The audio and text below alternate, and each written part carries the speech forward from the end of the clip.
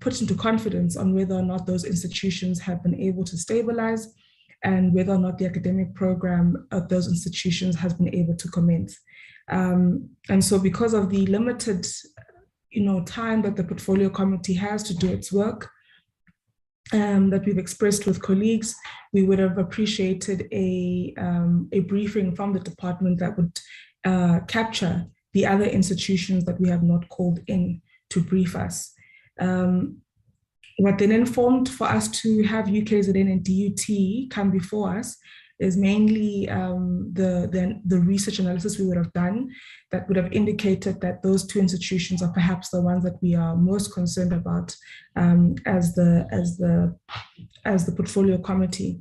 We must acknowledge that we truly appreciate the cooperation we've received from the University of KwaZulu-Natal.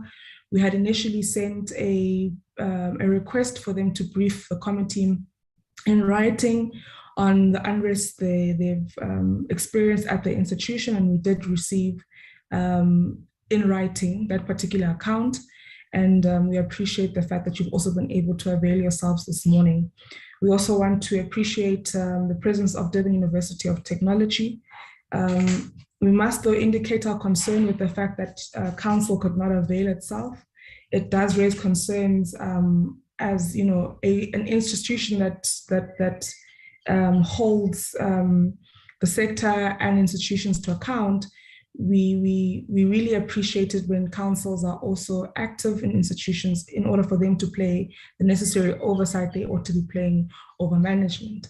So it is quite concerning that no one from council could avail themselves this morning, considering the urgency of creating stability in Durban University of Technology, as well as all institutions in the sector. Then we want to appreciate, of course, SAUS's presence. I don't think we've received the presentation yet, so if colleagues could kindly send the presentation to us as soon as possible. And of course, Yusuf as well, you did indicate that you will be represented by Dr. Linda Meyer, and we received that particular apology. So having said that, colleagues, I think we can then acknowledge the apologies. If there are any that have not perhaps acknowledged, Anele, if you could take us through the apologies this morning. Morning, Chair. Good morning, honorable members. Chair, we received apologies from the Minister as well as the Deputy Minister who could not be present today's meeting. Those are the two apologies, Chair. Thank you so much.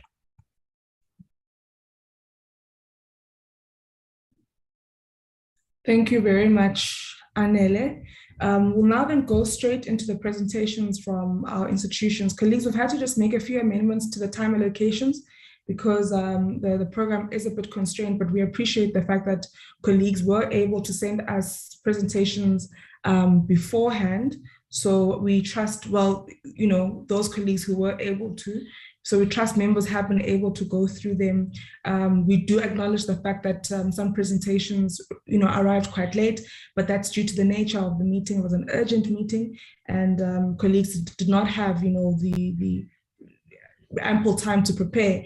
And so I think we just need to appreciate the fact that they were able to avail themselves this morning in ensuring that we are the activist parliament that the President Cyril Ramaphosa speaks to, and that we conduct robust oversight in ensuring that we can get to a point where we have a more stable start to the academic year. We have seen progress in relation to this throughout the sector, but I think it's not something that will change overnight. So we only can hope that in the year 2023, we will see greater progress than we've seen in this particular year. So we'll then hand over to colleagues from UKZN, that's led by Prof. Poku, the Vice Chancellor, as well as Dr. Moja, the Chair of Council. So we'll hand over to the Chair of Council, who will then hand over to the Vice Chancellor. Very good morning, Chair. If I may offer the apology of my chair. She's currently in an emergency session at the medical practice she's a member of, and she will join us as soon as she's able to release herself from that. But she will join us as soon as practicable. With your permission, Chair, if I may start You may continue, Prof. Thank you. If we can be given sharing rights, can the Prof be giving sharing rights so you may begin? Yes, sure. I'll request that a sharing rights is given to me. Thank you very much. Chair and members of Portfolio Committee, I am grateful for the invitation that you extended to us to bring you in confidence as an institution that has a particular place in the iconography of South Africa transformation. As you would know, we are the most transformed of the research-intensive universities in the country. We pride ourselves in our focus on quintile 1 to 3 and giving access to the previously disadvantaged community through that focus in terms of enabling them to gain a higher education. As I speak to you now, we have in excess of 70% of our student body profile drawn from quintile 1 to 3. Apologies, Prof. I'm so sorry. I just want to guide you. So it's now 10 past or 11 minutes past 9. Just wanted to indicate to you that you have about 25 minutes to present. I just wanted you to be cognizant of that as you present. Sorry about that. Chair, I'll be very brief. I think we've already provided significant details to your office, and through your office, as you indicated, members of her side of it. I will be exceptionally brief, and I'll request that you allow me to invite my CFO to also come on board, just to give you a sense of the background to the concessions we've made and the journey we've been on with our SRC. My introduction is going to be particularly short, members. We as an institution have, because of our commitment to transformation, have worked a set of packages in the form of concessions to our student body each year in excess of 1 billion rand, for which we offer as a way of enabling access to the varsity. From the start of their election, we have been engaging with the SRC well before Christmas to ensure that leading up to this academic year, we will start the year without any disturbances that we've been accustomed to as an institution. Chair, it is with some discomfort that I admit that as an institution, what we're dealing with isn't necessarily a discordance between ourselves and SRC. It is fundamentally organized criminality on our campuses, perpetrated through individuals with affiliation to the student movement. And in the course of my presentation later on today, I'll be able to elucidate on that point in greater clarity. But by way of context, we have a set of concessions which we are very confident is a sector-leading concessions, and it is precisely designed to address the fundamentals of the needs of our student body. I'll request that you allow me to invite the CFO to talk you through that, and I'll come back to engage with a much more thorny issue of the causes of the unrest. CFO. Thank you, VC. I think I'll just try and share again because my screen is not quite scrolling the way it's supposed to.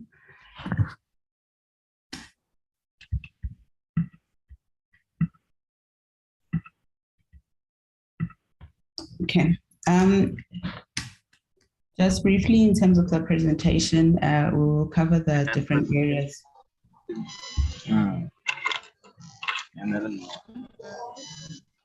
Mr. Sonti, your mic has opened itself. All right, so apologies, colleagues, continue. Thanks. We'll just cover the few areas as per the request of the portfolio committee in terms of what has been going on and the high level key issues that we've been dealing with or engaging with the student leadership of the university. And then we'll also touch briefly on the impact of the unrest and how we've been progressing in terms of our teaching and learning, the registration, as well as our return to our campuses. Just maybe to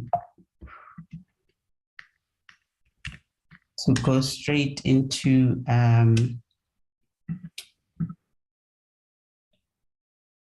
The VC has already mentioned that we've been having ongoing engagements with our SRC executives since they took office late last year, and a copy of the outcomes of the most recent engagements that we've had with them has already been shared with our portfolio committee and is included on the document that we've submitted. So we'll really just touch on the key issues as some of the matters that are elucidated in that document have, for all intents and purposes, been adequately addressed and engaged with. Some of sort of the remaining key demands that are coming up when we are experiencing this unrest on our campuses relate to what is being termed as free registration, which is a demand for all unregistered students to be registered without making payments for registration fees and towards their student debt. And then also additional student accommodation, which is a request for the university to provide additional beds by leasing buildings from various landlords in Durban and Pietermaritzburg, which is where we operate. I must, however, I think point out at this stage that these are demands that when there is unrest on campuses, we hear that's the issue that whichever grouping of persons is instigating the unrest is saying other issues. But when we look at what we've been engaging on with the SRC, these are not unresolved demands, and to a large extent, these are not even the demands that are being made, because the SRC has a fairly good understanding of where the university is in terms of be it finances, be it operations. But when the unrest is happening on campuses, those groupings of persons who are part of the unrest are indicating these as their demands. So as much as we've said it's student demands, we can't exactly say it's legitimate student demands, because they're not really supported or backed up by the engagements we're having with the formal structure representing the students. But to give the portfolio committee an indication of what the university has put in place, starting with so-called free registration. Obviously, free registration is not something that is financially possible for our institution. However, with a full understanding of the student population that we have, we've put in place a very comprehensive package of financial clearance concessions. And these are concessions that essentially allow every full-time unemployed student to register with the university without being required to settle their historic debt in full. At the end of 2021, our historic debt, student debt, is sitting at 2.2 billion, and which is quite a significant amount for a university of our size. But regardless of that significant level of debt, we are still in a position where we are not requiring any of our students to pay 100% of their debt in full prior to being allowed to register. When we look at the payments that we require from students before they can register, we've been guided by annual family income of the student. But at the same time, we're also mindful of the fact that certain students have accumulated quite a significant amount of debt, and thus the percentages of historic debt that we require them to pay are also kept at maximum amounts to then make sure that students who've got very significant levels of debt are not unnecessarily hindered from being able to register. It's important to note that any student who is fully funded for the 2022 academic year, regardless of the debt that they've accumulated up to now, they are being allowed to register without making any payments prior to registration. When we look at the cash cost of these financial clearance concessions, as I've indicated, it's in excess of $1 billion. And if we were to provide free registration to every one of our students, that cash cost would be in the region of about 2.3 billion. And it's a significant amount for our university. And clearly any additional concessions are not something that we're able to provide. And also the notion of free enrollment is clearly something that is not in government policy, and therefore not something that the university can even venture into. In a very brief summary, this is a summary of the payments that are required from students prior to registration, starting with the registration fee, which is really the first installment that students are making towards their fees for 2022, which is set at 4,170 for students who are registering for tuition only, and 7,350 for students registering for tuition and residences. And then for international students, the registration fee is 100% of their fees for 2022. However, there is a concession, as you'll see later, in terms of that registration fee. Then any student who's got a historic debt less than 10,000 Rand is only required to pay a registration fee, and then they sign an acknowledgement of debt for their historic debt so that they could pay it off over this year. Students with annual family income below 350,000, if they are self-funded, they are required to pay a registration fee and then 15% of their debt. However, if 15% of their debt is in excess of either 10,000, where they're registering only for tuition, or 15,000 when they're registering for tuition and residence, then that historic debt payment is capped at 10,000 or 15,000.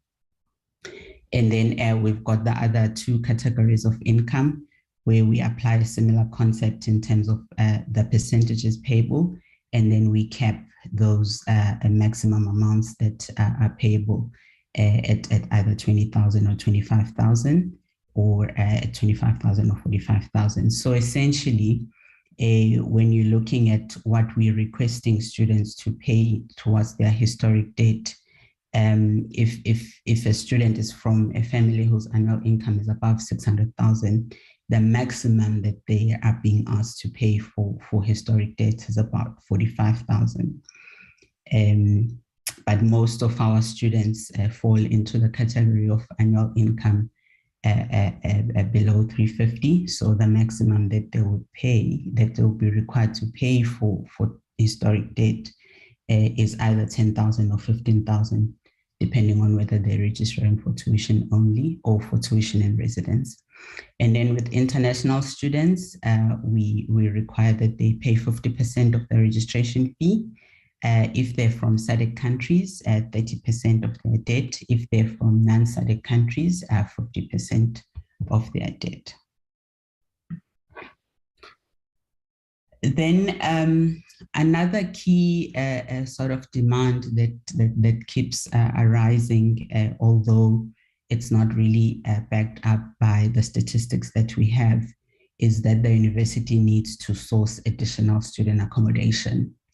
So for this year, we budgeted to provide about 21,328 beds, and that really equates to 49% of our expected enrollment. And we believe that this student accommodation provisioning percentage is one of the highest amongst the public universities in South Africa. In striving to provide this high level of student accommodation percentage, we are in that process expecting that we're going to incur a deficit of 170 million. And that deficit is regrettably having to be cross-subsidized from funds that are meant for teaching and learning.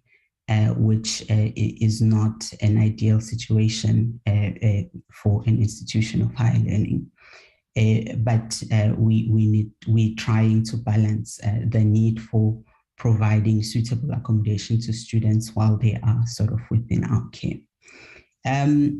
As of Monday, we only had 80% of our available student accommodation capacity taken up through residence registrations. So with these statistics, it's clear that it's rather premature for those groupings of people that are instigating unrest on our campuses to be claiming that we, as a university, do not have sufficient accommodation for students. But we are continuing in that front to monitor that situation and engage with students in terms of, with the SRC, in terms of student accommodation. And in due time, any decisions that need to be made regarding additional accommodation will be made, obviously in line with what is in the best interest of the university and what is financially affordable. Then when we look at the impact of the unrest, starting with teaching and learning, our first semester was initially scheduled to commence on the 14th of February. However, due to disruptions and violent protests on some of our campuses, the academic program was suspended from the 14th until the 18th of Feb, which meant that we lost our first 5 teaching days. The academic program did resume on the 21st of February, and despite some sporadic disruptions on various campuses, the academic program has by and large been progressing smoothly. So up to yesterday, we've had 7 out of our 12 possible teaching days. And yesterday we did have some minor disruptions, but as I've indicated, the impact on the academic program has been really minor. So when we look at teaching and learning, we seem to be progressing. We seem to be progressing okay thus far, despite the violence. Just a snapshot of where we are with registration, which is closing on Friday. We are currently overall sitting at 82% of the planned enrollment target. At undergraduate level, we're sitting at 90% of our planned enrollment target. And for first-time entry students, which are our first years, we're sitting at 91%. So the registration is also progressing as expected. It's the trends in the registration are very much similar to the trends we've seen in previous years. And we're quite comfortable that when we get to the close of registration, we would have made the required progress towards our planned enrollment targets. From an infrastructure damage perspective, it's not yet quite quantified, but sadly we have had a few of the university's buildings being burnt, being destroyed through throwing of rocks, and also university vehicles and staff vehicles being torched, which is obviously something that is quite a significant safety and security concern for staff and for students, in that while they are trying to utilize the university's facilities, they are being attacked for reasons that are not quite clear. And then the other regrettable impact of this sort of violence that flares up every now and again is that it's resulted in the university having to suspend its planned phase 4 return of staff to campus.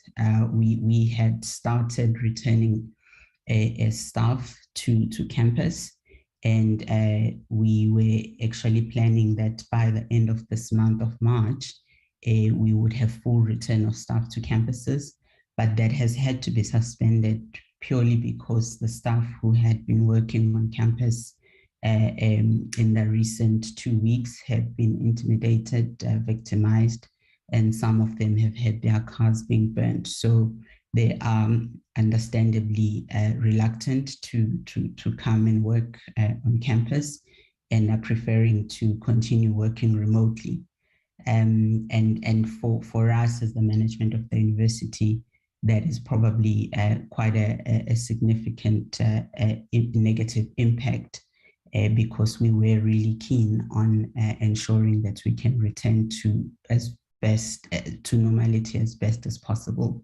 But if we're not able to guarantee the safety and security of our staff, then that return to campus becomes a little bit difficult. I think I will then end our presentation here. The rest of the documents that are included are more for additional information and not necessarily for being presented. Thank you, Chair, but I'll hand over back to the VC if he has any concluding remarks. Thank you very much indeed, CFO, Chair and members. I hope our short presentation is giving you comfort about the level we've gone to as an institution to cater for our students. And one of the more, I think, telling element of the unrest is that it hasn't been an outcome of a dispute between management and our SRC. And I'm grateful that you've given opportunity for the SRC to also present here. Whilst at the operational level, we will have a great number of issues that we will agree on, and others that we will respectfully agree not to converge on. On the whole, we have acceded to 90% or more of the very pragmatic requests that our formal SRC have presented to us. But the reality is that while we're dealing in good faith with the SRC, we are also having to contend with political formations on our campuses that are fomenting the unrest and are driving through social media disinformation that is agitating our student body. The issues around accommodation is particularly a good example to highlight for the committee. As you can clearly see, we have one of the largest stock of accommodation in the sector, providing for 49%. That is an increase of 100% since 2017. So as a university, we have expanded the scope of our provision significantly. But what was not presented to you, and I will reveal now, is that at the end of each year, we are left with close to 1,500 on empty beds. Yet at the start of the year, we are put under tremendous pressure to acquire more buildings. Recent forensic investigation reveals a collusion between elements of the student body and the service providers. We are looking into that, and as an institution, we take a very dim view of that, and we will, of course, report that through the appropriate structures and seek a formal sort of redress through the legal process. But we are in an environment where, whilst engaging with a formal SRC, formations that are affiliated to political parties, so they claim, are instigating the destruction of the very organizations they're seeking to bring more students into. A contradiction if there has ever been one. But what is more saddening, certainly to those of us who believe in education as an instrument of upliftment, is that by destroying this great university, we are actually depriving future generations of opportunity to advance themselves out of poverty. I have been at pains to engage with my legitimate structures, particularly my SRC, on this very fundamental ideological point. And I think we've been very successful in regards to them understanding where the university is, bringing them in confidence in terms of what is possible, what is not possible. But the additional demands coming from the splinter groups representing different political parties is what is at the heart of both the corruption and uncovering on the campuses and also related disturbances. Chair, if I may park our submission there in the interest of time.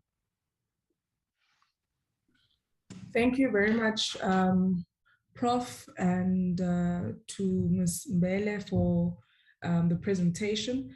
I'd like to now request the president of the SRC, President Zuma, together with the SG Matondo, to present. I think the president was kicked out by the system because I just saw them log back in.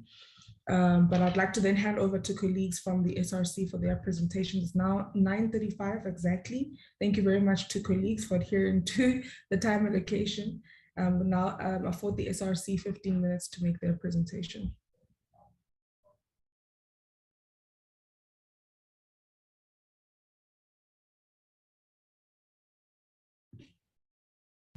President Zuma or SG Matondo, are you on the platform?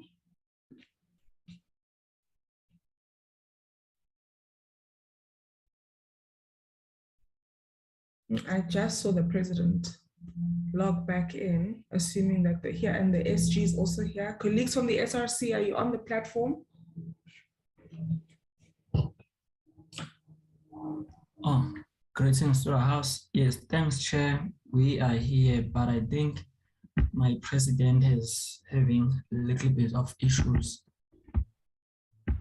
But in the meantime, can you maybe please allow us to share the screen so that we can share the presentation? Okay, thank you, SG. Can we assist colleagues there?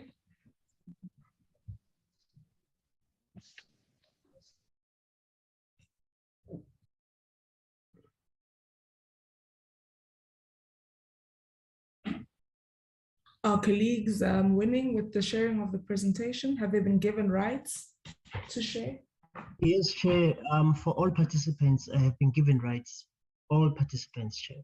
Thank you. Thank you, Anelem.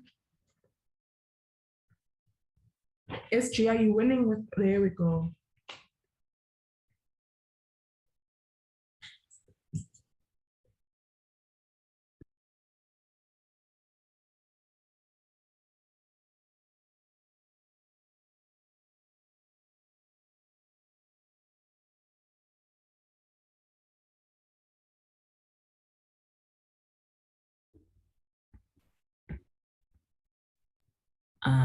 Can you please check, confirm if is there something appearing on the screen? Yes, we can see your presentation. If you could just press the arrow on, yeah, no. The one that puts the bar away on the side, the export PDF bar, I don't know what that arrow is. Honorable Litsi, how do I explain this? So there's a bar, there's an arrow that will assist us in removing the bar on the right-hand side so that we can see more of the presentation. The arrow is facing your right. Okay, we can just leave it. We can, no, don't worry, President. SG, we'll leave it at this. You can start your presentation. And if you could just open your camera just for 10 seconds so that members can see your face, and then you can close your camera thereafter to allow for a strengthened bandwidth. And you colleagues can start with the presentation. Okay, thank you, Chair.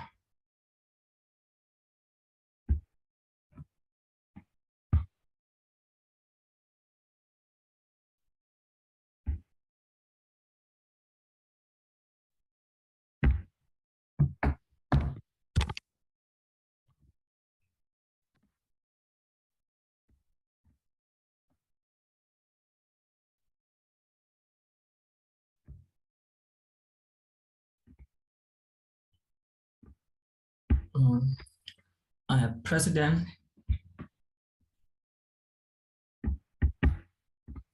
President. Yes, yes, can you? Okay, we have been given a platform. I just confirm if I'm audible. Your network is weak, President. So perhaps the SG, because of time, maybe the SG can continue, and hopefully later on, when your network is better, you can participate through the discussions that we'll have later on. So I would like to suggest that the SG continues because we are running out of time.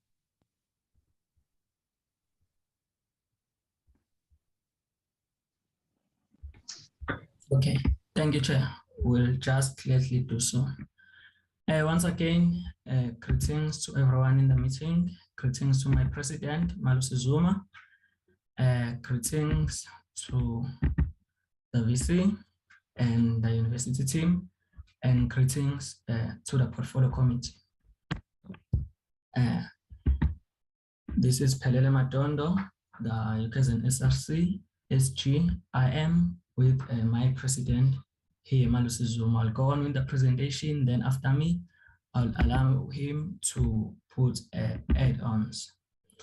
So I'll just read what I have shown in the screen as according to presentation.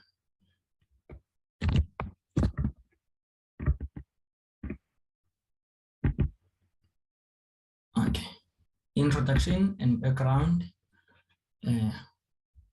of the presentation goes like this. It is so unfortunate that as the SRC, we are leading in a very difficult times with unfavorable conditions as we are still operating within the period of the pandemic. We are all still trying to adjust to the online or virtual life, which makes things more difficult for everyone. The university is still trying to adjust, while on the other hand, students are finding it's very hard to adjust. Our university is situated in a province with the most disadvantaged community, and it is dominated by students from quintile 1 to quintile 3 schools. You will find that there is a student who has never used a computer in his or her life before and is expected to conclude their registration and study online in a very simple background we are talking about. The issue of network coverage is a real struggle for these groups of students. These students are expected to do their educational activity fully online, and that it's unfair and has a potential of academically excluding some of these students as they will be left behind. We are also in a province where there is a lot of stigma almost in everything around. Hence why we have the lowest number of people who are vaccinated, which also add on our university population.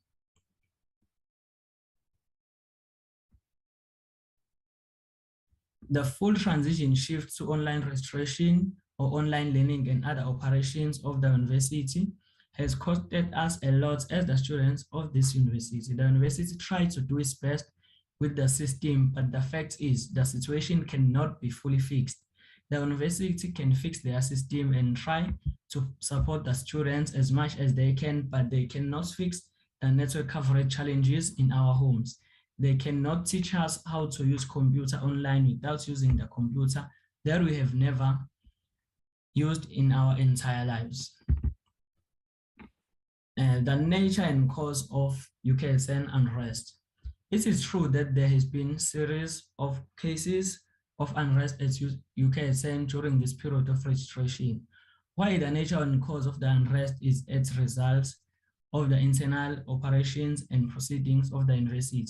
It is obvious true that the most of our issues which has led to the unrest emanates from the national government level or external, which the university and the SRC has no control of. The poor NSFAT administration has let us down big time this year, and the situation NSFAT has put us in is irreparable damage. The level at which F10's first years were given multiple chances to apply for 22 NSFAT funding is greatly appreciated, but the process of finalizing funding decision and releasing NSFAT guidelines has not been very pleasant, but has been devastating and stressful.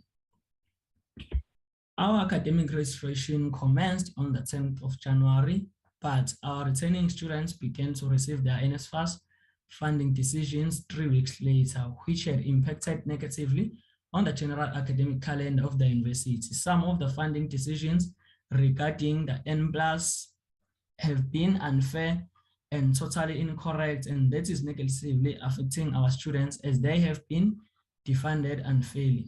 Till date, there are still students who qualify for NSFAS funding, even on the NSFAS portal. It shows and have not yet received confirmation of the funding for 22 academic year.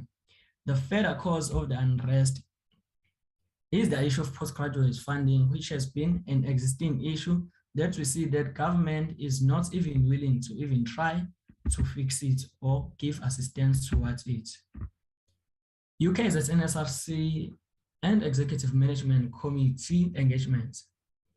The UKZN SRC has been constant engagements with the UKZN EMC on a number of issues, of which are both internal and external. At some point, we did not reach some agreements on some of the issues that were brought forward, but some are still outstanding. The issue of residence space is currently an issue, that which of we are not finding common grounds on with the management. Amongst the issues that we reached consensus on is the extension of the academic registration period. Initially, our registration period was supposed to close on the 25th of February, but through engagements, we managed to agree that the registration should close on Friday, 4th of March, in order to give more time of students to register. Moreover, in line with the principles which stipulates that no one must be left behind, the university management agreed that all special cases related to registration will be also attended and considered on a case-by-case basis after the 4th of March, so as to ensure that no students is unfairly left behind.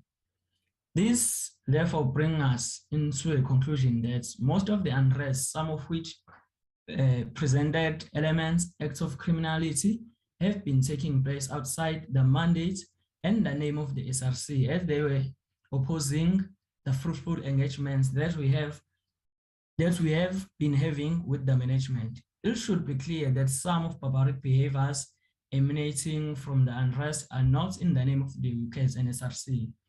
The SRC has been doing its best to protect its image and the one of the university, as we have been in constant engagements with the management in order to find solution to our problems. It is true that our SRC exists in higher political space with highest contestations. As a result, it's inevitable for us to experience such instabilities from certain individuals who always want to oppose and overthrow the SRC. On key critical issues affecting UKZN students, the main issue is the postgraduate funding. This is an issue which has been always there and forever remaining unresolved. The unfortunate part about this issue is that we see no actions towards solving it from the government and DHET. The only exclusion the postgraduates are facing is the financial exclusion, because our postgraduates do not have funding that is designated for them. We call upon the committee and the government to resolve on sourcing more funds to fund postgraduates and design a well-coordinated funding model for the postgraduates. The other issue is on student historical debt. The issue of student historical debt is mostly the main cause of unrest in our institution. Our students have serious historical debts, and as the registration is closing on Friday, 4th of March 2022, we will have a vast majority of students who are at verge of being financially excluded.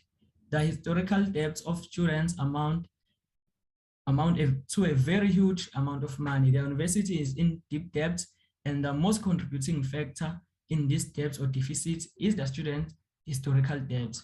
If ever there was someone to be blamed for this issue, is the Department of Higher Education and Training. DHET must scrap all the historical debts of UKZN students so that we avoid vast financial exclusion in this university. We call upon this committee and government to resolve on removing all student debt. NSFAS matters. NSFAS has always given us students the hard times, but this year it has gone above board. They have excelled in causing us problems. We are having these instabilities and property damage in our university just because of the NSFAS and its failure in handling the administration for students. We are all aware of the delays on the list of funded students for the 2022 academic year, and that issue is still standing as they submit list of NSFAS funded students in batches. We are very much understanding that all matters related to NSFAS cannot be resolved within the university, and that is why we are bringing them up to this committee, because this is a relevant platform to do so. However, in as much as they are not to be solved within the university, NSFAS matters are a major contribution to the unrest in UKZN the moment, and students tend to blame the SRC and management on this kind of issues. Student who qualifies and meets all the NSFAS requirements have not yet received confirmation on their funding decisions, but our registration is closing on Friday. We have a group of students who were told by the university to reapply for NSFAS, which they did, but NSFAS has not yet confirmed their registration, even though they are funded according to their NSFAS portal. Medical school final students were incorrectly coded to exceeded the number of years required to remain funded. The NSFAS N+1 rule was incorrectly applied to most of the 5th and 6th year of medical school students. They are defunded, some are not yet registered, and registration is closing soon. The incorrect application of the NSFAS Plus rule was also made in our augmented and extended programs curriculum, BSc4, BSS4, and BCom4. Finally, students in these programs have been coded to have exceeded of years remain funded, which is incorrect. There are students who qualify to appeal, but there is no appeal button or tab in their portals. The NSFAS closeout project is long overdue. It is now high time that NSFAS takes accountability and resolve this matter as urgent as possible. We call upon this committee to resolve the issue accordingly. Issue of degree certificate. It is very much painful to experience the pain of the UKZN graduates as they lose numerous jobs opportunities just because UKZN requires them to pay all their historical debts before they can give them their certificate. Holding the degree certificates for our graduates makes it pointless as to why they even completed their degrees in the first place if they are not going to receive them at the end of the day. The Department of Education and Training needs to grant our graduates a special concession on this matter. All graduates with historic debts must be given their degree certificate. We challenge the South African Parliament and DHET to design and develop a financial strategy, or rather a module which will allow our graduates to receive their degree certificates despite their historical debt, while not causing a possible deficit for the university. However, how are these graduates expected to settle their debts if they cannot seek job opportunities because their degrees are held by the university? Residence matters. The ongoing crisis demand for student accommodation or student residences is inevitable and is also been the main cause for disruption and instabilities or unrest on our campuses. The university budgeted more than 20,000 beds for 2022 academic year, but never prepared enough residences to accommodate our students. Most residences were closed due to the fact that they did not meet the university and DHET standards, but the unfortunate part is that the university did not replace these residences with the ones that meet the standards in order to accommodate students who need residencies. As a result, many of our first-year students have been sleeping in temporary residencies because of shortage of residencies. This temporary process of accommodating students is not held, and it is physically damaging and devastating to our fellow first-year students.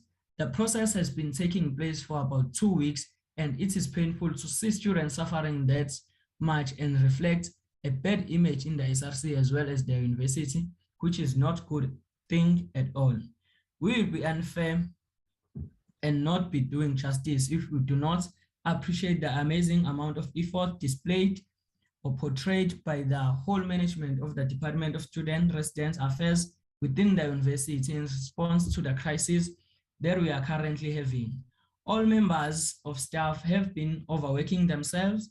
They've even been working even beyond business hours just to make sure that our first-year students are assisted either with permanent residencies allocations, even spaces because available, or temporary accommodations where spaces literally becomes unavailable. Despite unrest and instabilities, the department has been working with the SRC in finding more solutions to assist our first-year students, and such a working relationship is much appreciated. The UKZN SRC wishes to applaud the efforts of the whole department as led by our interim director, Ms. Sisana Mat. However, we do wish that executive management can consider making more residency spaces available for our students before even giving students private accommodation options in response to the unavailability of spaces. As the SRC, we believe that there can be more ways to ensure that more spaces become available for the students, especially because most of them are funded by NSFAS. Residencies are much better for our students compared to private accommodation. Private accommodation usually present poor services to our students.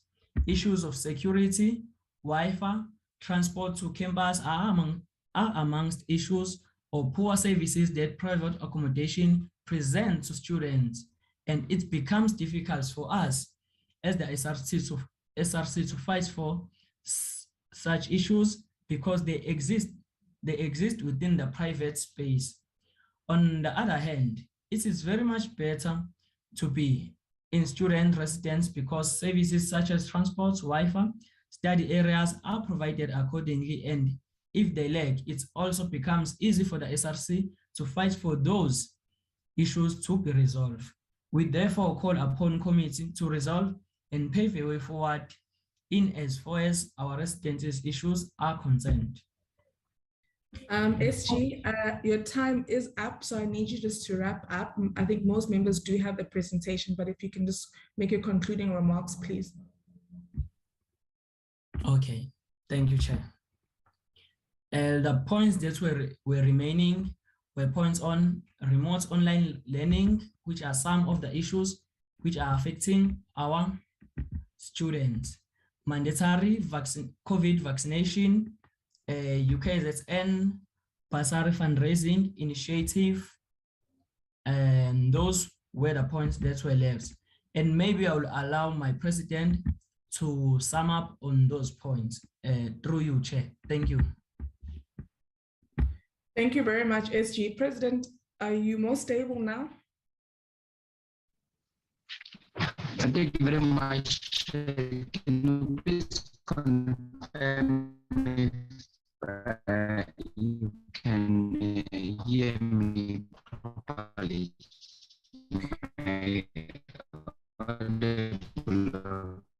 President, the network is still bad, so it's still, yeah, we're still struggling to hear you. We'll give you some time though. Later, members will make their remarks, and we will allow you an opportunity to also make your closing remarks. So hopefully in your closing remarks, you will be in a space that is that has better network. So I'd like to thank the UKZN SRC for their presentation. And now I would like for us to move on to colleagues from Durban University of Technology. Thank you very much, SG and President, for for your presentation there. The delegation from Durban University of Technology, I believe, is led by Dr. Mthembu, who's the Vice Chancellor, and we'll then also get a presentation from the SRC led by DP Magadla and DSG Msizi. So I'd like to hand over to the Vice Chancellor, Dr. Mthembu, to make their presentation. It's now 10 o'clock on the dot. You have 25 minutes to make your presentation, VC.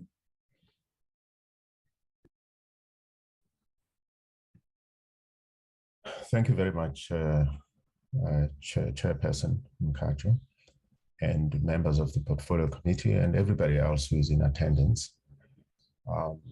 Dr.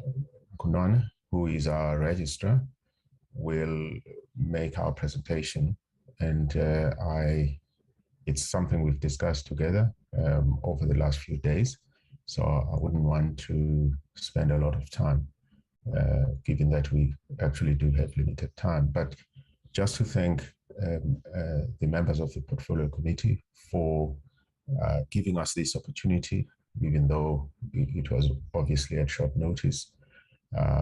We would have appreciated an engagement of this nature,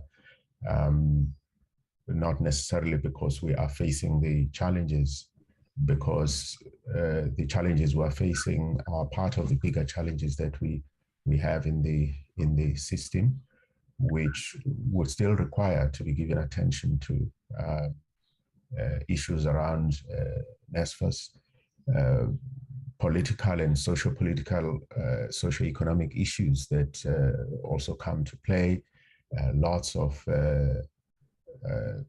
collusion amongst different stakeholders out there in the broader society, the student movement, but also sometimes even with our own staff members.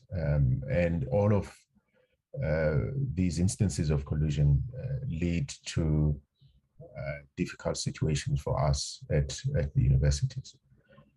So without further ado, Chairperson, I would like to give over to Dr. Kunwane, our registrar, to make a presentation on our behalf. Thank you. Good morning, Chair and members of the Portfolio Committee and colleagues. I will then close my camera, stop the video. Yes. I have framed the presentation along the questions that we received from the Secretary of the Portfolio Committee, namely what led to the unrest, nature of the unrest, efforts to resolve the unrest, as well as the impact of the unrest on infrastructure, and of course the current state of the institution. In terms of what led to the unrest, we have picked up vested political and socio-economic interests. And the genesis of the unrest can be traced largely to the EFFSC-led SRC's annual campaign of Sizo Funda Ngenkani, loosely translated as forced access to higher education, of course in response to the national call by the EFF for prospective students to swamp campuses, even if it meant as walk-ins who had not applied for in 2021 for 2022. And this continues to be done via counter communication through fake circulars. 2, anecdotal accounts of collusion between some members of the EFFSC and security officers via calls for insourcing. This has led to deliberate lapses in provision of campus security, resulting in staff intimidation and destruction of university and private property. And the third driver would be the NSFAS funding confirmation delays and general resistance to online registration. Yes, we do concede that there could have been initial teething system and capacity challenges, but the university is in the process of investing in a more agile ERP system. The nature of unrest has been violent, resulting in destruction of university and private property. And what actually started as a peaceful march to demand justice for the late Mlungisi Madonsela on Friday, the 4th of February, 2022, was followed by incidents of violent destruction of university and private property from about mid-February upon commencement of online registration in line with the Sizo Funda Ngenkani campaign.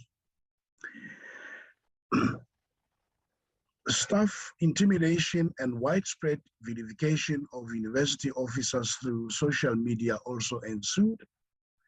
Staff members have had to flee their workstations for their own safety after destruction of university computers, laptops, and personal cell phones, which were to be used as tools of trade to support those students who may have had problems accessing the system. And as mentioned earlier, no less than 10 vehicles have been touched at our campuses, some of these vehicles belonging to staff members. Now, what are the efforts to resolve the unrest?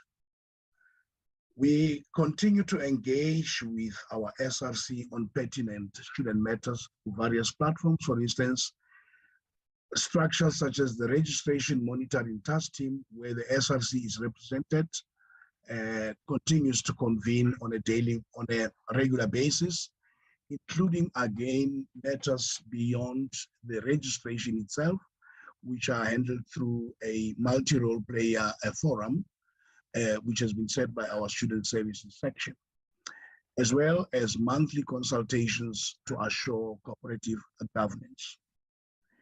Now, our SRC also enjoys membership of all statutory bodies such as IF Council Senate, as well as the joint EMC Sinex, which was set up to deal with exigencies since the advent of COVID-19 in 2020. We have also had to deploy the strike force to augment lapses that we experienced around campus security, and also suspended on-site operations. And this has gone against the recent KPMG audit findings, which cautioned the university for excessive use of strike force. But we were compelled to do this due to poor support we got from POPs as well as the SAPAs. Impact of the unrest on the academic program and infrastructure. Yes, we have suspended on-site operations, and this has also affected special exams for almost 128 students who are left with one module to graduate. We've had to postpone those special exams. Arson incidents have also resulted in major losses to both the university and staff members who start with that. Although the losses have not yet been quantified, cases have been registered with SAPS. And the deployment of the strike force due to poor SAPS and POP support, despite them being members of our joint operations center, has come at a huge cost to the university at almost 1 million in the last a week. And then what current state of the institution? Registration has been extended. Online registration has been extended and lectures continue to be held online. They've since commenced on the 21st of February, and late registration will continue until the 11th of March 2022, especially for the F10 students. And faculties will also set up catch-up plans for time lost. Special exams for 128 students left one module have had to be postponed as indicated earlier. And our joint EMC Sinex is due to meet tomorrow afternoon to deliberate on opening for on-site academic activities, including laboratory access for practicals in line with the Senate-approved 2022 teaching and learning plan. That is, to allow contact tuition for a select group of F10s and final year students. And as of the 1st of March, a total of 27,381 students, comprising 6,744 F10s and 20,637 returning students, have registered via online registration platform, despite perceptions of system collapse. Student accommodation and student funding. As at the 1st of March yesterday, in excess of 5,000 students of 19,000 pre-allocated students have checked into university-owned and leased residences, with more beds still available for those still registering and late residence applicants. Accredited private accommodation in line with NSFAS guidelines will only be used once university-owned and leased bed space has been exhausted. The university continues to provide transitional temporary accommodation upon request by those who may still be busy with their registration.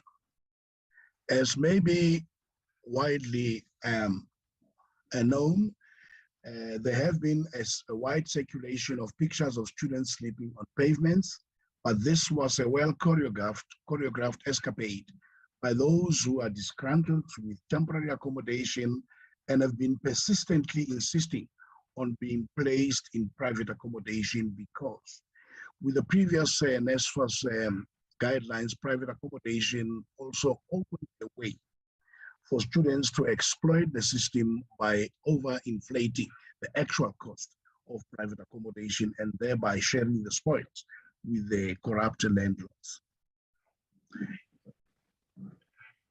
The university is also in the process of refurbishing our own residences for more compliance with DHET norms and standards, including strengthening of Wi-Fi connectivity. And when the time is right, the committee may be invited for a tour of our newly refurbished residences. We continue to implement stringent evaluation measures for our leased residences to ensure above mentioned compliance before finalization of any of contracts.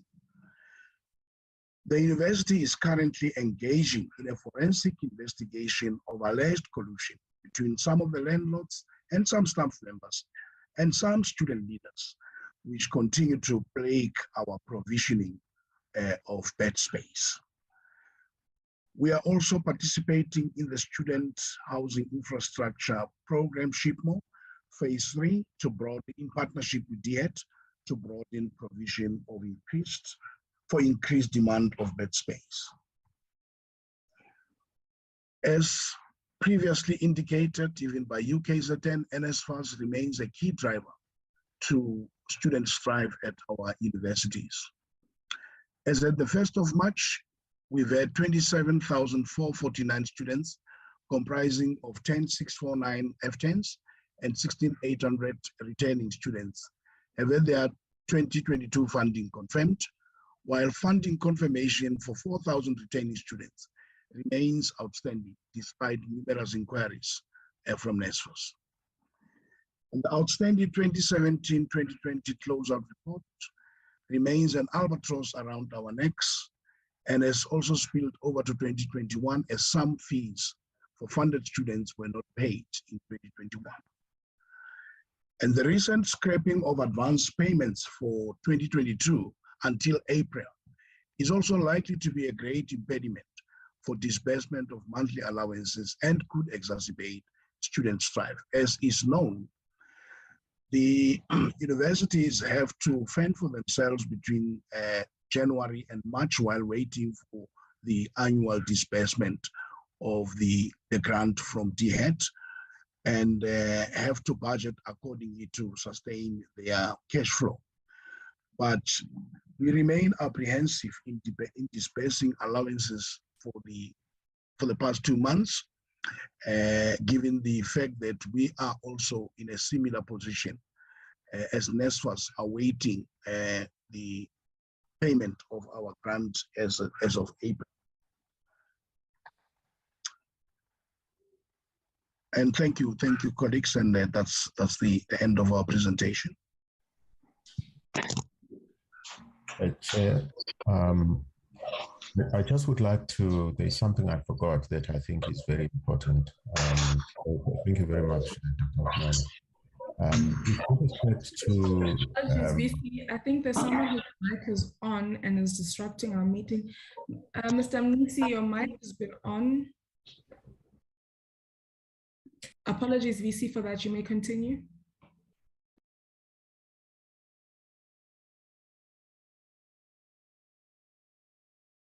Sorry, VC, now your mic also got muted, so can we just unmute your mic? Sorry. You can just backtrack maybe a few seconds. Yes, thank you very much. I just want to apologize on behalf of the members of council.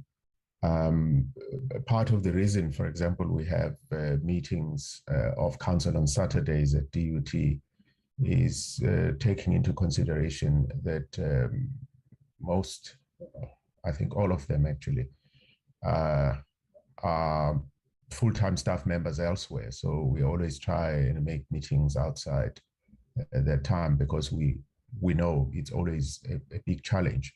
And one other reason, this week, it was much more difficult for them to find time was because we had a number of subcommittee meetings last week, which would have taken quite some time from their working days. So I'm sorry for that. Thank you. Thank you. Thank you very much, VC and Registrar, for that presentation. Can I note the SRC, please? I don't believe we received a presentation. Anela, did we eventually receive a presentation from the SRC? No, not yet, Chair, not yet. All right. Colleagues from the SRC, are you here? DP, Deputy President, and DSG. Mr. Magadla, I see your hand is up. Yes, you may go ahead, DP. Greetings, everyone. I am very honored to be part of this meeting. Let me first pass my gratitude for being invited to such a respected platform, and I hope by the end of this meeting there will be progressive solutions to deal with the unrest and criminal activities taking place in our campuses. So firstly, I would like to apologize. Okay, you may continue. I think you're about to apologize. DP, you may continue. Okay, firstly, I would like to apologize for not submitting because I got caught up on campus because there were students who were outside and didn't have the temporary residence. As the registrar said, I tried to contact the dean of students yesterday, but they were not allocated as yet. Okay, so I would like to first espouse the nature of the unrest and the causes of the unrest. Okay, Mr. Magadla. Yes. Apologies. Okay, so we would like to confirm you were unable to send a presentation to the PC, and so you'll be presenting to us, I guess, without the presentation, a prepared presentation before us. Can we then request that you do open your camera so that we do see you, just so we're familiar with you, and then you can switch it off if the network in where you are is not stable. But we must indicate that in the portfolio committee, we really appreciate it when colleagues are able to send us presentations so that we don't capture your sentiments incorrectly.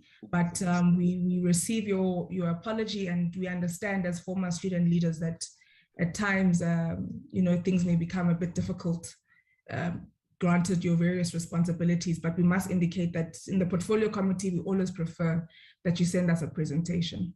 But you may continue, DP. Okay, thank you.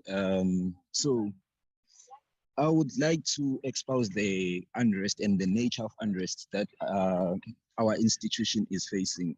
Okay, firstly, these unrest are not caused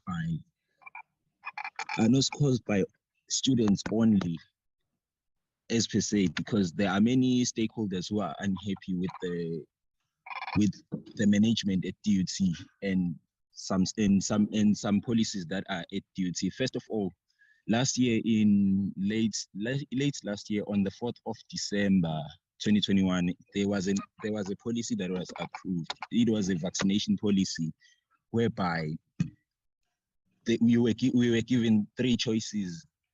We were given three choices that if you vaccinate, you get access to campus.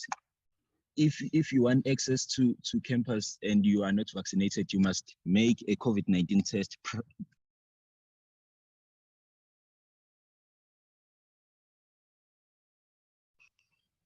Sorry, am I still able? Hello? DP, your network, we had lost you for a second. So you're talking about the mandatory vaccination?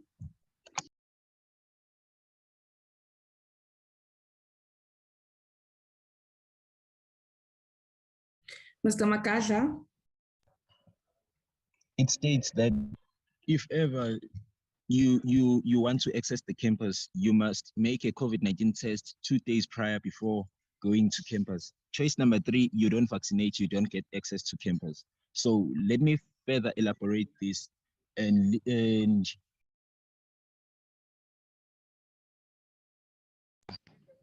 regarding this pre-vaccine and other stakeholders of DUT. Okay, firstly, the staff workers are not happy with this vaccine because for domestic workers, if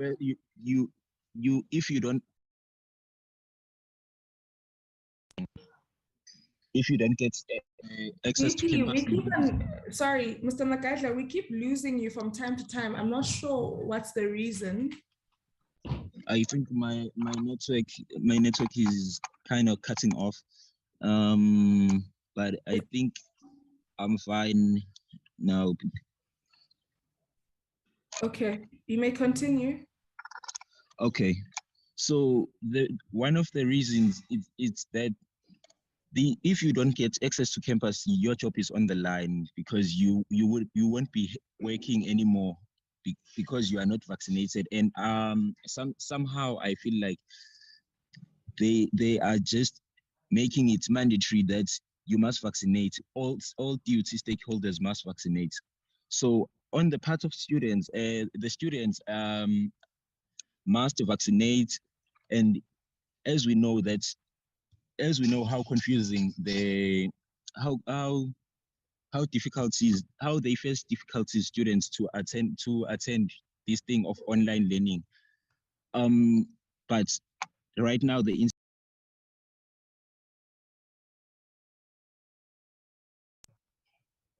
are deprived the rights to have their choices, because if they don't vaccinate, they can't get access to campus. And what about those students who need access to campus, and those who are at home, who have unconducive homes in such a way that they need to be in residences?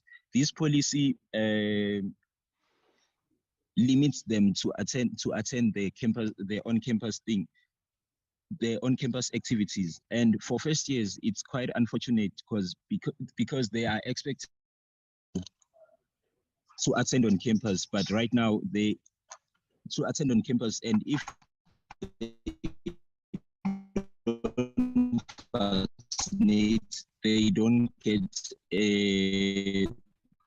don't get access to campus.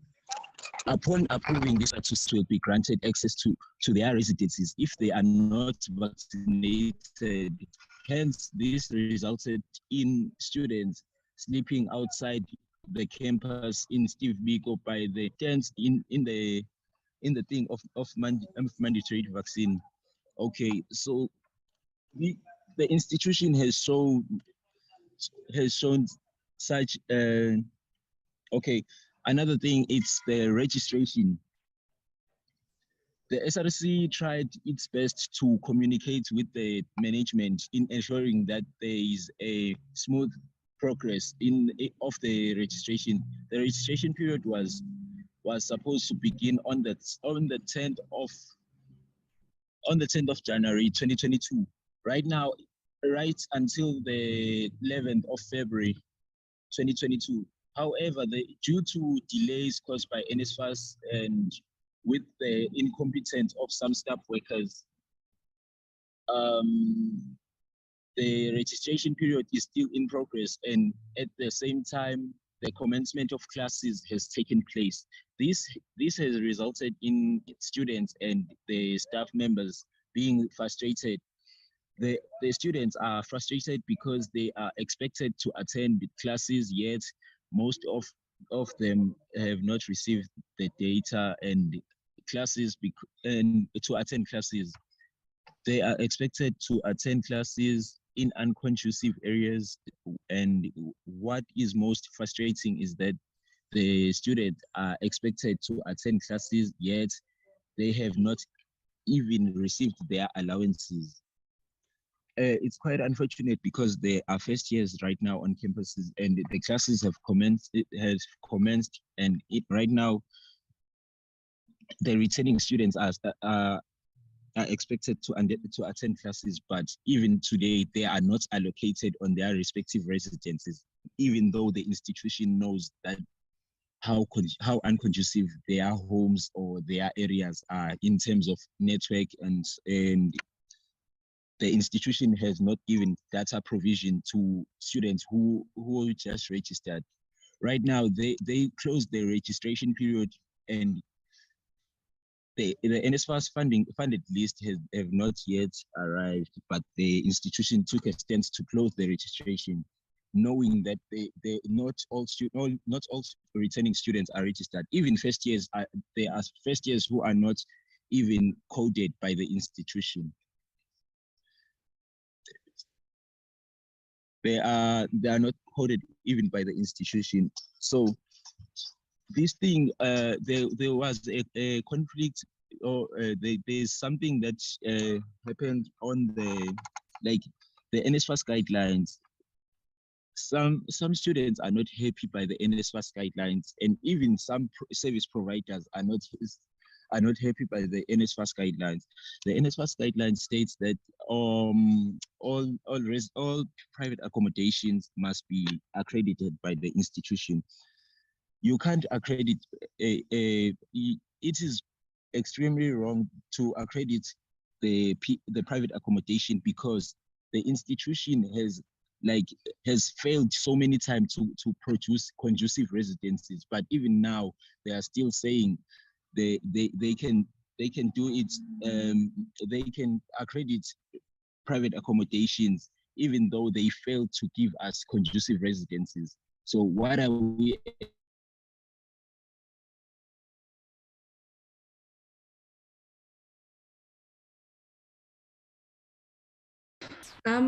Mr. Magadla, is it possible that perhaps expecting for the private applicants will be unconducive as our risk? Mr. Magadla, is it possible by any chance that your Deputy Secretary General could continue with the presentation, because we've been trying our utmost best to follow, but it really is difficult because of the network challenges that you're having. So is it by any chance possible that your DSG could continue? I don't know if he is on the meeting, but I'll try to call him right now. Give me 1 second. DSG Msizi, are you on the platform? Greetings. Yes, I am on the platform using another device. I'm having a problem with my device with regards to data, but I am on the platform. Okay.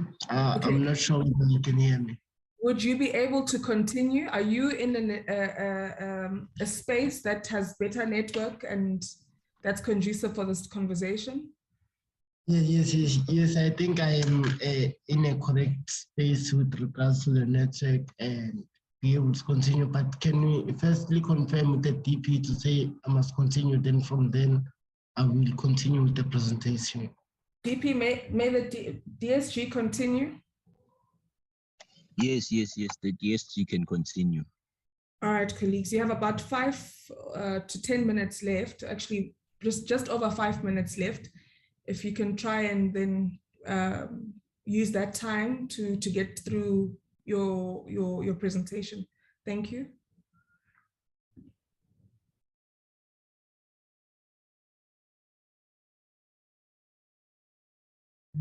DSG, you may continue.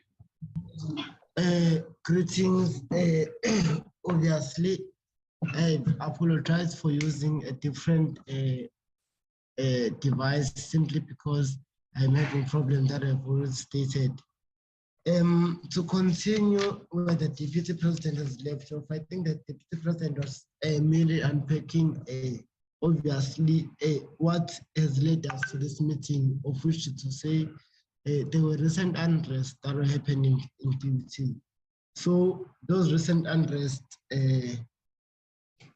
were merely caused by many things, of which we cannot necessarily confirm the nature or the causes of the unrest. But then what we can say is maybe the frustrations that we think might have led to the unrest, not to say we are confirming that they have already led to the unrest. Then obviously, before we even start speaking, we must also note the Durban University of Technology institution has been always been left behind with regards to online systems and being updated with the current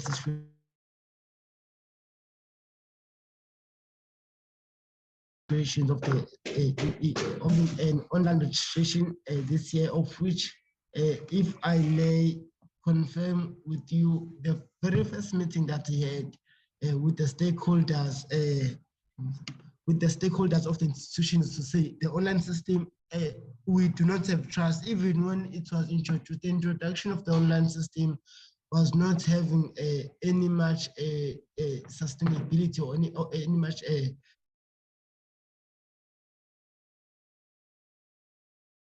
continuation of it. So now we are in a meeting to discuss the unrest. So I think it's very important to even go back to the past, what has happened before.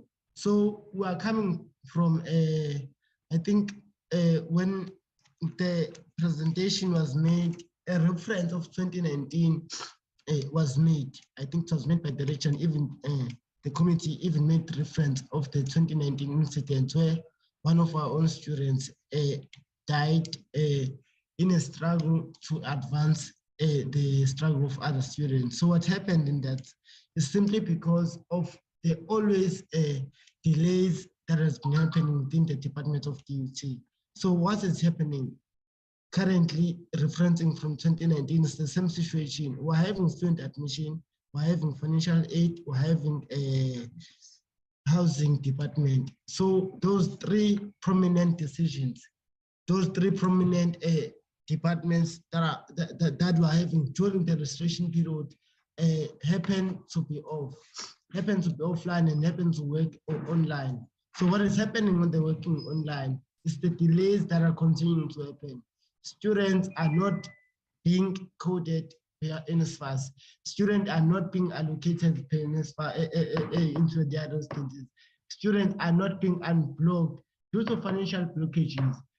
Students are told to do payment plans. They are doing payment plans, but they're not being responded to. So it's all of those frustrations that are caused. I think I'm in the state of things currently. So those states of the state of the university currently is simply is simple. The university is ignoring student issues. We've been raising this in many meetings, several meetings. I think they can even assess now. I have written several emails to the institution, to the several stakeholders of the institution. They are blatantly ignoring student issues, and they are ignoring student issues on what basis? Simply because they want to continue with online registration. We do not dispute the online learning, online registration, but what we want is the efficiency and effectiveness of the online learning, of the online registration. What is happening currently, we find that there is a student who has been given an offer, but I think 2 weeks, exhaust 2 weeks, but without a student number. Then after that, then they withdraw the offer. So now the issue of offers is just a small portion of an issue. I have seen the reports of the registrar to say there are about 19,000 students who are pre-allocated to residencies. As an SRC, we wish to dispute that without any fear of contradictions or any fear of anything. Also, we want to note, I have also seen a point whereby our intervention on the unrest that are happening. We cannot intervene on anything simply because once we raise a voice, the Vice Chancellor together with the registrar suspends SRC members. You can look even at the stats of SRC members from 2018. We've always been having SRC members suspended simply because of raising voice for students. So even us now in current SRC, we are afraid to even raise our voice. We are afraid to even stand for our students. We are afraid to even execute our duties within the statutory board of the institution, simply because once we raise our voice, the institution immediately suspend us. Currently, we have this, the SRC president and SRC treasurer general who are currently suspended. We can even look at the cases. I propose to you, you can even look at the cases and trace of cases to say how the suspension has happened. The suspensions are due to that they are SRC members and not simply because they are affiliated to what they're being suspended for. So we are afraid. We're at a crisis in duty simply because we cannot even stand for our own students. We cannot even be able to host a strike or protest or even submit a simple memorandum to the institution. The vice chancellor, together with the registrar, tries by all means to exhaust the student activism within the institution. We're standing at this meeting simply because we are afraid. Even now, even after this meeting, we will receive calls, we'll receive emails from the institution, directly from the institution, warning us not to put in the institution into disrepute. But what we are doing is not putting the institution into disrepute by merely exposing what the institution is doing to our place students. It's not because we are crazy. It's not because we do not know what to do. It's not because we are bored. Whatever we are doing, we are representing the student, and the majority of the students are suffering. I have once called the registrar to say, you must come and see the student that you are talking about, because simply because when we are raising matters, they seem as if we are making up those matters, as if we are as if maybe we are behind those matters or we're inspiring those matters. No, we are not inspiring any matter or on any cause. We are not inspiring any division or anything on students. We are not inspiring students to cause unrest. We are not inspiring students to cause anything. But what we do, we represent students. So in this meeting, the nature, we are on the nature of the current state of the universities. I think your intervention might be to allow the SRC to act within its own statutory board. We were even caught interdicted for what? The institution has nothing in the report of the registrar. It did not reveal that they put and caught interdicts on the SRC. We cannot even speak with the members of the institution. We could not even speak to the student of the institution. We couldn't even hold a mere mass meeting to the students to address students on their matters. We couldn't even hold a mere mass meeting to the students to even update them on the matter that are arising and the development of the institution, simply because we've been interdicted. We've been interdicted for what? For not the institution. There was a statement that was circulating. The registrar, Dr. Nkonoane, when he states the unrest, he relates the unrest to the march that was happening on the 4th of February. The unrest that's happening do not relate any near to the march that was happening on the 4th of February. But the unrest are due to the fact that there was a statement that was released. We do not know where the statement has come from. That had said that has the emblem of the institution to say they are calling in walk-ins. Even as the SRC, we do not acknowledge the statement. Then the institution later on the day released a statement to say that that statement that was released is false. Then after releasing the statement, not knowing or ignoring the fact that students have already came on campus. Students were on campus on that day. The very same day, the day following the statement of the release of the statement, they were on campus. Then we called the stakeholders of the institution to say, we must deal with the matter hand in hand, because it's not our fault that the statement was released. We do not know who released the statement, but we must deal with the matter of students on campus currently to say there are students on campus, we must deal with them, we must address them in a proper manner. The institution refused to participate in our proposal. Then we said, okay, it's fine, because as I've said to you before, we cannot go to speak to students. What I'm telling you just now, if ever an SRC member, if ever I as the DSG went to that meeting, went to student and addressed student, I would have received a suspension letter right away. Today you ask yourself, why is the DSG and the DP attending the meeting? Simply because the president and the secretary general have been suspended. For what? The secretary general has been suspended simply because of the unrest that were happening in December. There are no links whatever, none whatsoever linking him to that event that were happening. There are none whatsoever linking the Secretary General to whatever unrest that were happening in December.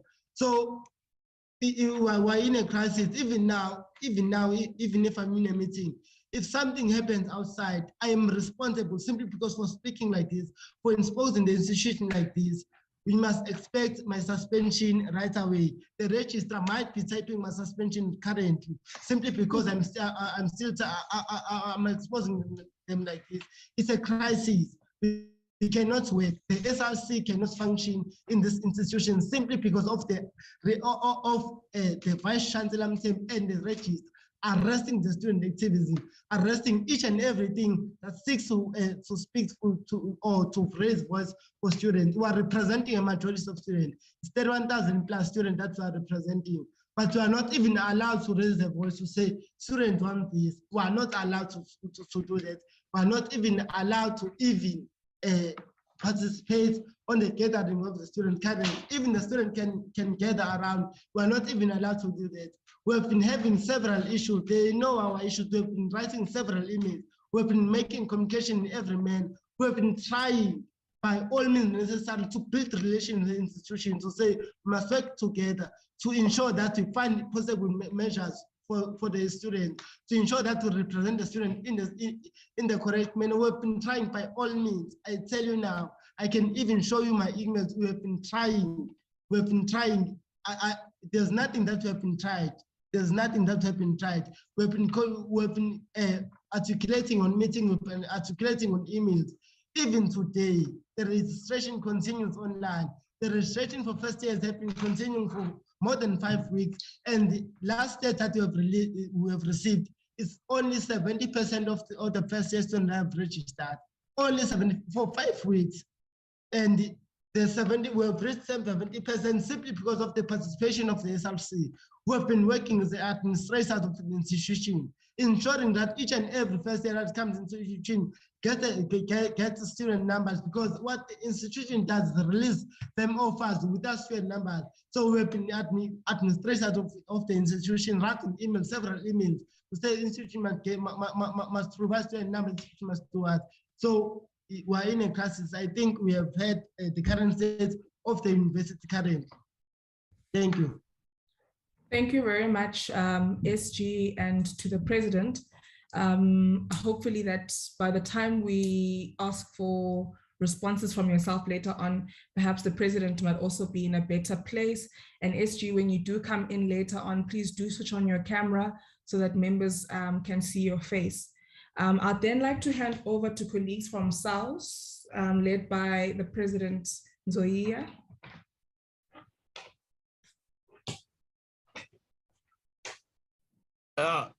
Thank you very much, Chair. Thank you, President. You have, it's just, sorry, it's 10:43. You have 15 minutes to make your presentation. Thank you so much. Okay, Chair, I'll do that. I hope I'm audible, Chair. I don't wish to be interrupted by the network like the previous speakers. No, you're audible. Comrade Mandla, am I allowed to share a screen? Yes. Yes, okay. I want to share the brief presentation that we prepared as the union. Yeah. Can everyone see that? It should be available soon. Are you flighting it on your side?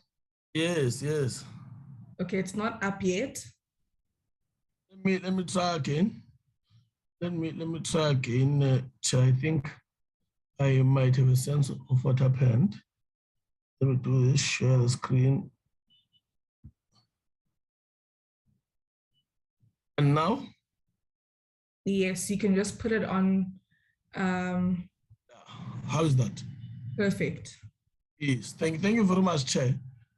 No, I must first greet all of the participants in the meeting invited. I must greet you, Chair, and the delegation from the Portfolio Committee, the core staff that is doing the administration, inviting us and making sure that the meeting is successful. I must greet you. Greet all MPs who are part of the Portfolio Committee, greet Vice Chancellors present, and most importantly, I must greet the student leadership that is here to present on behalf of the students that they are leading. With the time I have, I'm going to try and summarize. These are the contents of what we'll be presenting on. Of course, I think it is important that I do a brief intro.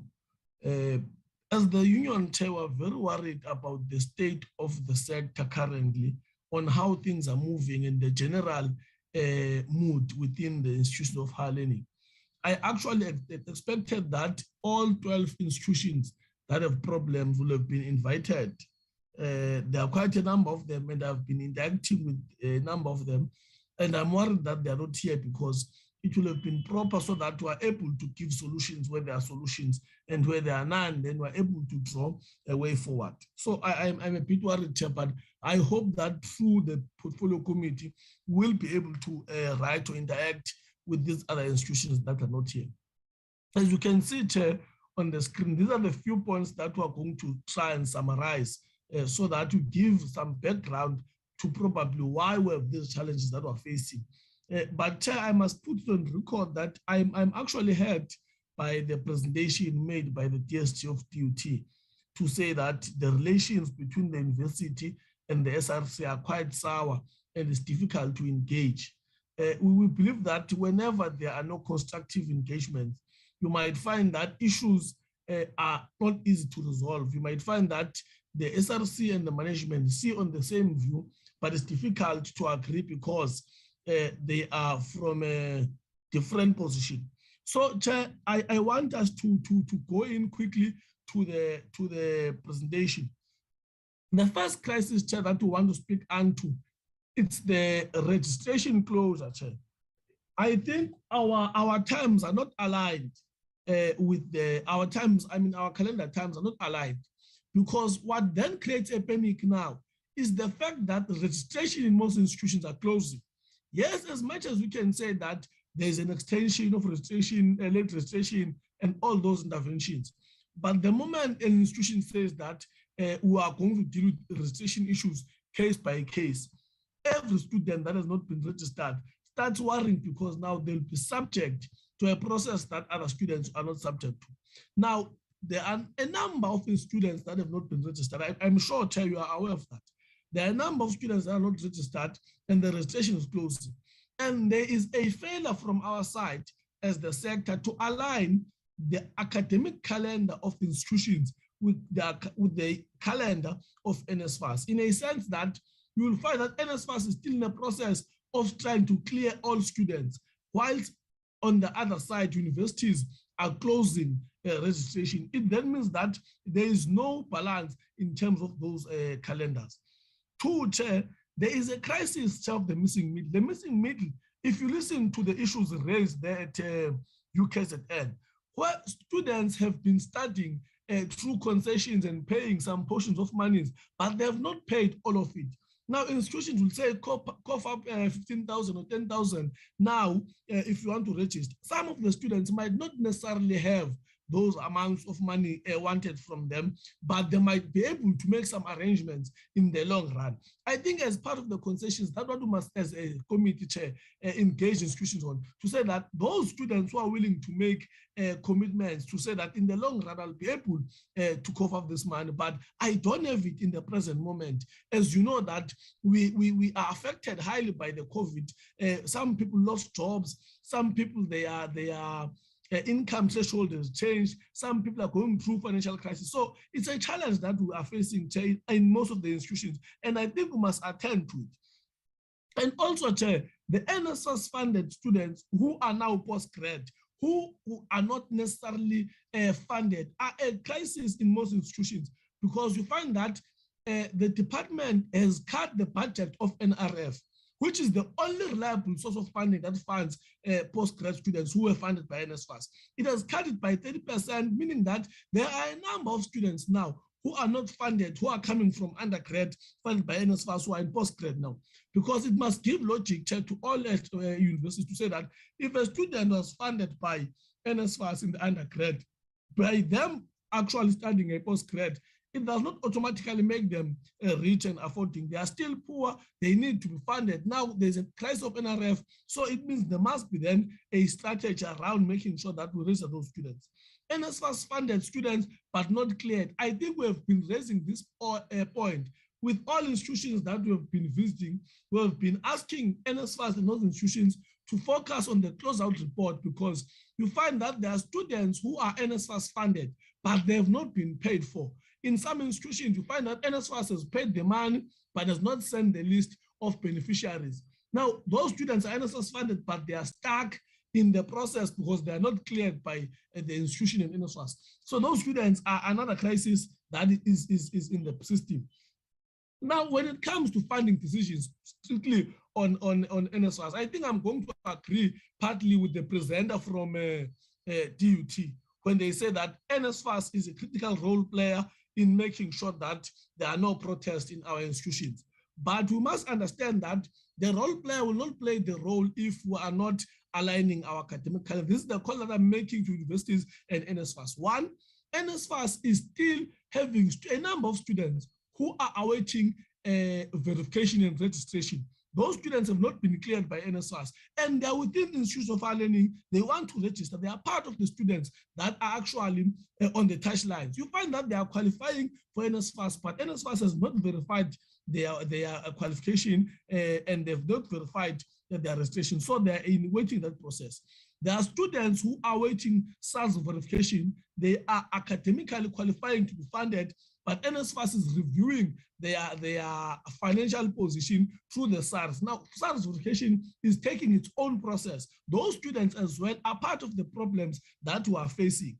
Students who are affected by the N+ rule wrongly. The crisis with that is that NSFAS does not allow students on N+ rule to appeal, but there are those who are wrongly affected. Now they can appeal, also they can register. They are in a cul-de-sac now, which then leads to them having no choice but to join these protests that are taking place because they themselves want to be part of the system.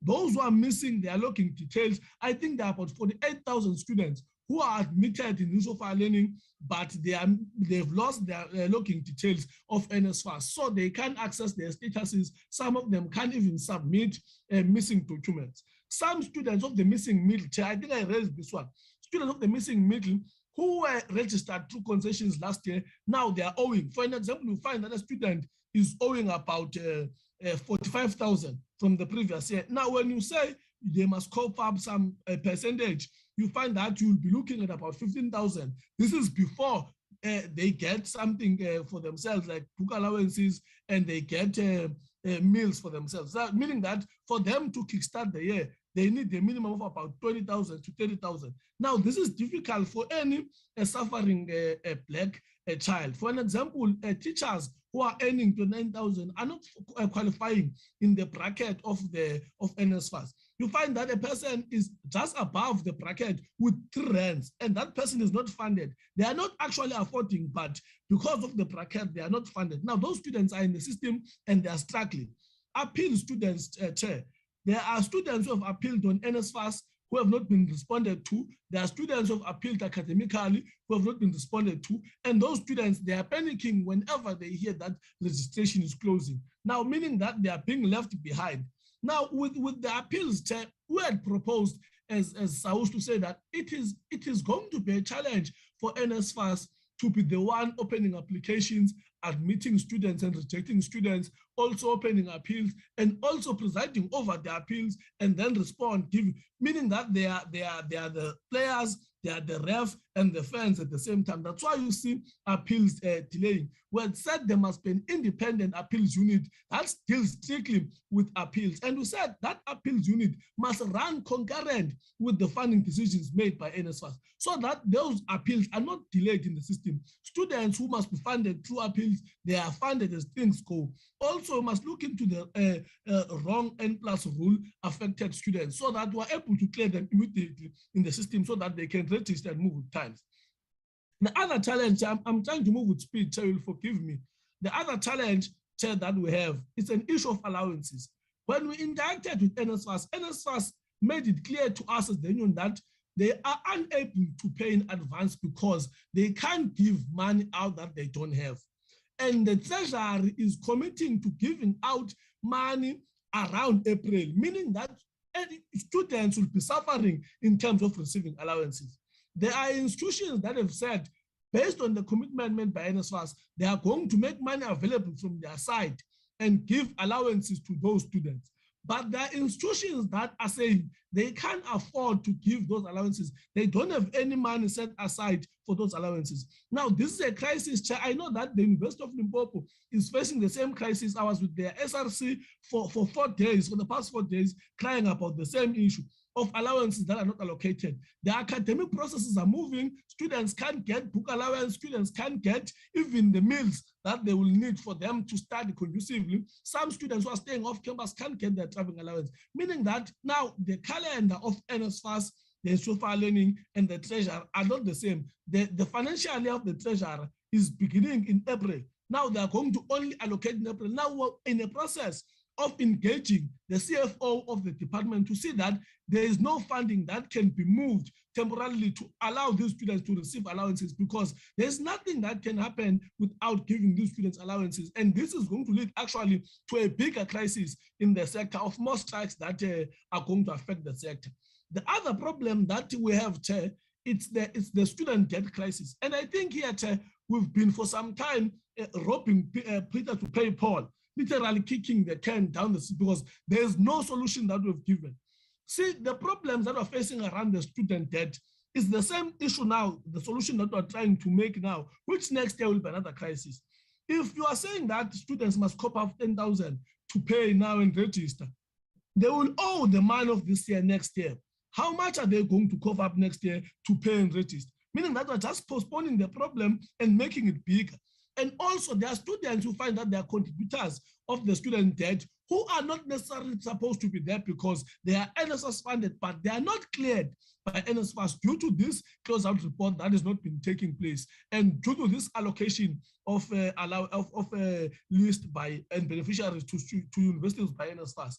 Privately funded students, there are students who are going through financial crisis and they've been funded privately, but now they are not affording to fund themselves and they are within the system and they are contributing largely into a student debt. Currently, Chair, excluding the registration process of this academic year, we were looking at about 16.5 billion as a student debt that we have. It's the fastest growing debt in Africa. So we need to then devise strategies and have a way of making sure that we respond. It might be as easy as saying that, no, the department might scrap that debt.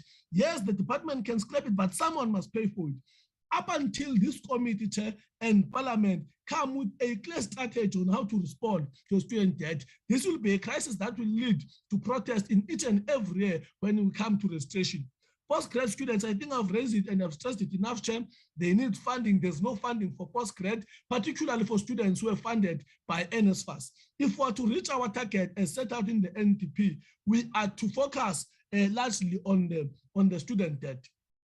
On student accommodation, Chair, the evacuation dates of students. There are students that are being evacuated because they are not registered or some of them have not paid that registration fee in accommodation.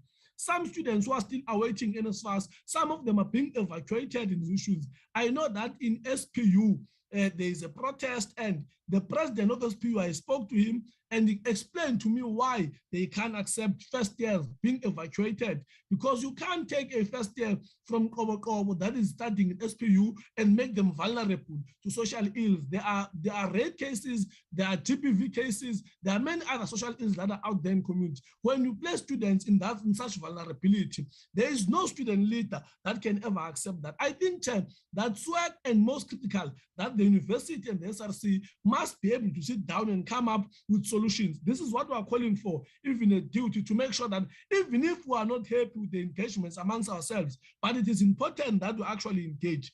The placement crisis is almost the same as the evacuation dates, where you find that students are not placed because they are not funded. You know, academic registration, some students are not placed because they are not yet registered. Now, a university will say that we can't place an unregistered student in our accommodation because no one is liable for that.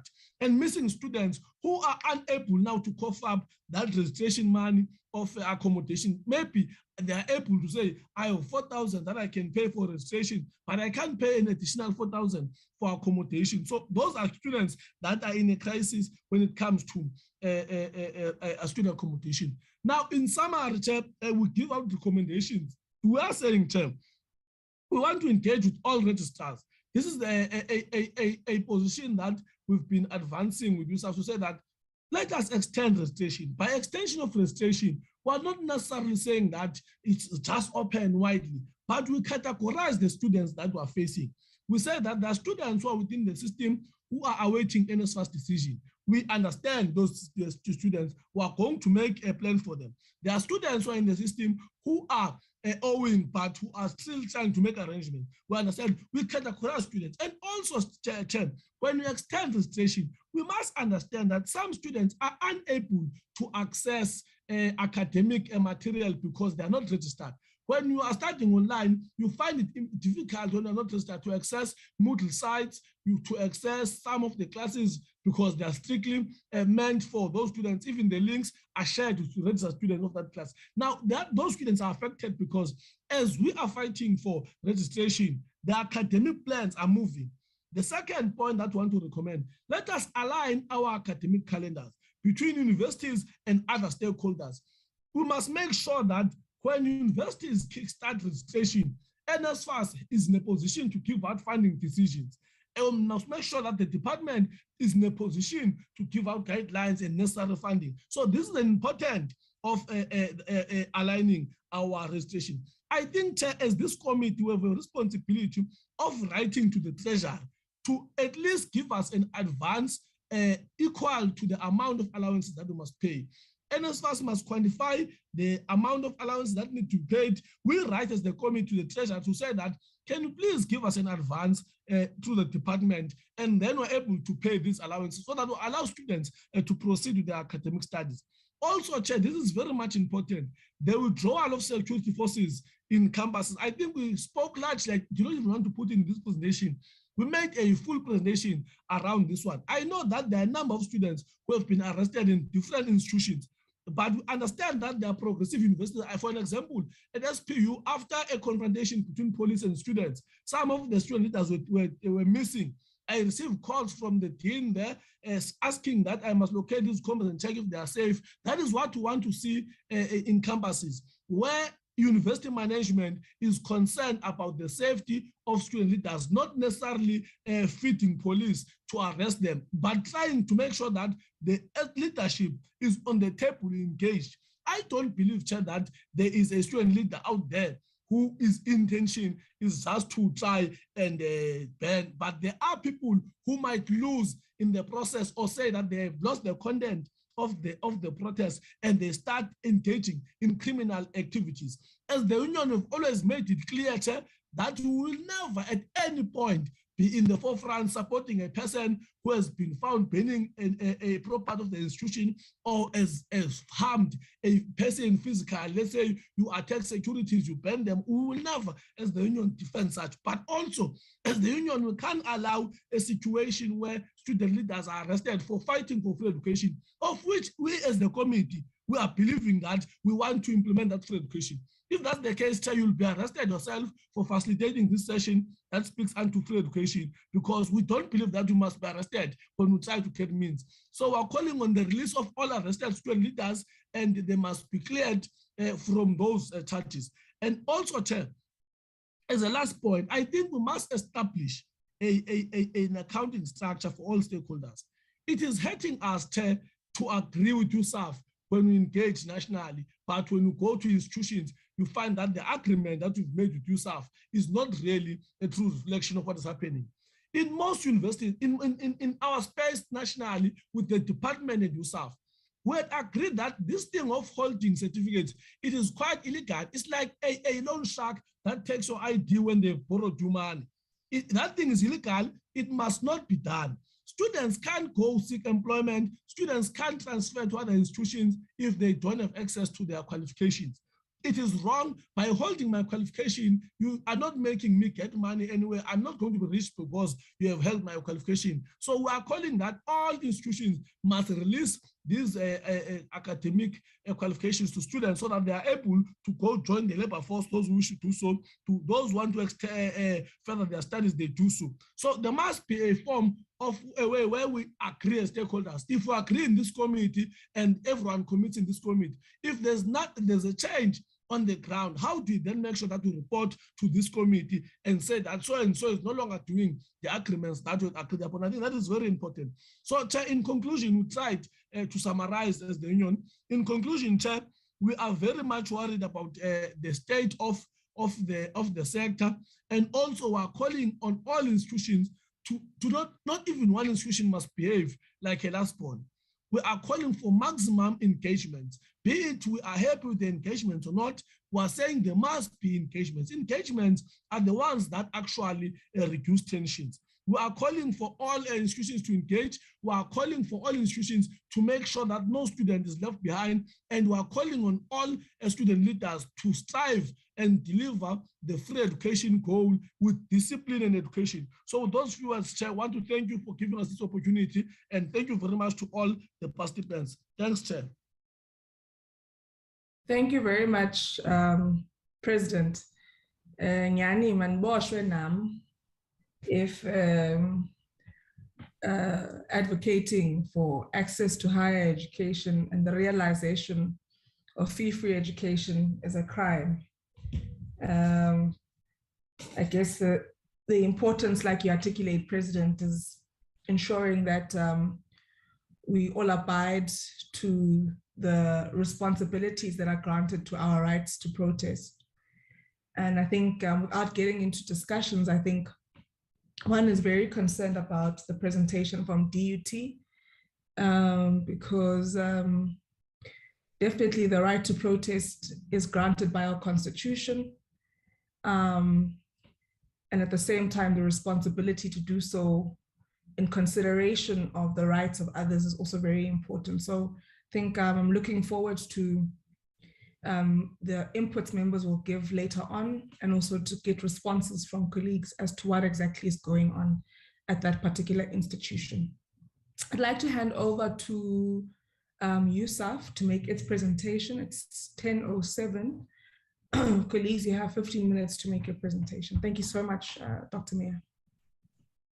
Thank you, Honourable Wakatwa, members, honourable members of the Portfolio Committee, Vice Chancellors and academic leadership, and of course the members from SAUS and from student representative councils. In sharing the presentation,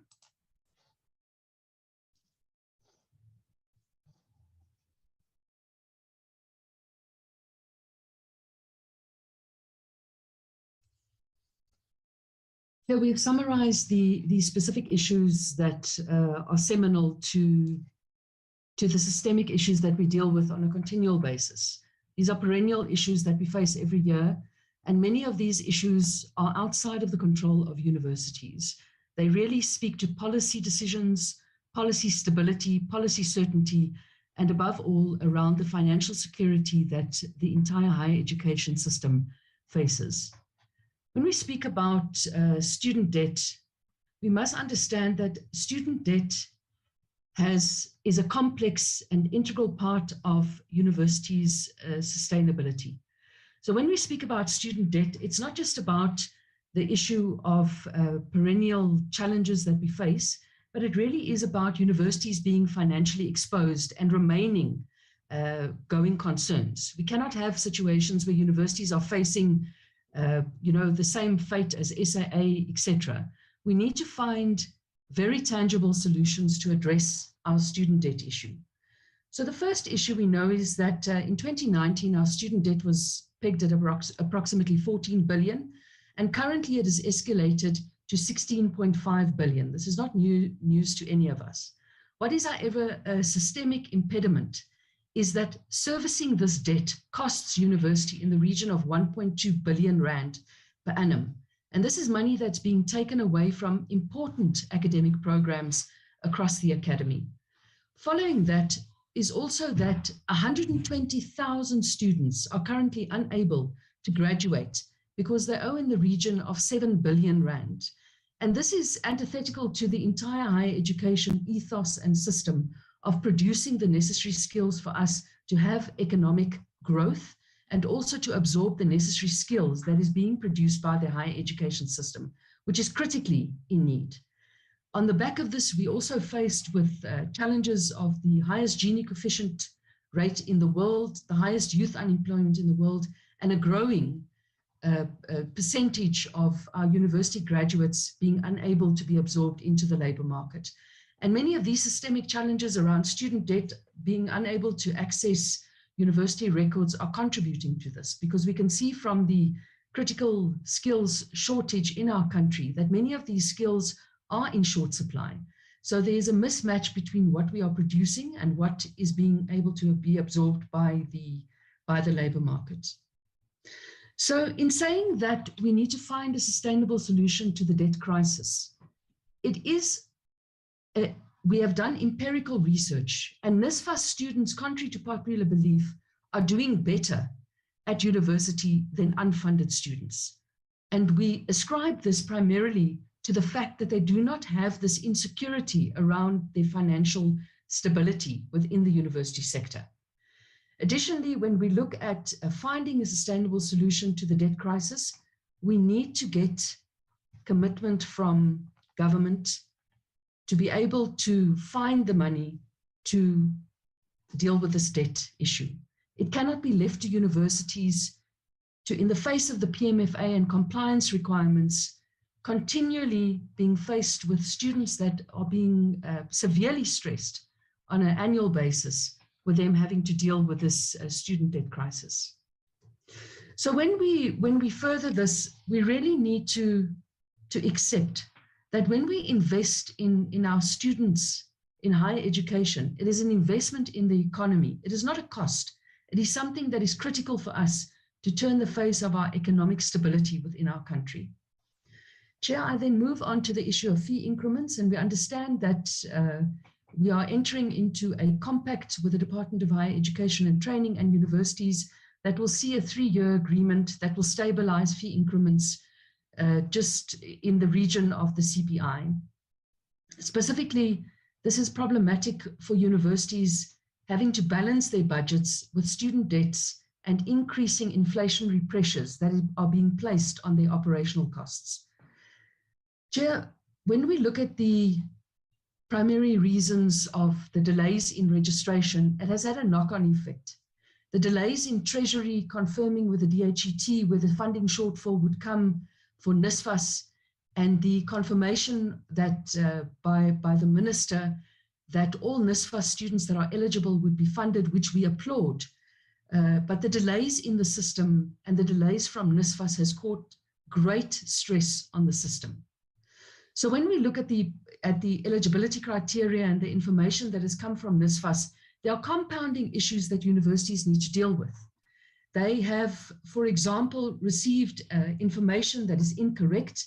They have received incorrect data about eligibility of students, both new and returning. The registration dates have, wherever possible, been amended to accommodate these delays in receiving the information. But we must understand that issues such as the NSFAL portal, the dysfunctionality of the call center, and the stress that is being placed on financial aid officers in university is not something that is a systemic issue in isolation. These are just manifestations of a system that needs to be stabilized. Having said that, Chair, I must say that USAF and the university system is really seeing an improvement in the NSFAS management and the planned automation of systems and what their strategic plan and operational plans are going into the future. But we are caused in this fray of having to normalize the system and making sure that universities have to pick up the slack where incorrect information and delays are being experienced. Chair, when we look at the limited available spaces within universities, we know that FTEN intake is 210,000 in the public university sector approximately. And this is obviously coupled to universities' subsidy limitations and infrastructure, which is not the primary impediment. The DHET subsidy limitation and enrollment plans restrict the number of students that can enroll. This obviously on the back end of that limits universities' capacity to enroll additional students and to find additional revenue sources. So the impact on first, second, and third stream revenue has significantly been impacted during the COVID-19 period. And we are re-emerging with this, with additional systemic challenges that we need to find imperative solutions for in the short to medium term. Chair, I spoke about the issue of the missing middle students, which is also impacted by student debt. But Chair, this missing middle student population makes up 20% of the higher education student population within public universities. And from Stats SA, this is 6% of households in South Africa that fall within this household income. But in our universities, it's 20% of our student population. These students have a real challenge. NSFAS does not increase their barriers by inflationary measures annually. It is capped at 350,000, and we understand that there are fiscal constraints from government that makes this very difficult to make the adjustments. But having an arbitrary cut off of 5 Rand or 10 Rand does not by any means positively influence the fates of these missing middle students, who are also the primary carrier of debts within our university system. The president from South spoke about the cut in NSFAS funding of the NRF funding by 30%, but also importantly, we have seen since 2019 that for the first time, government is investing more in research than the private sector. And this does not bode well for our economy and for our research futures. Chair, we must do more to ensure that universities' research capacity, postgraduate programs are stabilized, because this is where the knowledge project is advanced at its most critical levels.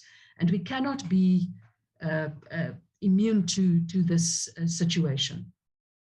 Chair, a further cause of great distress was the issue around the COVID-19 campus restrictions, but we are very encouraged to report that we have had between 85 and 90% of our staff at universities that have been vaccinated, and the student population is now above 70% that have been vaccinated on our campuses. It is important for us to mention that as USAF, we cannot, obviously, in the absence of a government policy or a DHET directive, instruct universities to deal in a particular manner. They have well-established governance and democratic structures within their specific institutions, which we must respect. And if we want a sense of normality, we must revert to science. We must revert to what is best for us to ensure that in high populous areas on our university campus, we do whatever is practical and also what is required in terms of our legislative parameters in the Occupational Health and Safety Act to ensure that we do everything possible to safeguard our staff, students, and our publics, failing which this does equate to a criminal offense. Chair, I then move on to the issue of student accommodation. And in terms of student accommodation, our primary issue has been that USAF has been made aware that there are collusionary allegations between private accommodation providers and specific groupings of both staff and student representatives that are enabling this conduct. Additionally, the delays from NSFAS has had a significant impact on securing accommodation confirmations for students on campuses. And we therefore hope and agree with our colleagues from SARS that we need to have a calendar, a timetable of activities that speak to each other so that the residual manifestation of stress factors do not emanate at the beginning of every year as a perennial challenge around the inability to put our staff in a safe working environment and our students in accommodation and to enable their learning experience and not to detract from it. Chair, both UKZN and DUT have spoken about the SRC relationships that sometimes are not with the official SRC elected structures, where there are factions that are causing specific instability. And this is obviously an issue that we need to have investigated. We need proper intelligence so that we can address this, so that we don't have this perennial systemic challenge that is impacting on the stability of the university system. Chair, for UP, we obviously had an issue around insourcing, which caused some unhappiness at the beginning of the year. There were some protests by staff members, and these issues have now been addressed. So we do understand, Chair, in moving on to the summary table of the specific challenges reported by institutions, and for the sake of brevity, I'm not going to go through each of those, but we see that there are systemic challenges that emerge across which are transversal across the university sector, that is causing great unhappiness and instability. We must deal with NSFAS primarily. We must find solutions for missing middle students. We must find solutions for the debt crisis that is being faced by students. We must find solutions for our postgraduate students. None of these we are in disagreement with.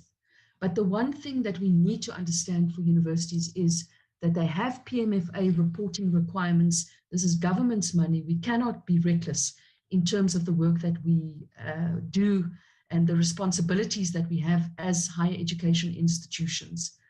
And therefore, Chair, in closing, we must acknowledge the broader systemic issues. I must report that the DHET, under the office of Dr. Lewin, has done tremendous work and keeps us abreast of developments. We are very encouraged by the task teams that have been set together to find solutions for funding solutions for students, not just from the missing middle and postgraduate sections, but for students as general, with the engagements with the South African banking sector. And we look forward to that proposal, which will be tabled by the Minister in April of this year, as is our information. Chair, in summary, we would like to thank the Portfolio Committee, yourself and the colleagues here for engaging with us continually and for allowing USAF to participate in this debate as we narrow the issues. And we see that the entire university sector was not closed down this year, but that we deal with systemic issues in a coherent fashion so that we find the solutions that is necessary for us as a collective to solve these issues and ensure stability for our entire sector. Chair, I thank you.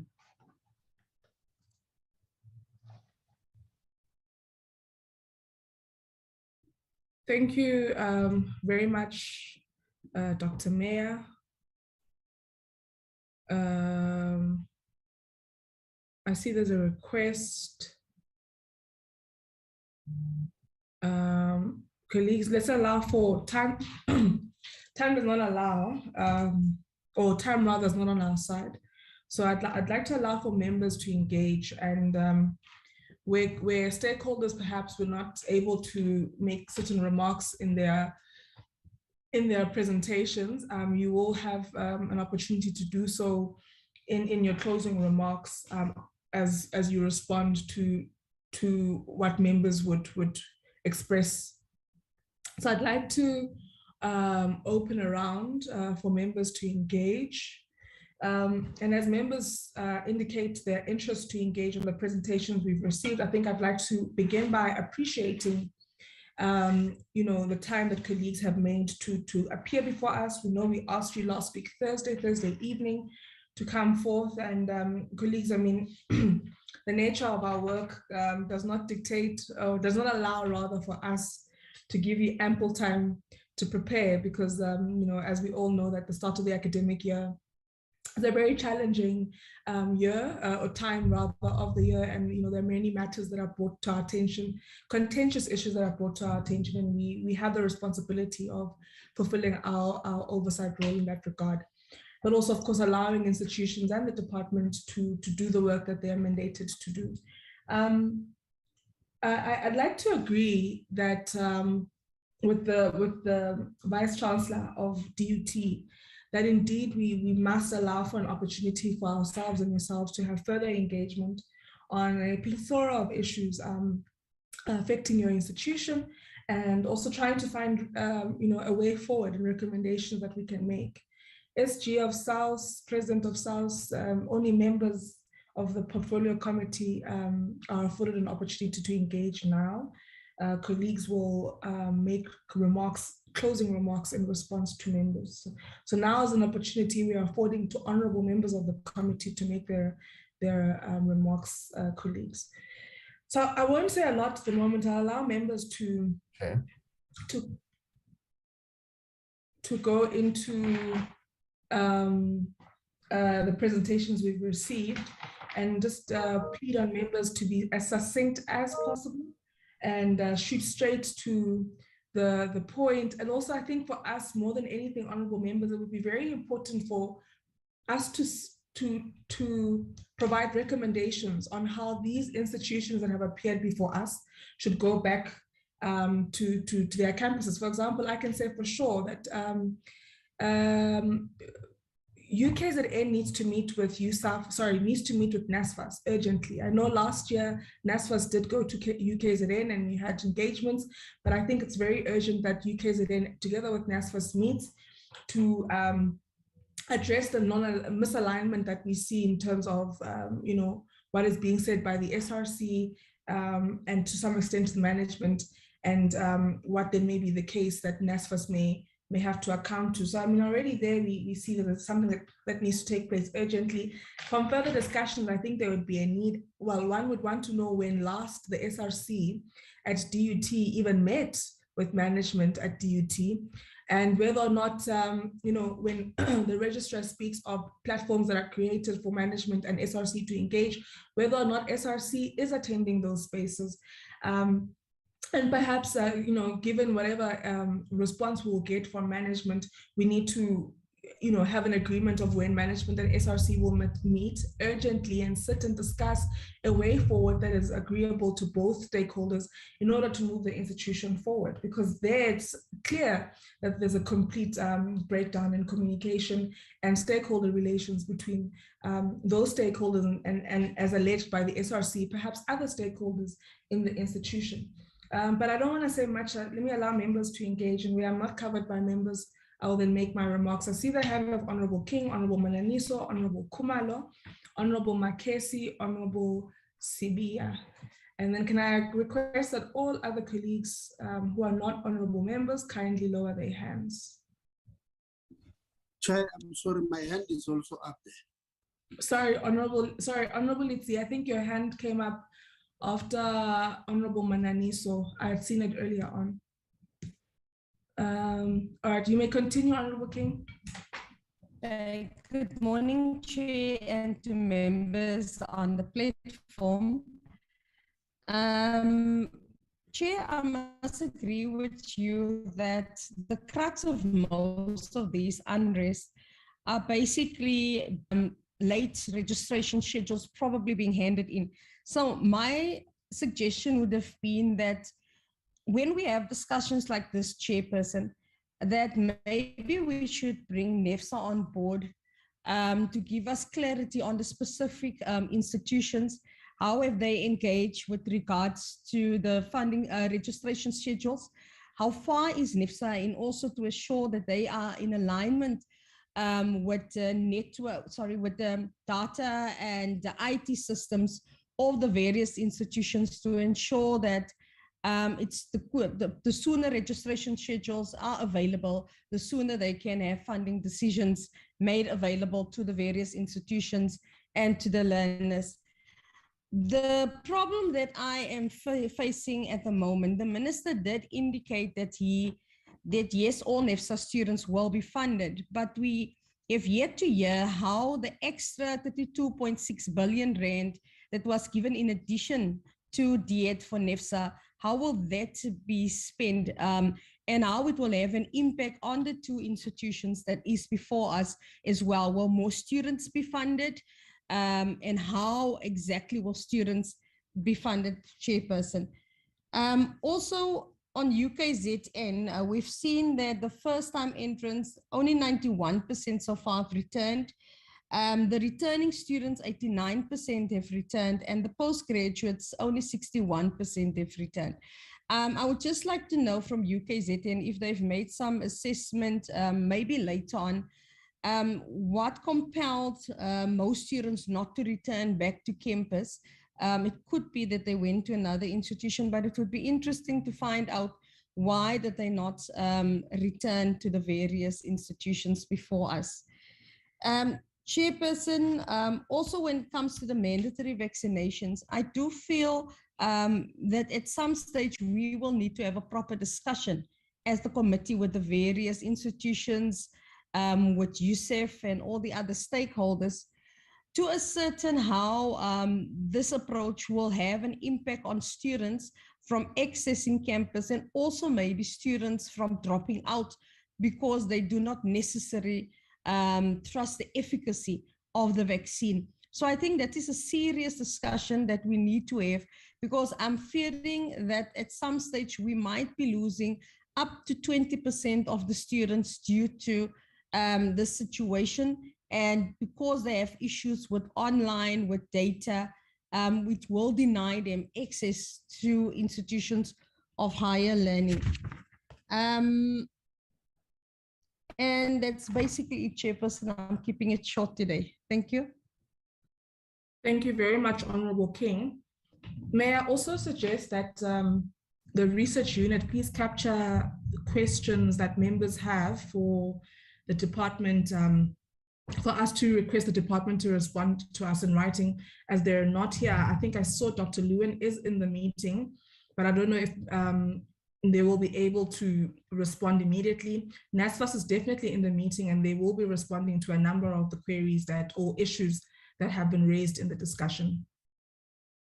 Honorable Mananiso. Yes, Honorable King. I just have one more question that I forgot to ask. I just want to find out from the two institutions before us, with various SRCs belonging to some political bodies. How have they taken any steps? We see at UKZN that the SRC has been very instrumental in ensuring that students bombard the institutions, and also with the recent unrest and the violence taking place. So how is the institutions then taking steps in that regard to safeguard the institution, and also to ensure that they do actually hold those creating mayhem at the institutions be held accountable? Thanks, Chair. Thank you very much, Honorable King. Honorable Mananiso. Okay, thank you, Chairperson. Let me start by as well welcoming all the presentations from DHET as well as UKZN. And Chair, I must say as well, I was partly covered by some of your remarks in terms of issues of alignment of programs and as well timetables. One must say that I think we need to call SAPS as well to come and account on issues of lack of intelligence relating to this student protest, because I believe that they are one of the critical institutions when we speak issues of safety and security. So Honorable Mkhancha, we need to call them back so that they can come and account. I mean, we cannot be a reactive country where we wait for things to happen, then we would then speak about mitigations. Chair, I think one must as well welcome the presentations with regards to recommendations done by SAUs, SRCs, and as well management, to say that as this portfolio committee, we need to ensure that we attach a plan of action in terms of timeframes on what we need as feedback from these institutions with regards to what we want to see them doing in terms of responding to the challenges they are facing. We just need to give them the plan of action in terms of, we want to know what is the, for example, here, there's more of lack of communication and consistent communication. So we need to give back to them in terms of what is it that we would want to see happening in this institution in terms of consistent communication and relations within all stakeholders in their institution. So we just need to give them a proper plan of action on what is it that we would want to see. Chairperson, my issue again is with regards to the recurring problem actually of ICT and NSFAS. We cannot allow this to continuously happen. And this is one of the things that one must say, it's one of the abnormalities that we seek to be seen as if we are allowing it to reoccur. We just need to speak to NSFAS and ensure that they deal with this mess of the system so that we deal with these particular issues of the protest. Because in fact, it's all of us, we know, and we have noted that everything that has to do with NSFAS as challenges, they are the key causes of this particular unrest and violence protest. And the other thing that I want to say, Chair, with regards to all the presentation is that we must ensure that we deal with this external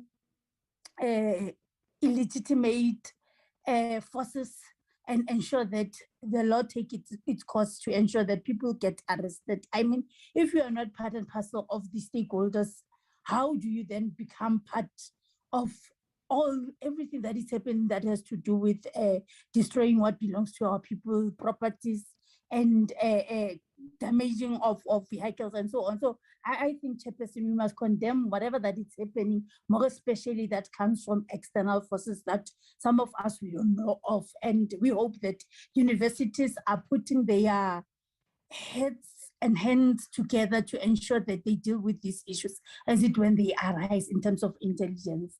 Chair, my other question is with regards to UKZN, what triggered the unrest in the institution? Were there no stakeholders' engagement to mitigate any risk prior to whatever that is happening? And lastly, Chair, I just want to check with every stakeholder here to say, do they have any debriefing session after this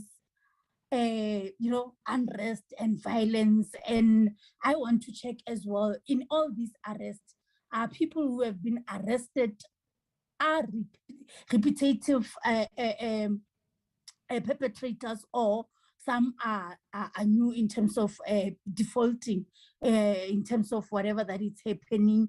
And lastly, Chair, the issue of the support given after the protest and unrest.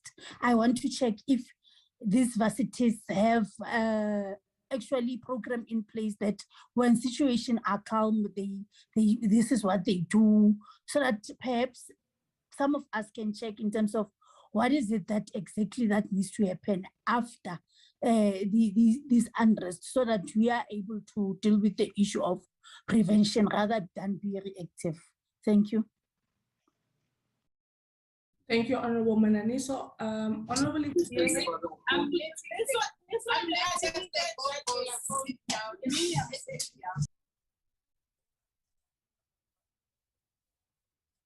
apologies for that, colleagues. Honorable Tia, your hand keeps going down, but you are noted to come after Honorable Mananiso. Are you still there? I'm here, Chair. I'm just opening the video for a second so that colleagues can see it's not a ghost speaking. My network keeps cutting me off, so I'm going to switch off my video, Chair. Okay, noted. No, thank you very much. Good morning to everybody, yourself, Chair, honorable members. colleagues from USAF South, the SRCs of UKZN, DUT, council and management from both UKZN and DUT. And I saw some colleagues also from the department, the minister's team. Good morning to yourself as well on the platform, and colleagues from NSFAS on the platform that I may have seen earlier on. I think, Chair, let's welcome all presentations from all stakeholders that are here today. Appreciate, as you were saying, Chair, that they were able to come and present, even though we had communicated with them last week, Thursday evening. We appreciate them coming to respond. Also note that the department is still putting together a comprehensive report on all institutions that leads to the unrest in institutions, and they will table it to us in due course. I thought maybe Chair must mention that so that colleagues in different entities that are here, or from different entities that are here, don't think that the department has went AWOL. No, they have not. And I thought it's important that we mention that part. Chair, I will take you on an offer of also making proposals after speaking or after posing questions. So I'll make some few remarks and then questions and then proposals on that. So the first one, sorry, on the remarks, Chair, is that whatever is happening today confirms from both, from all presentations that NSFAS remains a critical institution in the stability of the university sector in South Africa. From the universities themselves, from the students themselves, it also came out from USAF themselves that indeed NSFAS, without this huge funding that comes from government through this institution called NSFAS, the situation will be extremely bad. A lot of students will not access the university system. Now a lot of universities might not even survive without this NSFAS. And therefore, it takes us to the point that we have to make sure all of us here from the universities, the students, ourselves, the department, the ministry, that NSFAS itself is assisted with everything we have to make sure that NSFAS is in a state where it can be able to resolve some of these issues quickly. I think, Chair, we must appreciate the comments that came from all the colleagues on what they think is a contributing factor to where we are today in these institutions and others that are not here today. And what comes out is some challenges at NSFAS, late decision making on funding decisions, the closeout projects, a student being funded, but NSFAS have not released that data to institutions or something like that, those things. So I think at the core of our problems here points to the direction, the core, to the direction of NSFAS. Of course, the students also raise some issues that leads us to management of universities. Some of them, I think what the students at DUT were saying is quite concerning, that they are not allowed, the freedom of association for them has been taken away by the university management there. And before the deputy president of, sorry, the SRC spoke. I had written down that why is the SRC represented by the deputies, Deputy Secretary General and Deputy President General? Why is the president and the SG? And luckily the president came and said they are suspended, and the SG was suspended in December. And according to them, they've just been suspended because possibly of the position they hold, not because they were part and parcel of the strike, which is quite concerning. And we'll cover that on our questions to the institution. So some of the problems then point out to the management that take hardline approach instead of engagement with different stakeholders in the institutions to finding solutions. So that is a concern, Chair, that we'd like to raise. I think also both DHET and UKZN, they appoint, in fact, UKZN was here last year, Chair. We had a conversation with UKZN when the student leaders at the time said to us that the torching or the destruction of property at, I think it was Westville campus, was not as a result of students. It was as a result, according to them, of what they suspect to be a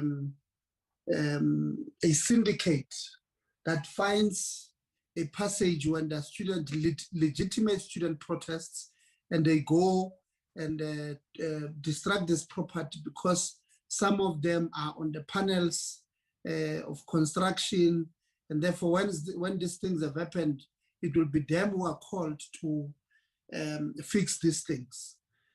Subsequent to that, on the 3rd of December last year, we had a portfolio committee, joint portfolio committee with portfolio committee on police, if you remember, where we brought in the National Commission of Police, the Minister of Police, and the team of police there to come and brief us on the methods that they undertake, Chair, in resolving student protests. We were worried that sometimes police go to a student protest and start shooting. If you remember last year at Vets, there was a bystander was shot and killed by a police officer. And therefore, we then, those are the reasons why we had called in, some of the reasons why we had called in the police to interact.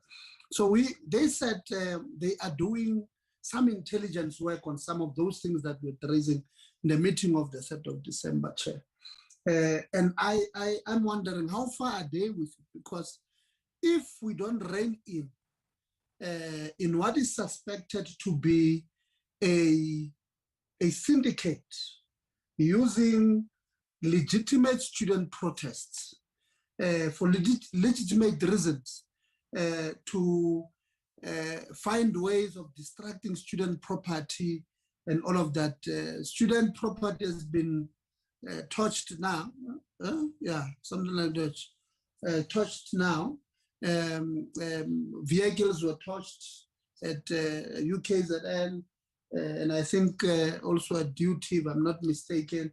But who stands to benefit out of this? And I think, Chair, we must find a way of maybe before getting a comprehensive response from the department, we must try to reschedule that meeting with SAPS so that the joint committee with SAPS, portfolio committee, so that we get a feedback on that part and how far they, so that at least we must find ways of making sure that next year, at the beginning of the academic year, we don't see, these things happening again, because we don't want to do what Einstein said about when he described insanity.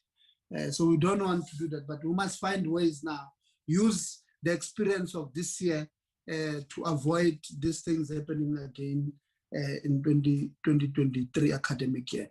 I think let's welcome both from US from UKZN, SRC and SAUS, they came out very clear, Chair, that they are not supporting any destruction of property, of university property. And I think we must commend them, because that is the language we want to hear from responsible student leaders. And I think we must commend them for coming out strong in saying those things. In fact, I think they must go a step further, student leaders, and you know, say this to your student openly, that if you are found to be a perpetrator of distracting our property and property of future students at our institutions, we are not going to fight for you. I know they were very clear on that part. They are also saying they want student leaders who are arrested and all of that to be released, which is a fair call, but they must say those who have been found to be distracting property, those ones, indeed, they must never be released. And I want them to consider making that call as well. I support their view, Chair, that those student leaders who were arrested for protesting, indeed, the universities must drop charges against those ones. Legitimate, I mean, the right to demonstrate, I mean, is enshrined in our constitution. Besides, the history of this country allows us to do so. Thirdly, Chair, I think the example of the president of UKZN not being able to do a presentation here is a sign of what the UKZN SRC was saying, that this issue of online registration is a problem. I mean, the president could not address here, could not address us network challenges. Now, can you imagine if he's probably somewhere in and around the Tequila, where, and I'm not sure, I'm speculating, but where network should not really be a problem that much. But can you imagine students who are in Umbumbulu, just out, on the outskirts of Etequini, others who are on the real outskirts of KZN, the northern parts of KwaZulu-Natal, where there's a serious problem of network.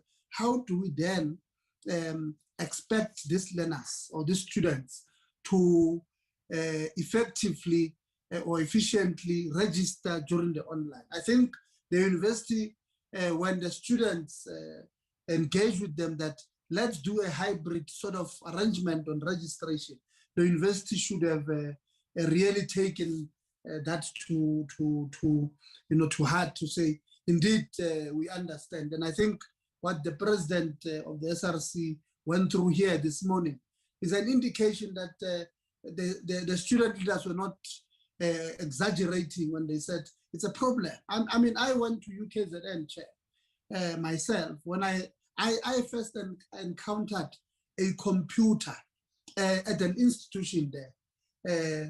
I went to a township school, Quantile 1 school myself. And the first time I engaged with the computer was when I was at university. And when the SG of UKZN presented here, it touched me, Chair. It touched me that indeed it's true that there are some students who have been accepted at this university, but they can't register because they don't know how to register online. And that is a fact. And I'm making an example about myself, Chairperson. So I think the university must reconsider that part and should have reconsidered, and possibly will not be where we are. And VC, Nanapok, we were appealing to yourselves with your management and council to sit down with the students and some of these issues that, I'm an advocate for IR myself, but we must be realistic when we're advocating for such things. I always fight that we can't be stuck in the first industrial revolution, but unfortunately, the infrastructure challenges that we have in this country forces us sometimes that we can't behave as if we're a first world country, whereas we are in a fourth world, or we have fourth world infrastructure. And therefore, we must find a hybrid sort of arrangement in reaching consensus on some of these things. Yeah, I think, Chair, that would be the conclusion of the first part, and or maybe before I must get into this one. When I was at UKZN, Chair, a lot of the university students, they went into the university-owned residences, and I was at Howard College. We did not really have too many leased student accommodation. I'm not sure what is the situation now, but in the sector, there seems to be a problem. And maybe I'll make an example with VUT.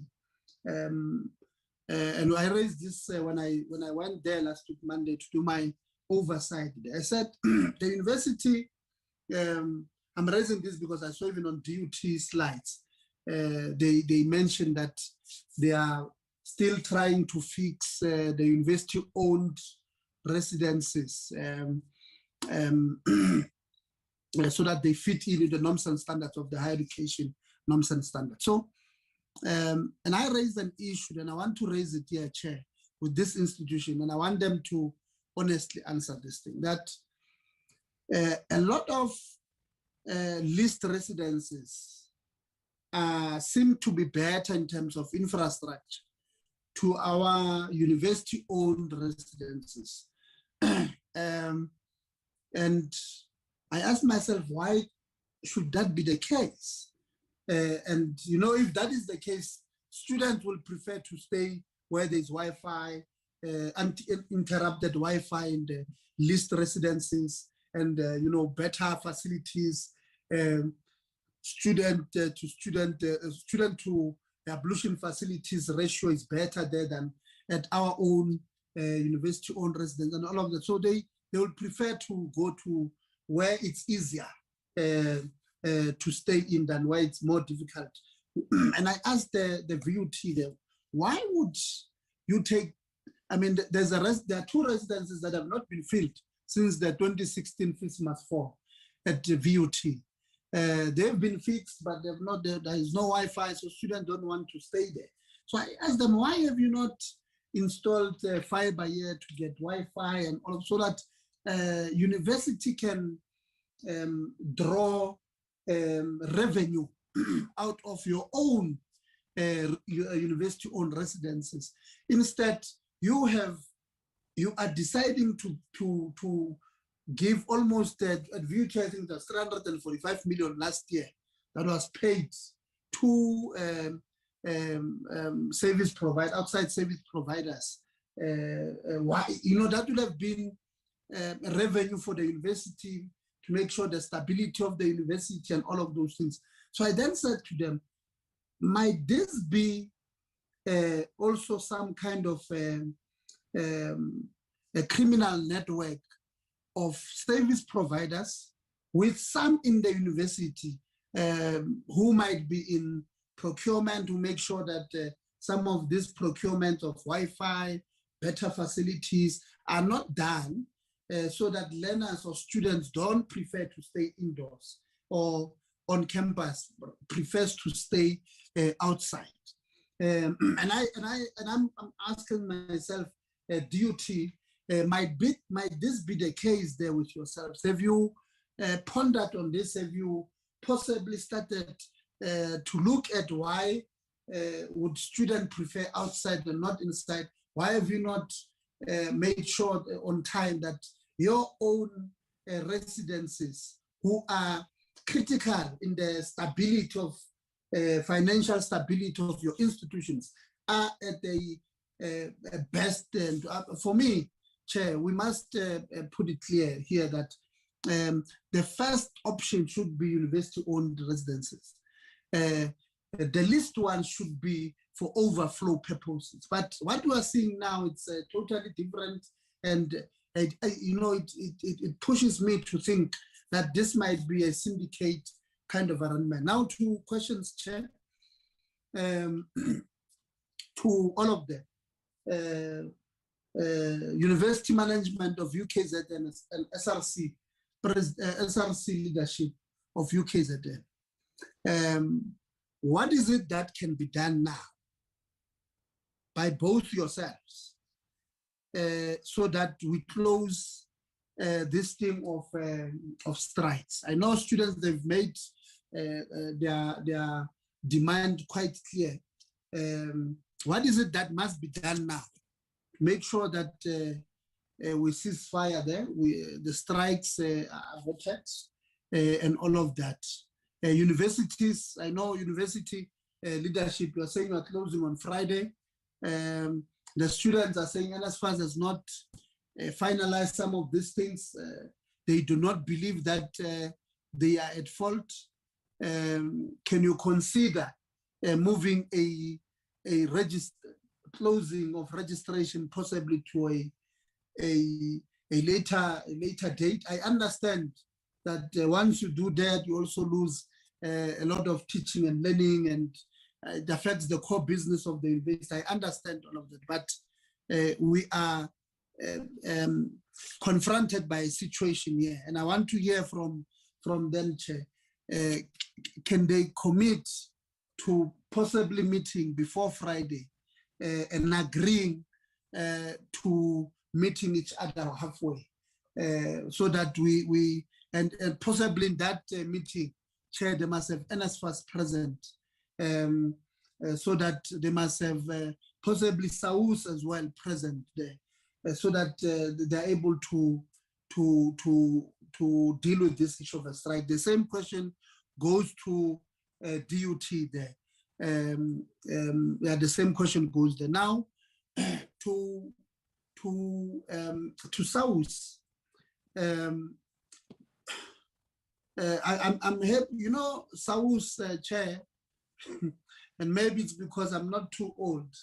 I'm always happy with their presentation because in my view they're not too difficult.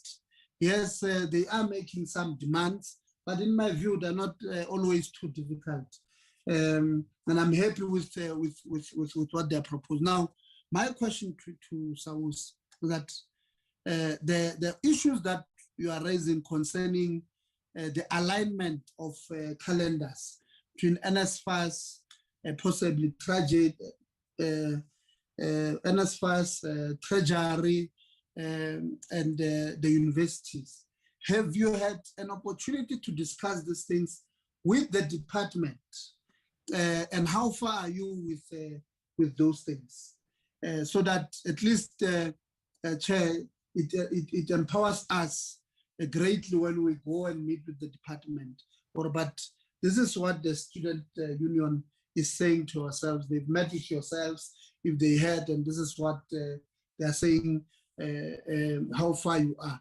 And are you, again, SAUS, are you at the point where you are, when you are discussing with the department, at the point where you are planning for 2023 as well, so that, because if we plan for today, or if we plan today for today only, some of the issues might be only short term, but are we planning long term so that the same issues don't creep up again next year, where it gives us challenges that some of the issues that we should have raised this year, we did not raise, and they are creeping up in 2023. And then to USAF, the students at DUT are painting a dictatorship kind of leadership there from the institution. Can we commit to speaking with our colleagues in the sector? In fact, they are not the only ones. The students at CUT we met a few weeks ago indicated the same as well to ourselves. So is there an opportunity that you guys, Yusuf, you can speak to your colleagues to really help us in this thing of hardline approach by our institutions, where student leaders are arrested, are suspended because there was a strike, and there was, even though you don't know whether they were there, you are just suspended because they are student leaders. This thing, Chair, it happened in 2020, if you remember, at VUT, and in 2021, they were suspended for 3 years, and we had to go and appeal to the administrator at the time that please, man, can we think about the future of these young leaders?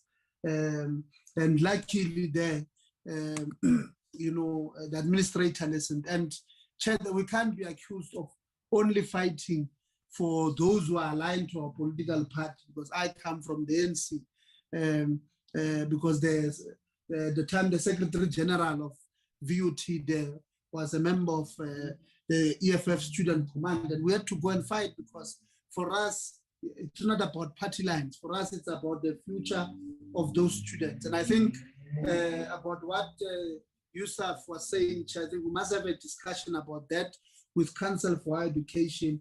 The number of graduates who are at home, who some of them do have their qualifications with them, but are not absorbed by the system. And I think that we must have a separate meeting with CHE and USAF.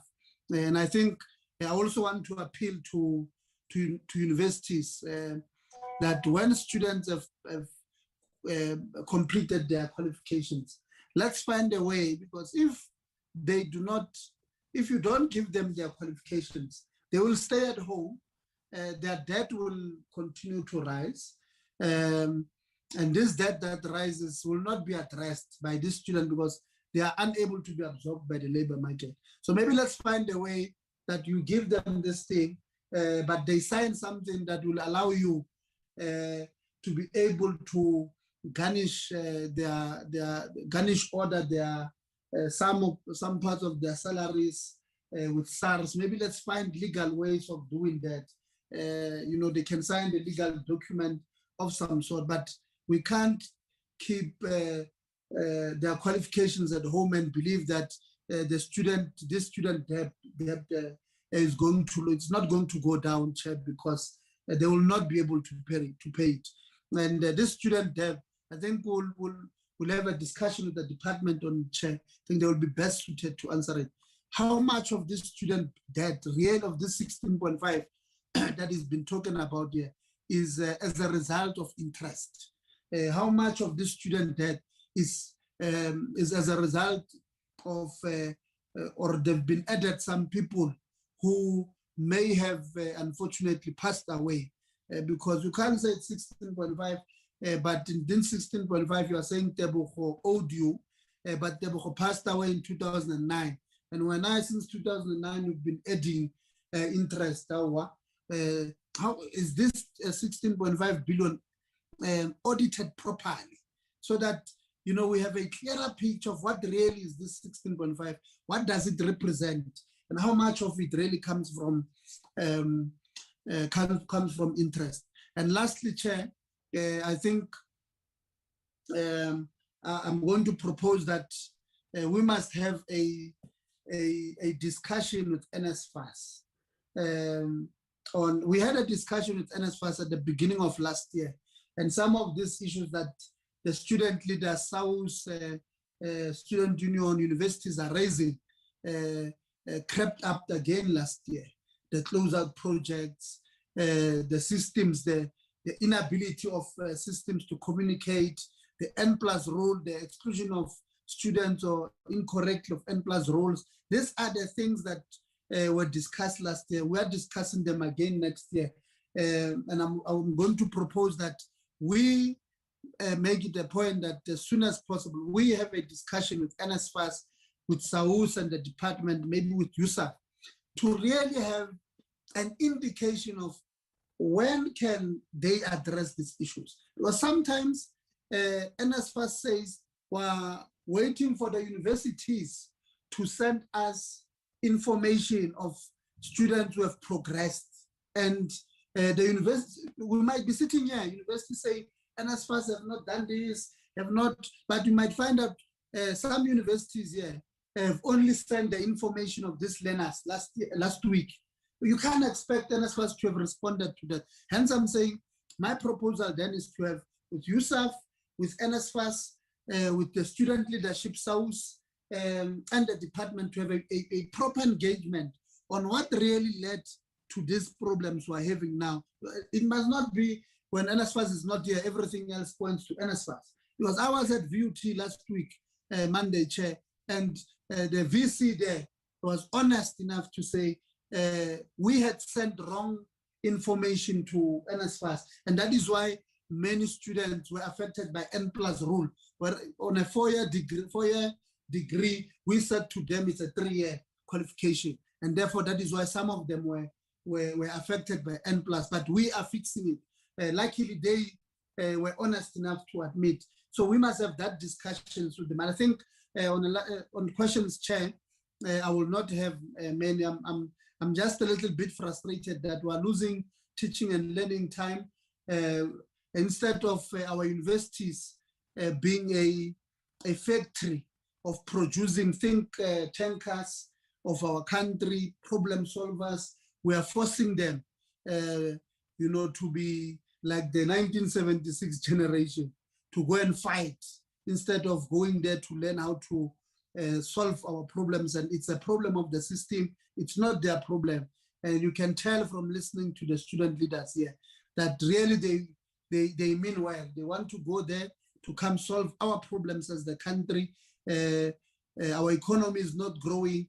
They possibly are the reason, or there are people who are going to solve our problems of this country, but we're turning them into soldiers there, taking bullets and all of that. And lastly, East Coast Radio reported that at UKZN, there were tear gases and all of that, and residents are saying they wrote to you, VC, and Tatenana, they wrote to you and you have not responded to them. I listened on the radio that part. So what is it that we can do to also avert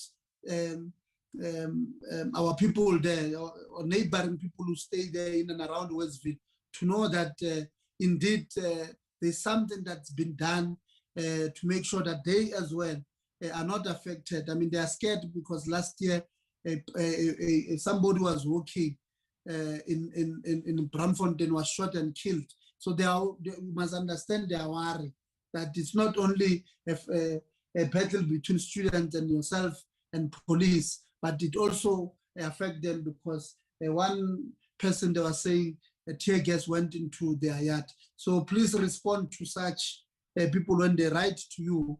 And if they did not write to you, also respond to such things so that it does not paint a picture that you guys are an island, you don't want to engage with our people in communities. Thank you very much, Chair. Apologies for taking long. I'm sure you know that some of these things are very close to our hearts. Not so long ago, ourselves were student leaders, problematic more than these leaders of today. These ones, they are trying to get answers. We were creating problems, Chairperson, and that's why we must assist them so that they don't become some of us who are just problem seekers. These ones are solution seekers, and I want to commend them for that. Thank you very much, Chair. Thank you very much, Honorable Itie. Indeed, they must not make the same mistakes we did. Honorable Khumalo. Honorable Chairperson. Yes. Okay, I see Honorable Khumalo still up. I thought she logged off. Okay. Later, continue. No, you can cover me, Honorable King. I'm actually just about to exit. Thank you.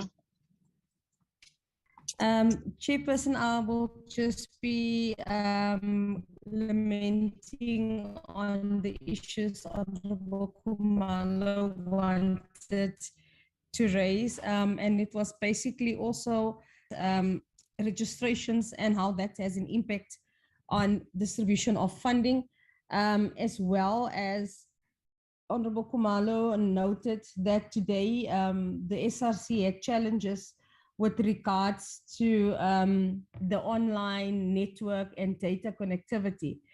And if that is not going to raise alarm bells in this house, she is concerned that at the end of the day, we must make sure that we are not leaving most of the students behind because of the same challenges they will be experiencing at the various institutions. And we should seriously have a proper discussion on the online registration and the hybrid model. And she also indicated that there's a clear indication that there's a mismatch related to our systems. In the main, we need to hear the government taking responsibility here for where universities and students access to internet and where the country finds itself. Let me check the last one.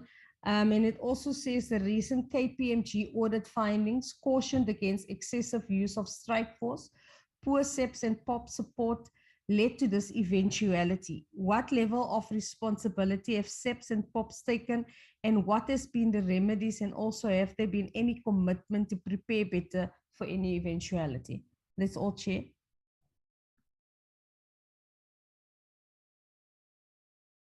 Thank you very much, Honorable King. Honorable Makesi. Well, Honorable King on behalf of Honorable Khumalo.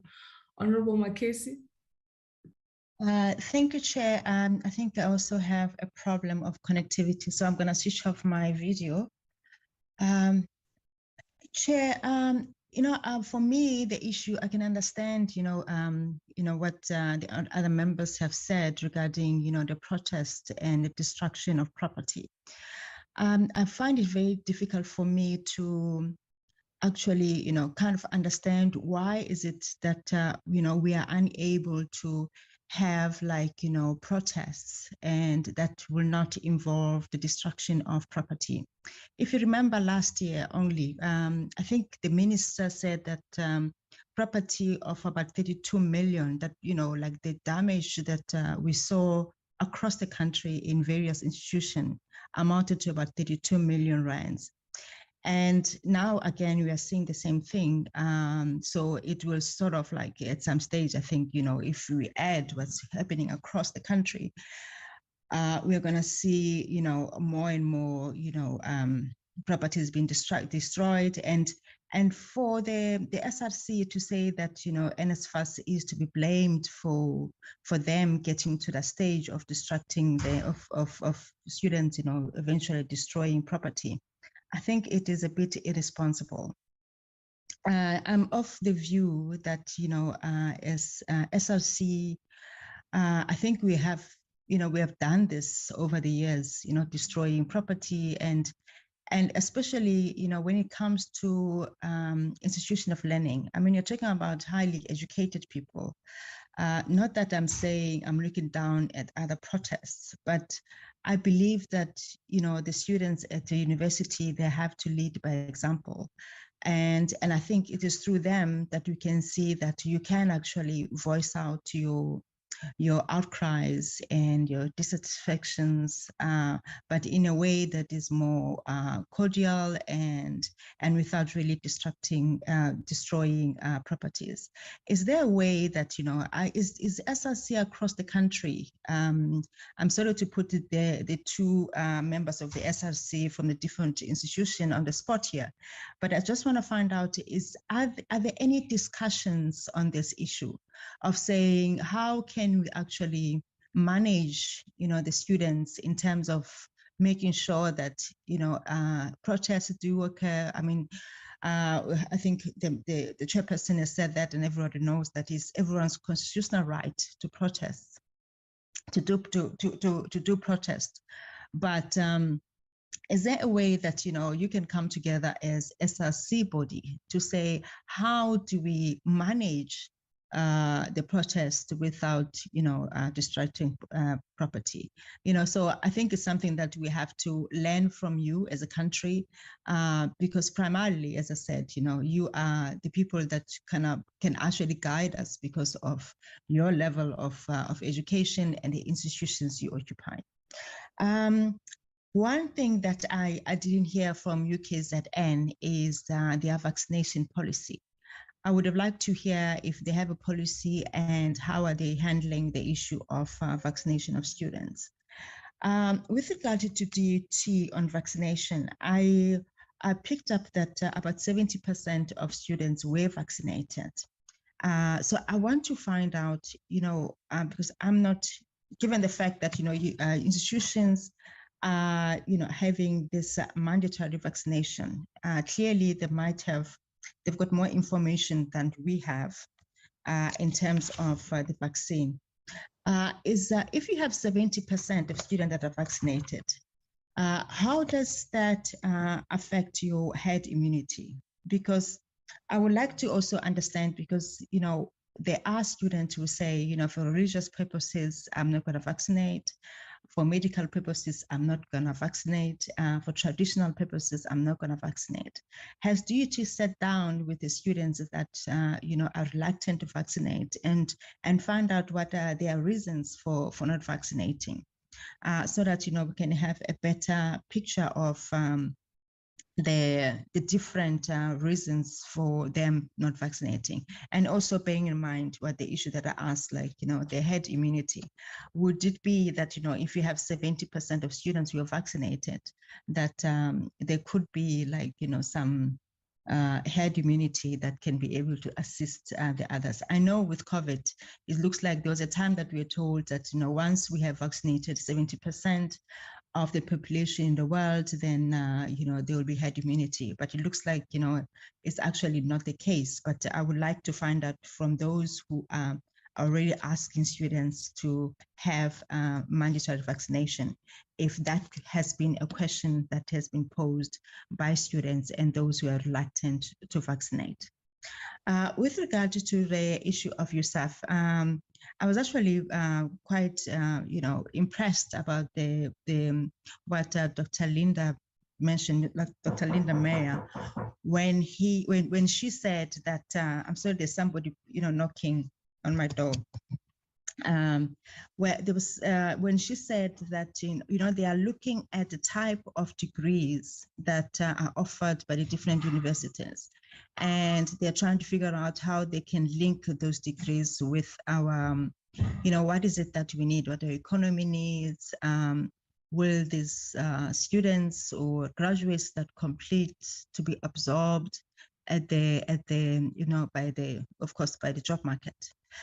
So I just want to find out what is a picture, how many students are really, like, from what we have seen and, from our past experience, what we have seen, the students who end up, being not absorbed by the job market, if maybe they can tell us, like maybe the percentage of that, and also which degrees, because it will be interesting to be able to see what is it, because I don't think, there is that, there's a lot of discussion around this issue to say, our students have to be somehow nudged to sort of like look at degrees that will be able to provide, for them to be able to have employment at the end of the day, because it's of no use to have a degree and then you're sitting at home. So I don't know, and I'm not really like for nudging as such, but I mean, okay, maybe nudging is actually is a more like saying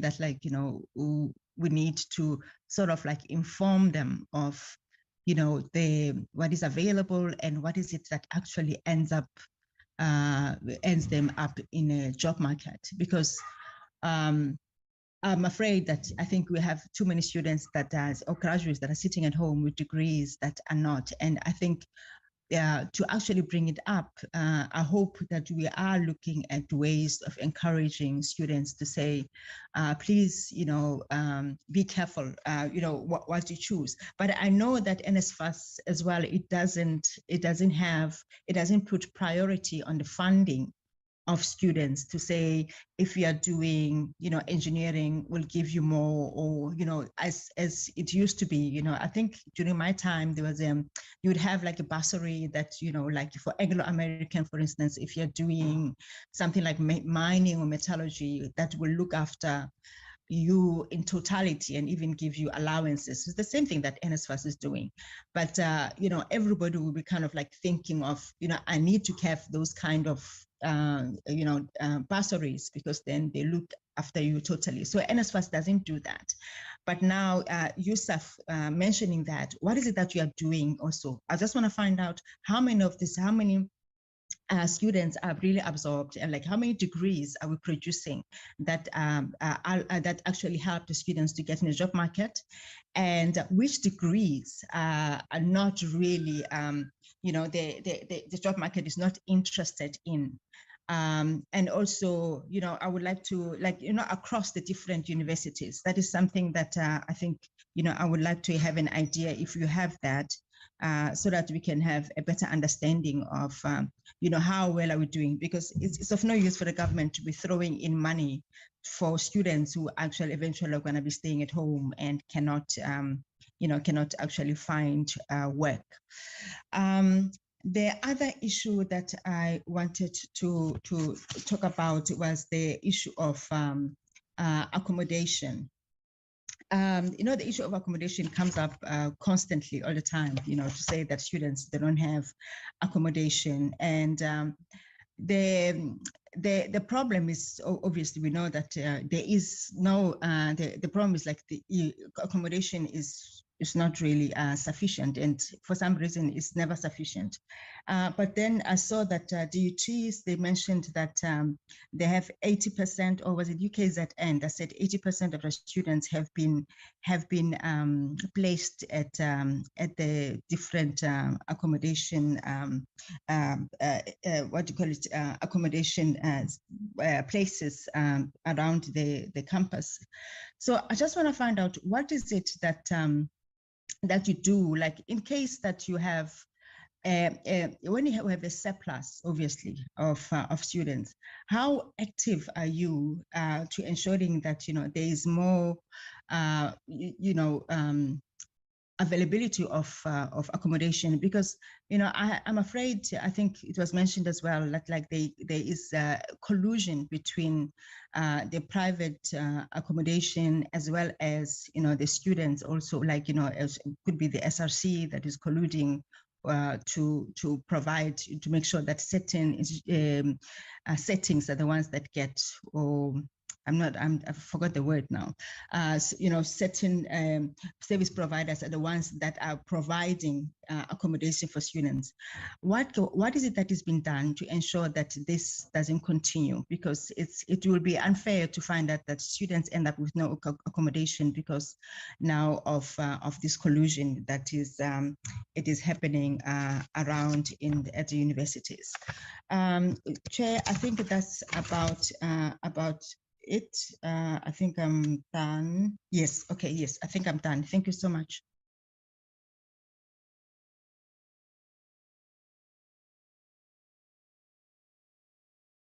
Thank you, Honorable Makesi. Honorable Sibia. Thanks, Chairperson. Because of the network, I will switch off my camera. Thanks, Chair. Thank you for the presentation.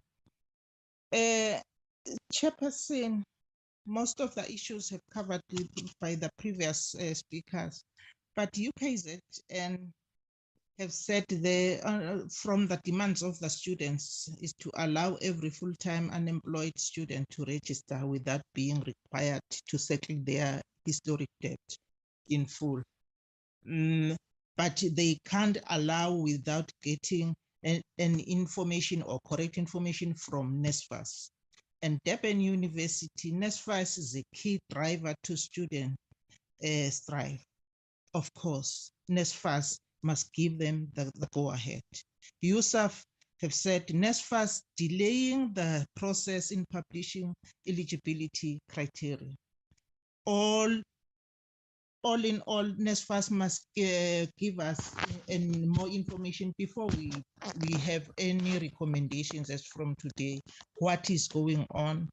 Why are not tackling the issues with the management and the students before they are doing all these what they are doing, because they are destroying everything there.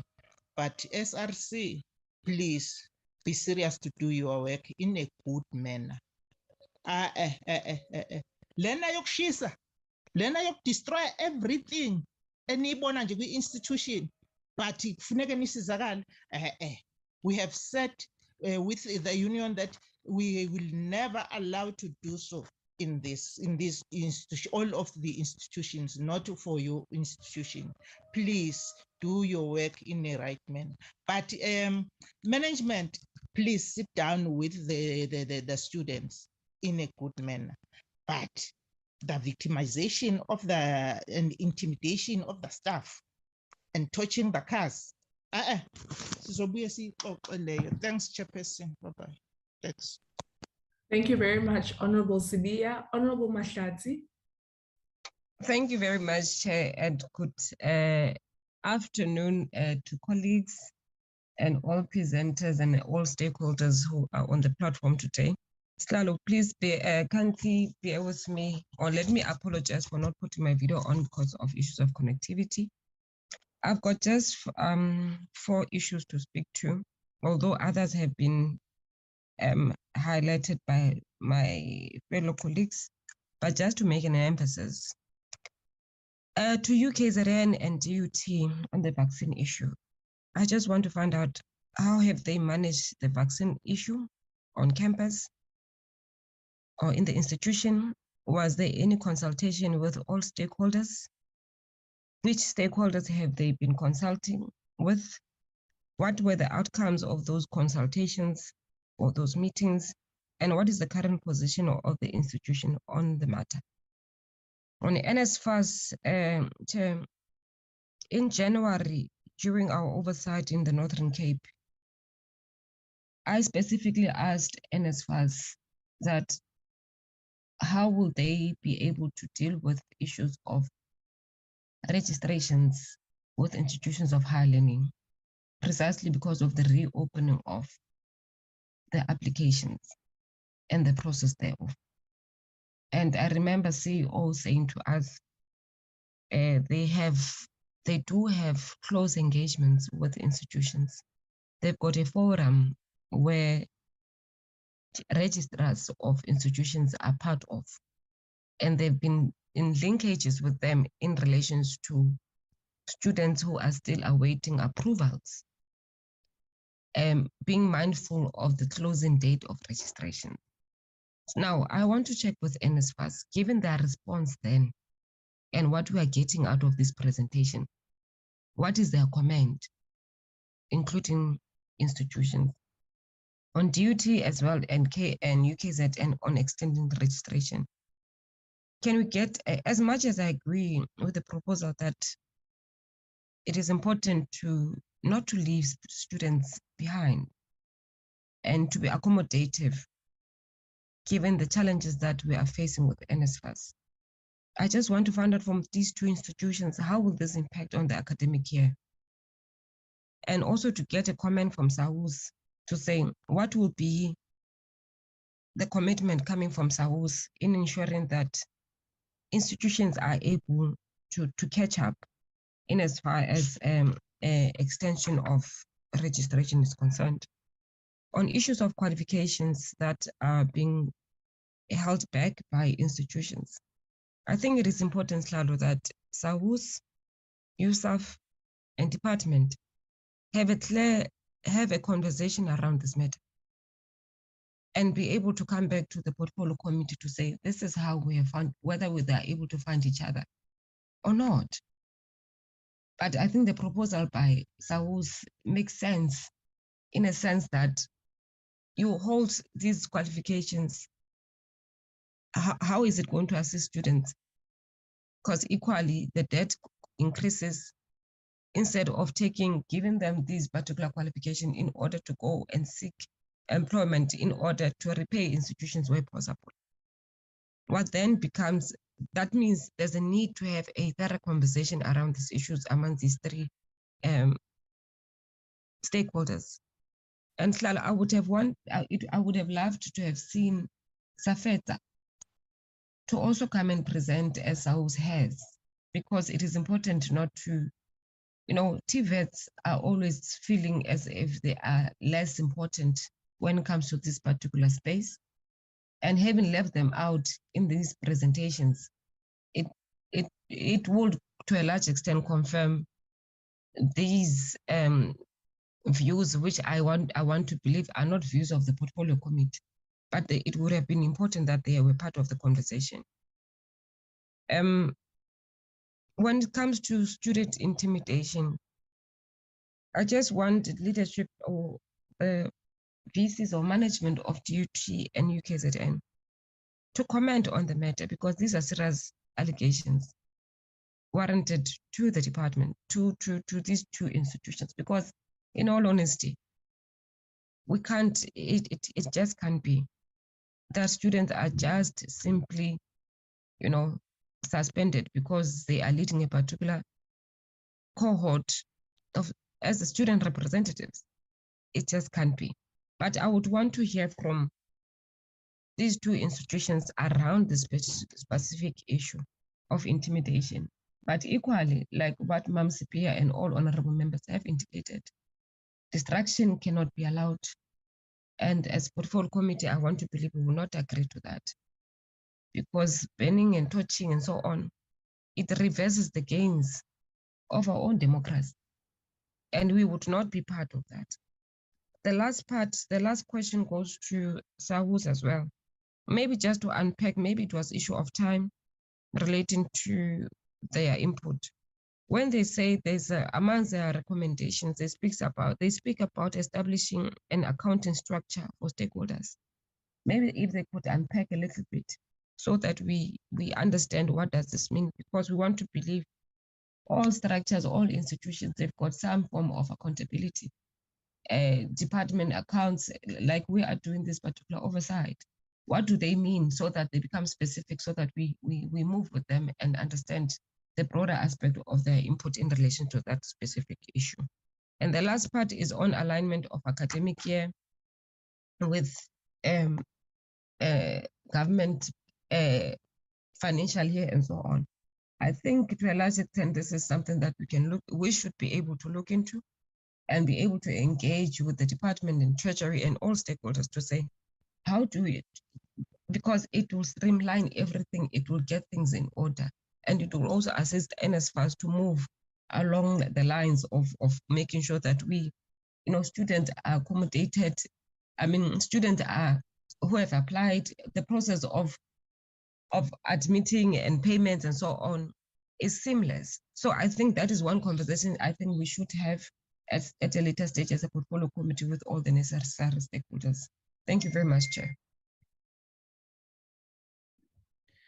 Thank you, Honorable Mahlatsi. Thank you very much, honorable members. I'm gonna just shoot straight into my questions.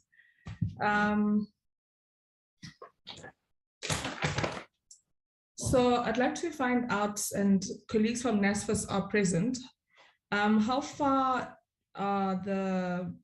is NSFAS and UKZN in relation to the closeout project? So I think there's a figure that CEO had given us in our state of readiness discussion earlier on in the term on overall on the sector, but one would want us to zoom into UKZN and NSFAS, and maybe even go into DUT and NSFAS as well. And then I'd like to understand whether or not at UKZN there is an existing concession of some sort where the university avails itself to provide the graduates details on, or be it the transcript or the temporary certificate to the possible or potential employee, right? Wherever the graduate would be wanting to apply for work. So does the institution have a concession in place to consider that? So I know some institutions don't give the certificate to the student, but they make it available for the prospective employer. Does the university have an accommodation plan to address the accommodation shortfall that you have? And perhaps in writing, you could kindly send us your infrastructure projects that speak directly to the accommodation shortfall in the institution. And then perhaps this question goes to both DUT and UKZN. One would assume that private institutions need to be accredited by the institution, and one would want to understand whether or not the SRC, together with management, do go on to view these accommodations before them being accredited with the institution, these private accommodations before being accredited with the institution, particularly because if we think of the challenge we're saying the sector is being faced with staff or students colliding with private accommodation and inflating prices and so on and so forth, one would assume that if the institution was previewed to the actual cost, we might not find ourselves in the situation where students are then bringing a different price, or together with the institution, the private accommodation, are bringing a different price. I'm just trying to understand where the perhaps systemic shortfalls are in trying to curb that particular challenge. And then in terms of blended learning, well, so the SRC calls for blended learning and quite clearly raises great concern with regards to pure online learning. One would like to understand whether or not the institution has been able to make an analysis of the success rates in the last 2 years, so coming out of the 2021 and 2020 academic years, and whether or not there's been any decline in terms of our success rates, and even looking into academic exclusion, and whether or not we put in measures to allow students a second opportunity, given that they may be struggling, they may have struggled with the purely online manner of teaching and learning. And then both SRC and management at UKZN allege that there are forces that delegitimize the student protests. Have stakeholders done any collaborative work together with SAPS and other stakeholders, so the SRC and management working collectively together with SAPS, with campus security, to try and identify these particular forces that seek to delegitimize genuine student protests? Moving on to DUT, and this question goes both to the SRC and management. So management states in the presentation that there are platforms made available for students and management to engage, and it would be the responsibility for both parties to engage in good faith. I think SALS has spoken to a great extent on this, the fact that we do adhere to these platforms that are provided for stakeholder engagement. However, it seems as though when we do part as various stakeholders, there are some stakeholders who don't uphold their part of the recommendations, agreements, or concessions that could have been made in that space. So one would like to understand from DUT, management says that there is platform being created. Management, does the SRC come to these spaces that you create for engagement? Do workers come to these spaces that you create for engagement? SRC, do these platforms truly exist? Do you adhere to those spaces? Do you find those spaces of engagement to be fruitful or not? And perhaps another more clear question, when last did management and the SRC and perhaps other stakeholders sit for a stakeholder engagement to try and address some of the challenges the institution is currently being faced with? I'd like to understand, you've shared with us your registration figures up to date. I'd like to understand what the enrollment target for 2022 actually is. And then I'd like to understand as well, what informed the suspension of the president and the secretary general of the SRC, and was there any thorough investigation done on that would have informed the reason for why they were suspended? One would also like to understand the nature of the temporary accommodation that has been created, just to understand why it would be so blatantly rejected by the SRC and perhaps the student body. And then the SRC alluded to the death of a student on the basis of their participation in the quest for access to higher education. I'd like to understand that thoroughly. Did the student die in protest? I'm not, yeah, I didn't hear that properly, but I think I heard the SRC mention the death of a student, and may that student rest in peace. We also heard the SRC refer to a court interdict. What informed that court interdict? And essentially, I think one would like to understand what is the nature of the institution at the moment, in terms of allowing student activism to exist, or even just general expression of concern by various stakeholders through picketing, petitions, protest, whatever it may be. And then I think from SALS, I mean, really what we got is a way forward. And that's truly what we always appreciate from the presentations that are brought forth by SALS. I think I just wanted to understand, perhaps from your inputs, President, when you refer to evacuated, I'm just trying to, put my mind to it to say, are you speaking of, because I mean, ideally at this time of the year, all students should have vacated their residences at the end of 2021 to allow the institution to do repairs, to deep clean, to fumigate, to fix, and all of that, right? So students should have left their residences at the end of 2021. So my only understanding then, and you will correct me, is that there are students who may have been allocated space, as part and parcel of accommodating them for registration. And now that their NASFAS has not been allocated to them, or their funding has not been allocated to them, they are now being evacuated. That's the understanding that I'm just trying to make sense of. And yeah, I mean, I think the question then I have coming out of the presentation by SALS and posing it to USAF and perhaps even the department, and perhaps even institutions. Well, no, let me just leave it at USAF and the department. When we call in stakeholders to engage and to put forth recommendations, and I think by and large, perhaps let's leave the recommendations, because I think the sector does what it can do at that point in time, and strives to do more and plans to do more and must, eventually do more. But I guess whilst there may be recommendations that are made, there are concessions that are agreed to, where one party says, well, this is what we can do at this point in time. And I think what baffles student leaders and stakeholders in their entirety, including workers, is when a concession has been made and there's an agreement, but when we walk out of that room, people don't hold their end of the agreement.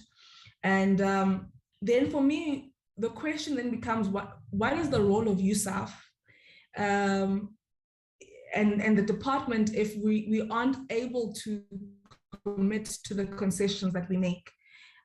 Or maybe there's a misunderstanding in the manner in which these deliberations go by. Maybe,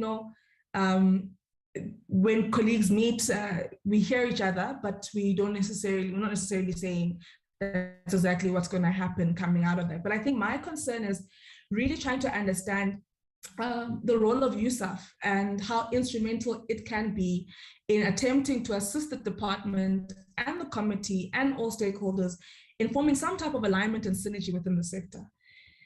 And then lastly, President, you speak about, I can't remember what exactly you mentioned, but what we'd like to indicate to all stakeholders on the platform that you are within your rights to, at any point in time, write to the portfolio committee to express your concerns on any related matters. I'd like to then appreciate the presentation by USAF, which really for me raises key questions that we need to solve as a sector And I think Yusuf was able to also express, progress that has been made, but has really also charged the committee and the sector at large, the department and institutions and the students on what we should be doing in moving the sector forward. So I'd like to perhaps leave it at that for now, because those are my questions, direct questions, and we'll move on to recommendations for the sector moving forward. As we move into, so it's now 12:48, and we really time is not on our side, and I'd like to perhaps remind the WIP that today we're solely dealing with the university program, and we will have separate engagements in relation to the TVET program and various concerns that have or various matters that concern the TVET program at a later stage. So that is what will by and large inform the conversation been inundated with colleagues from the TVET program, from the university program, because we are dealing with universities. So I'd then like to, just even thinking on that matter still, on that, President Nzoia, you speak about the committee calling in all 12 institutions to appear before the committee in a conversation of this nature. And I think for us, these are the challenges we have in the structure of the committee program vis-a-vis the amount of work that this particular committee has to do. And that's why we really implore on the department to, as soon as possible, provide us with a sector-wide update or presentation or synopsis on the sector at this present time, because the program doesn't necessarily allow us to be able to meet with all the stakeholders that we have to engage with, all the universities, all the TVETs, all the CETs, all the CETAs, and other entities as well, considering the fact that we also hold the Department of Science and Innovation to account. But having said that, colleagues, I'll then move on to responses from colleagues. We will move into the 1400 hour, and I plea on colleagues to be very patient with the process, and I sincerely apologize that we've gone over time. I'd like for NSFAS, the colleagues from NSFAS who are on the platform at the moment, to perhaps spend 10 minutes to respond to some of the key issues that need to be responded to. However, I'd like to recommend or guide the committee to say the amount of matters that we've captured relating to NSFAS, I think we ought to immediately annually write to NSFAS to respond to us in writing. And then we are meant to meet with NSFAS and other stakeholders on the 11th of March to look into the entities' audit action plans and the progress in relation to that. And I'd like to see if we can't perhaps smuggle in I don't know, can't say physical because this is virtual.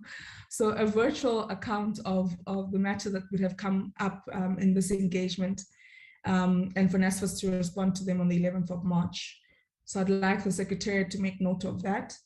And then, so in the meantime, perhaps if the colleague from NSFAS who's on the platform can respond directly to some of the key matters that may have been raised as concern. And then we'll move on to South. I think South had indicated that they have an urgent flight to catch. Hopefully they'll still be on the platform. If not, we'll allow, between the president and the SG, we'll see how they can navigate that.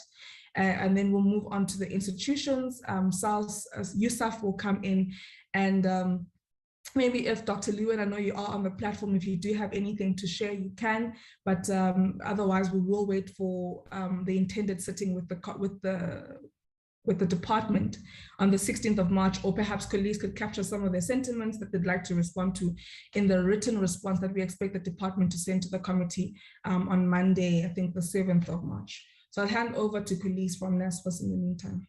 Thank you. Good morning, Chairperson. Greetings to you, Honorable Chair. Greetings to Member of Parliament, greetings to management of the two institutions represented here, colleagues from Department of Higher Education, colleagues from USAF, the South leadership, and also the student representative of the two institutions represented here. Please allow me to switch off the camera, then I will then take you through some of the issues being raised here. And I also noted that there is a possibility for NSFAS to meet with PCHET. Thank you. Chairperson, maybe from my side, I will start with the issue of the 22 NSFAS funding criteria, which was indeed delayed. From the NSFAS side, NSFAS started with the process of developing the 2022 NSFAS funding criteria last year, and then we were able to engage all the stakeholders last year. And the intention, really, Chairperson, was for us to be able to have the document ready comes beginning of the year or even later December 2021. But then the issue then, Chairperson, started when we then needed the Treasury to confirm the availability of funds. So there was indeed a hold up because we didn't want to release the funding criteria without having a confirmation of the shortfall. We made the Treasury aware of the shortfall based on our estimation. And then because of that, it ended up delaying the release of the 2022 funding criteria. The funding criteria was only then released on the 15th of February, which indeed it was late because some of the institutions by then, they were busy registering their students. So because of that, we also, as NSFAS, we were not in a position to release the funded list, because the funded list, Chairperson, it is informed by the funding guideline and also the availability of funds. So both the two things, we needed to make sure before we communicate anything out there, we have a confirmation that indeed we will have enough funds as per the estimation that we did, of which we ended up having a confirmation, and then we released the funded list. Maybe just to go to the other issue which was raised by UKZN, the incorrect coded medical students. Yes, indeed. What needs to happen here is that with how NSFAS calculate the N+, it is informed on by the data we receive from SAQA. If the data we receive from SAQA says the qualification is for 3 years, NSFAS will use the 3 years as a base to calculate the N+. So now it is clear from the presentation, from the SRC presentation, that indeed the N+ was applied incorrectly, and this was due to the incorrect information which was then provided. So my proposal going forward, Chair, is that UKZN will need to work with SAQA to update the correct number of minimum years required for one to complete the qualification. Then once that is done, then what NSFAS will do, NSFAS will go back and recalculate based on the correct data. NSFAS calculate the N+ based on the data we receive from SAQA. So unfortunately at this moment, the best thing is for UKZN to initiate the process to try to correct this problem. The other thing, Chairperson, is I want to touch on the 2017 to 2020 close out. Yes, indeed, for UKZN, UKZN fully submitted the files for all the 2017, 18, 19, and 2020. We are at the resolution stage where in the coming days, we will definitely contact UKZN to present to them our finding and the proposed solutions. With DUT, they submitted 2017, 2018, 2019. We are still missing 2020. And again, still on that, there is engagement taking place between NSFAS and DUT, because it looks like there is an issue with the 2020 remittance. So the closeout team is working with DUT to address that so that we can have all the files and then be able to make a recommendation on the resolutions. There's an issue which was raised, Chairperson, by DUT around scrapping of upfront payment. Yes, indeed, in the past, Chairperson, NSFAS used to make upfront payment to all the institutions, and the purpose was for institutions to advance students' allowances. Unfortunately, this year, we are not in a position to make any upfront payment for institutions to pay allowances, and this is because we don't have funds in our reserves to be able to cover for upfront payment. So the plan is that NSFAS will start processing payment after receiving tranches from Treasury. So we have communicated to all the institutions. We also indicated to institutions that all the institutions who are in a position to be able to release allowances should be able to do that. We do have institutions who's already started paying allowances. Others are already now, yesterday I spoke to some of the institutions, they were already paying the second allowances. So in case where the two institutions are in a position to be able to pay allowances, I would suggest that maybe they should be able to do that, because when we receive the 2022 claims, we will definitely reimburse as per the funded students which will receive.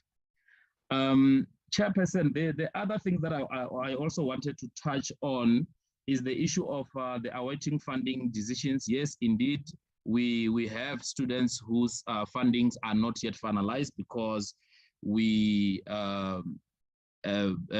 of the reasons is that we are missing number of documents. Number of students are missing supporting documents, and because of the Chairperson, we don't want to end up making wrong decisions, because once we make wrong funding decisions, we will end up having to unfund the students. So we are forced to insist on students to submit the missing documents so that we make the correct decision. So another thing is that indeed those students, once we are done with the with evaluation, we also have to go through the SARS verification. So we are indeed verifying some of the students whose documents were missing, but then with the ones that they submitted everything on time, we are done with their funding decisions. We have communicated the funding decision, and the last funding list we shared, it was on the 28th of February, which is Monday this week. And Chairperson, this was due to some of the students that we realized we received the correct document. And then also there were cases where some of the institutions, and I'm not saying DUT and UKZN, some of the institutions submitted results very late, and that was because the start of 2021 was delayed due to the fact that 2020 as well was finished late. So some of the students wrote exam somewhere in January, and because of that, we continued to work with institutions to make sure we communicate funding decision.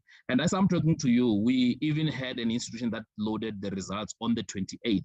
And that is one of the institutions that their funding decisions are not yet, didn't form part of the list we communicated on the 28th. So we are going to communicate it today, just that after this meeting, it's something that we will be communicating with the institution. And we made the institution aware that unfortunately, because we received results late, we are not in a position to communicate the funding decision, because they needed to be assessed to make sure we're communicating the correct decisions. With the issue of the N+ rule applied incorrectly, Chairperson, yes, indeed, we are working with institutions. One of the main reason is that we have number of qualifications coming from institutions where you find that there were foundation phase that students needed to do in order to be admitted to the mainstream.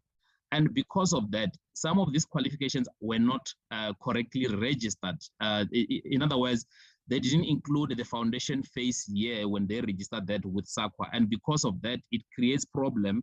It ends up being seen as if NSFAS is not applying the rule correct. So if there are cases like that, I would suggest that the institution should then engage the SAQA to make sure we correct this information.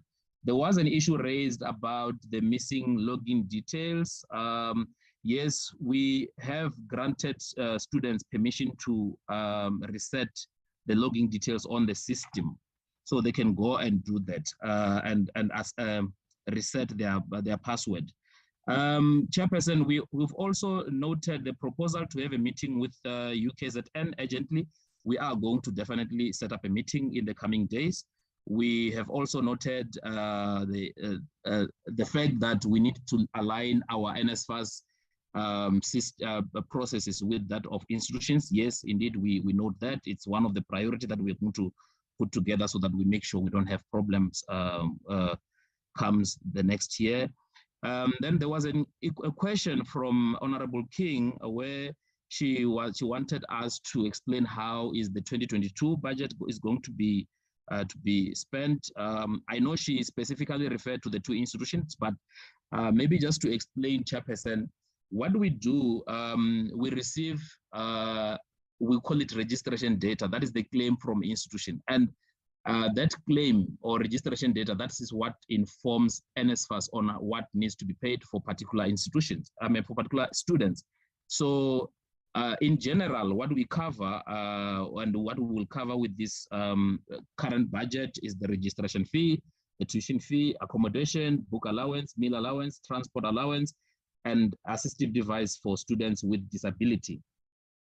We have also noted from Honorable Manaliso, the recurring NSFAS ICT challenge is some of the things that I will take back to the executives. From Honorable Letsi, I noted the late funding decision. I've already touched on the late funding decision. I've also noted the 2017 to 2020 close out. Yes, I have also touched on that.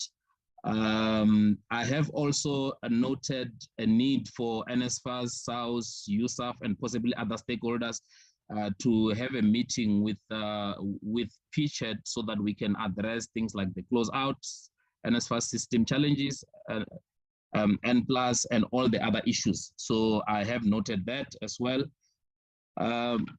Chairperson, I think from my side, that is the only things that I thought maybe I should touch on, considering that we will definitely be having a meeting with DHET in the coming days, if not coming weeks. So thank you very much for the opportunity. Thank you very much, Mr. Mukondeleli. We will then wait for further clarification in writing, as well as in the meeting we'll have on the 11th of March. I'd like to note the president of SAUS. Are you still on the platform? Yes, Chair, I'm still on the platform. Okay. Can I go in now? Yes, you may. Okay. No, thank you very much, Chair. I will quickly, in summary, respond to the questions and the comments made around the presentation made by SAUS. On the first question, to say that we discussed with the department around the alignment and what are we doing to make sure that this is done. We are in constant engagement with the department, and we are engaging almost with everyone, the political heads, both the minister and the deputy minister. We are in constant communication with the administration, the DG. We speak from time to time with the DG in trying to make sure that all these problems are resolved. As a result, we recently had a meeting with the department trying to make sure that we resolve all the problems, particularly on the side of the department, so that we don't have a problem where NSFAS need to take a decision, but the decision is delayed because the department has not taken that decision. But where we think you can assist us mostly, Chair, it's where you write to the department to say that sometimes some of the decisions in the sector need to be taken by the department, and the department must then protect those decisions without having those decisions be compromised by institutions. For an example, Chair, just to bring an example, we discussed with the department around the issue of mandatory vaccination. We agreed that higher health must draft guidelines in which all institutions are going to engage, and so that we will be our way of dealing with the issue of vaccination across the sector, so that you don't get institutions that are going to donate a grumpy mood to the sector through protests that are going to rise from one institution to another. Because you must understand that when one institution goes on a protest, others are also motivated, and as a union, we can't be seen against the side of the students. The students are saying they are going on a protest because they feel that their rights are being infringed. We have to support students. So we then said to the department, let us support a process where the guidelines are drafted by Higher Health, and we actually create programs that seek to educate and promote vaccination. But the term of mandatory and students not accessing campuses are the ones that actually create a wrong attitude towards the vaccination program. But you have institutions that have taken it upon themselves, even ahead of national government, to make it mandatory to all students. Even government has not taken that position. So we are trying by all means to engage with the institution. We want the department to be at the center of those. We've engaged the department to say that students must receive their qualification. No student must be deprived of receiving their qualification. In the recent statement issued by the department, the minister is agreeing with us, but the minister is not holding accountable institutions that are not actually in line with the resolutions that we take in those meetings. So that's why we want you as the committee to assist us in making sure that we are able to give enough power and strength to the department to be able to monitor the processes of the sector. Number two, the question was the academic, the planning of the academic year 2023. Of course, we are in the process of planning that. Last year, the 2021, we were started with the institutional visit, going to all institutions, making sure that we are preparing for 2022 academic year. And most of the issues that we're encountering now are the issues that we raised last year with institutions. And we're raising them again so that institutions do not fall in the same trap next year. One of the issues that is going to be a problem even next year, it's an issue if we don't find structural concessions that we know that are standing in terms of assisting students to register, we're going to have a problem. If we don't respond to the issue of missing middle, because those are the most students who are affected by student debt and who are highly excluded financially because of the affordability. If we don't come up with a resolution, we are going to be sitting in the same meeting next year discussing the missing middle. And also, Chair, I think I must give this advice to Vice Chancellors. SRC elections are contested by student societies registered on campus. After election, an organization will win. It does not take away the responsibility of Dean of Students to engage with other student societies. What leads to this conflict in most of the times, Chair, is a situation where the university refuses to engage with other student societies on the basis that they are not in the SRC. And for those who understand, I'm sure you understand because you come from the same ranks. Protests to some extent become a site of mobilization for organizations. Now, when organizations are excluded in conversations, they then go to the ground and take any constituency that is vulnerable to their interests, knowing that they are preparing for the elections. But at the same time, they do that with an intention to show that they are committed in student struggles. Now, universities have a responsibility, even if it's done separate, engage with the SRC in institutional structures, but also engage with these political organizations and these societies, because they are with structures within the university, they are registered with the student governance. So the Dean of Students must be able to interact with these organizations so that you don't find a situation where you have SASCO and EFF fighting amongst each other, battling on which demands are more legitimate. You don't have a situation where PASMA and DASO are contesting the space of being an official opposition or whatever the case is. You don't want that. Everyone must be engaged so that we move together. When you are saying no student left behind, it must begin with student leadership so that when you go to students outside, all student leaders are speaking in one voice in agreement decisions taken. I think that is very important. The strategy is to catch up with the extension of registration. We are saying that all students who have been accepted by the university but have not been registered are in the process of being registered.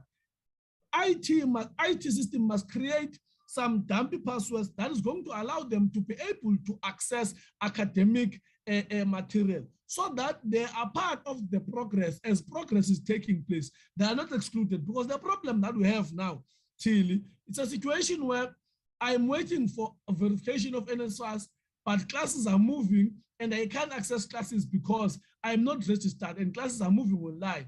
Now, the IT system in the institution must be able to give me access so that when I actually get to register, I am not behind in terms of work. I'm able to take assessments and I'm able to progress with the academic work.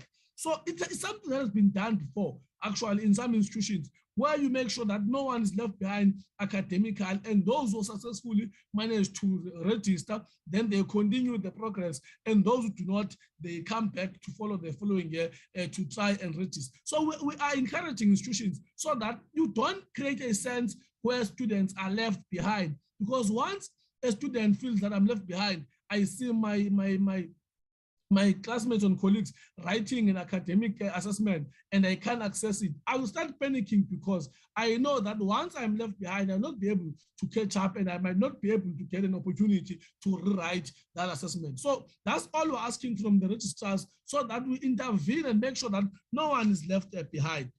What we mean about the accounting structure, Comrade Chair, when you say that the portfolio committee must create an accounting structure, it's a situation where we agree with USAF on certain issues, but when you go to universities, some vice chancellors are not complying with the agreements we've made with USAF. Or a situation where we take a resolution with NSFAS and institutions, and you find that they are not compliant to the resolutions. For an example, for the past institutions that we've visited, we have resolved that NSFAS and those institutions must undertake that a close-out process. But few of those institutions have done so, and it means that they are not actually complying with the resolutions. And now it is coming back to bite us. So that is very important for us, Chair.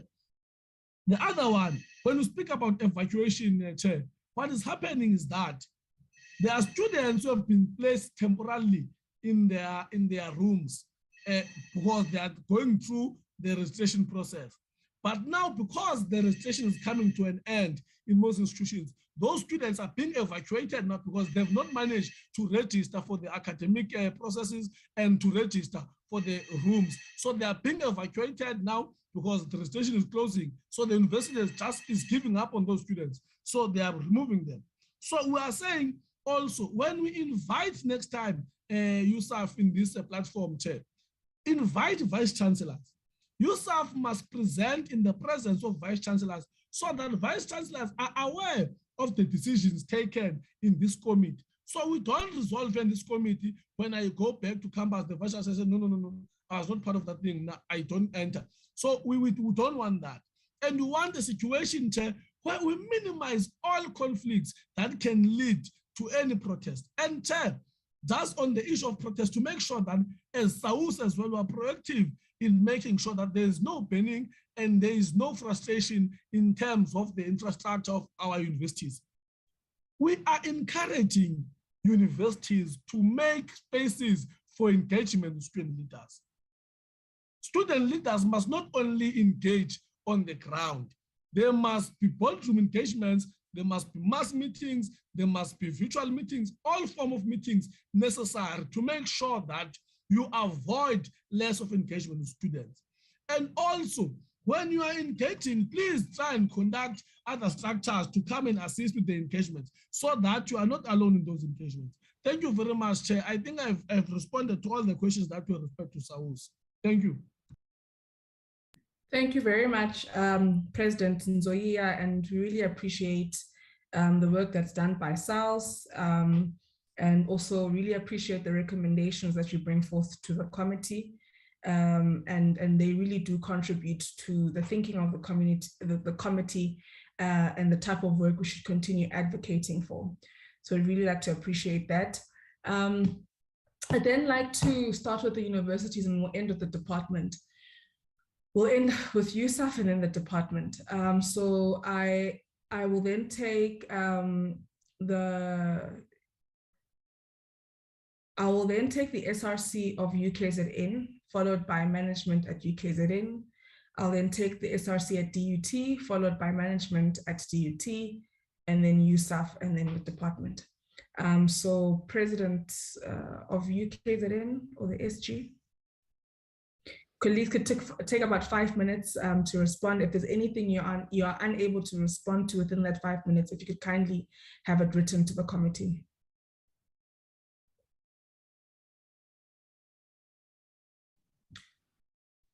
President or SG, oh, there we go. President,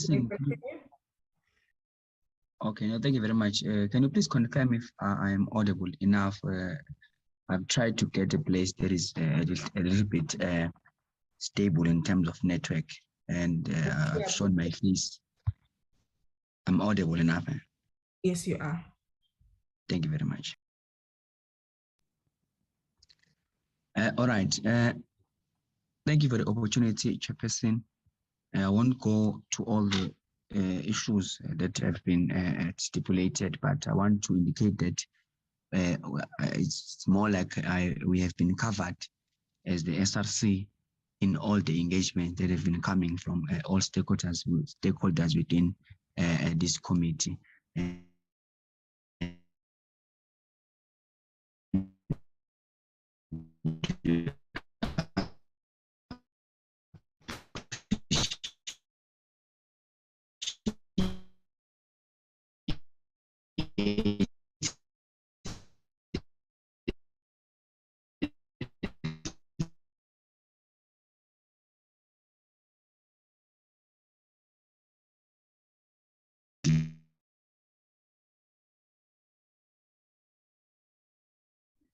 Colleagues, I'm not sure if it's my network.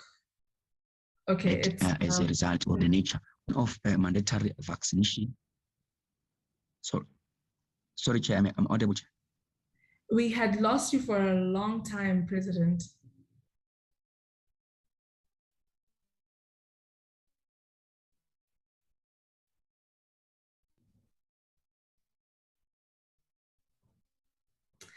I'd like to suggest, and really, I think this is the concern that all members had, to say, the president is probably not, in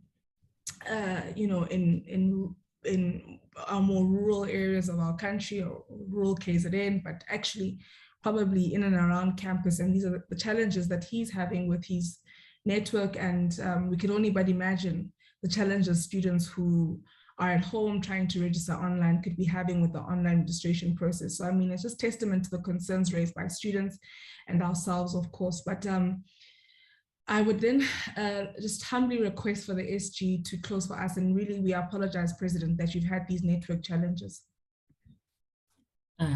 Thank you, Chair. Okay, so I'm audible now.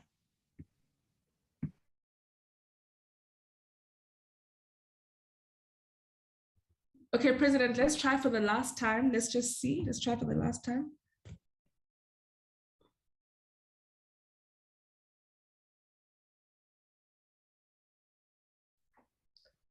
President Zuma.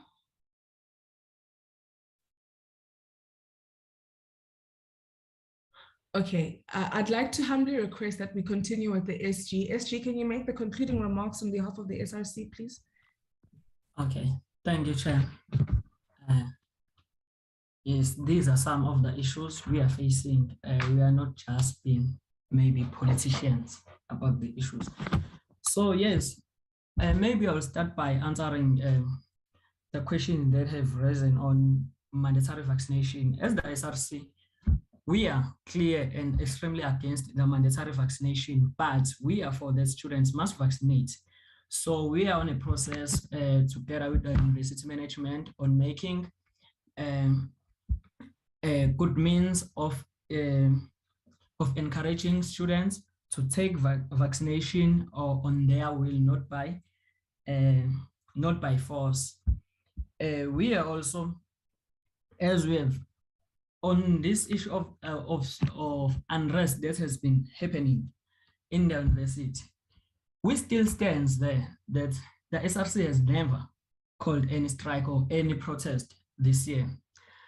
And this, I believe that this is not the doing of the students. There's no student that can ban their own facilities. And it pains us a lot that whenever such situations happens, it's come back to us as the SRC. It is said that it is the SRC who are banning the university.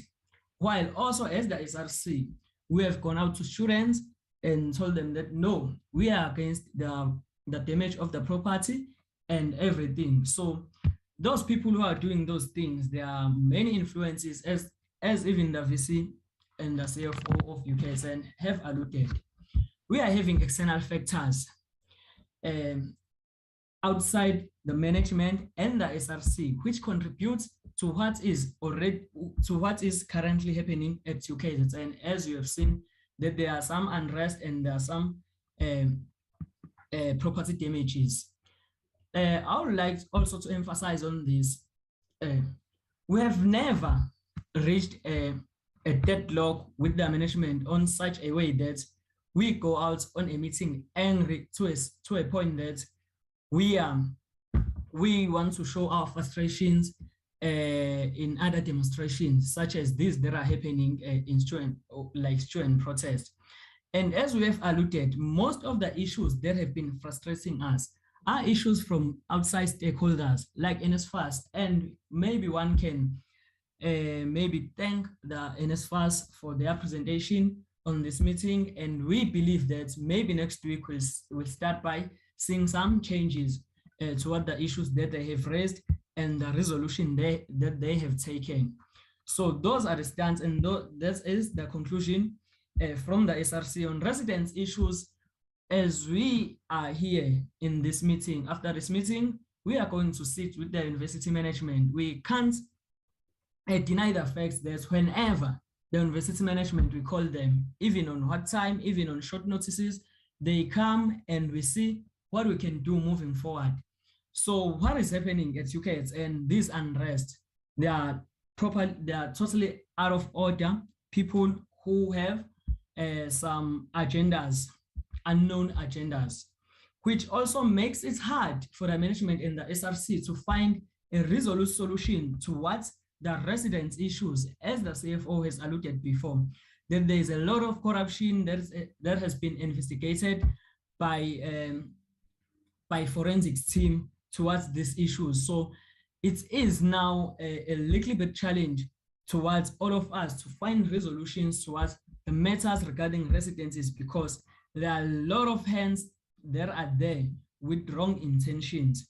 So as I was saying, we are even going to a meeting to resolve on issues, and we hope that moving forward, everything will be done correctly. On finding culprits, on bringing culprits onto board, those who are involved in damaging the property of the university, I think the university has got all that covered, and we are a little bit skeptical as the SRC that this has been happening for a long time and no one has been brought forward, which also motivates other campuses, because at UKZN we have 5 campuses.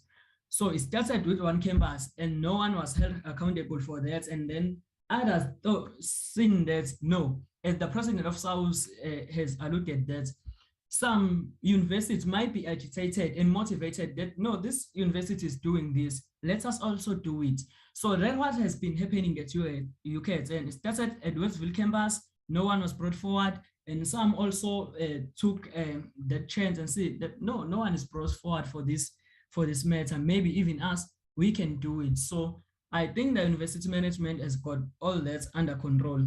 So that's the overall conclusion from the SRC. Thank you. Thank you very much, colleagues from the SRC. I would like to hand over to the VC, Dr. Prof. Poku. Thank you very much, Chair, and my greetings to the floor again. Chair, there's been quite a number of issues raised. Where we're not able to cover them here, we will provide you with a written report by no later than Monday coming. Let me maybe make a start by addressing some of the factual inaccuracies that have crept into the conversations that we've had. As UKZN, as my SG has indicated, we haven't had a discord between management and our students. Indeed, we have been engaging very fruitfully. We have agreements in place that are binding, and we're all honoring those agreements. Outside that, we have other forces who are operating to destabilize not just management, but also the intra-SRC relations. The outcome of that is being played out. Even as I speak to you now, I understand that some of my staff have been held hostage in one of my campuses, which disturbed me greatly. But the reality is that we as an institution of higher learning are not equipped to deal with the level of criminality we're now having to routinely engage with. And as a Vice Chancellor of one of the biggest universities in the country, I am struggling to reassure my staff that they'll be safe coming to the workplace. We are simply not equipped to deal with the level of interference and criminality that we're now being subjected to. And that, of course, will have immediate and long-term impact on the higher education sector in South Africa, particularly given our presence and our role in the country and our focus of being the most transformed of the elite institutions. We are struggling to retain our most able staff. They're all leaving. We are struggling to train the up-and-coming bright stars because they don't want to be part in an environment that is unstable. Our students are traumatized because the majority of them are just used in an instrumental way. Yesterday, we had laboratories of students not just interrupted by these hooligans, but also actually kept hostage for a while as we worked very hard to release them. The trauma is incalculable. Notwithstanding the physical damage, which can be repaired with the passage of time, it is the impact on the human psyche that we're struggling to deal with. And I will look to this committee and to any stakeholder who will assist us to bring what is a senseless act of vandalism to an end. Coming back to some of the more key points that members have raised, I want to reassure members that our registration isn't randomly agreed upon.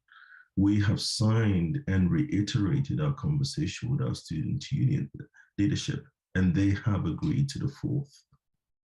The request by the committee to extend it from the 4th is going to have detrimental impact in the ability of our core programs to be completed in this calendar year, which will then have significant effects on the years to come. So I will request humbly that the committee refrain from pronouncing on extension of the registration in this forum.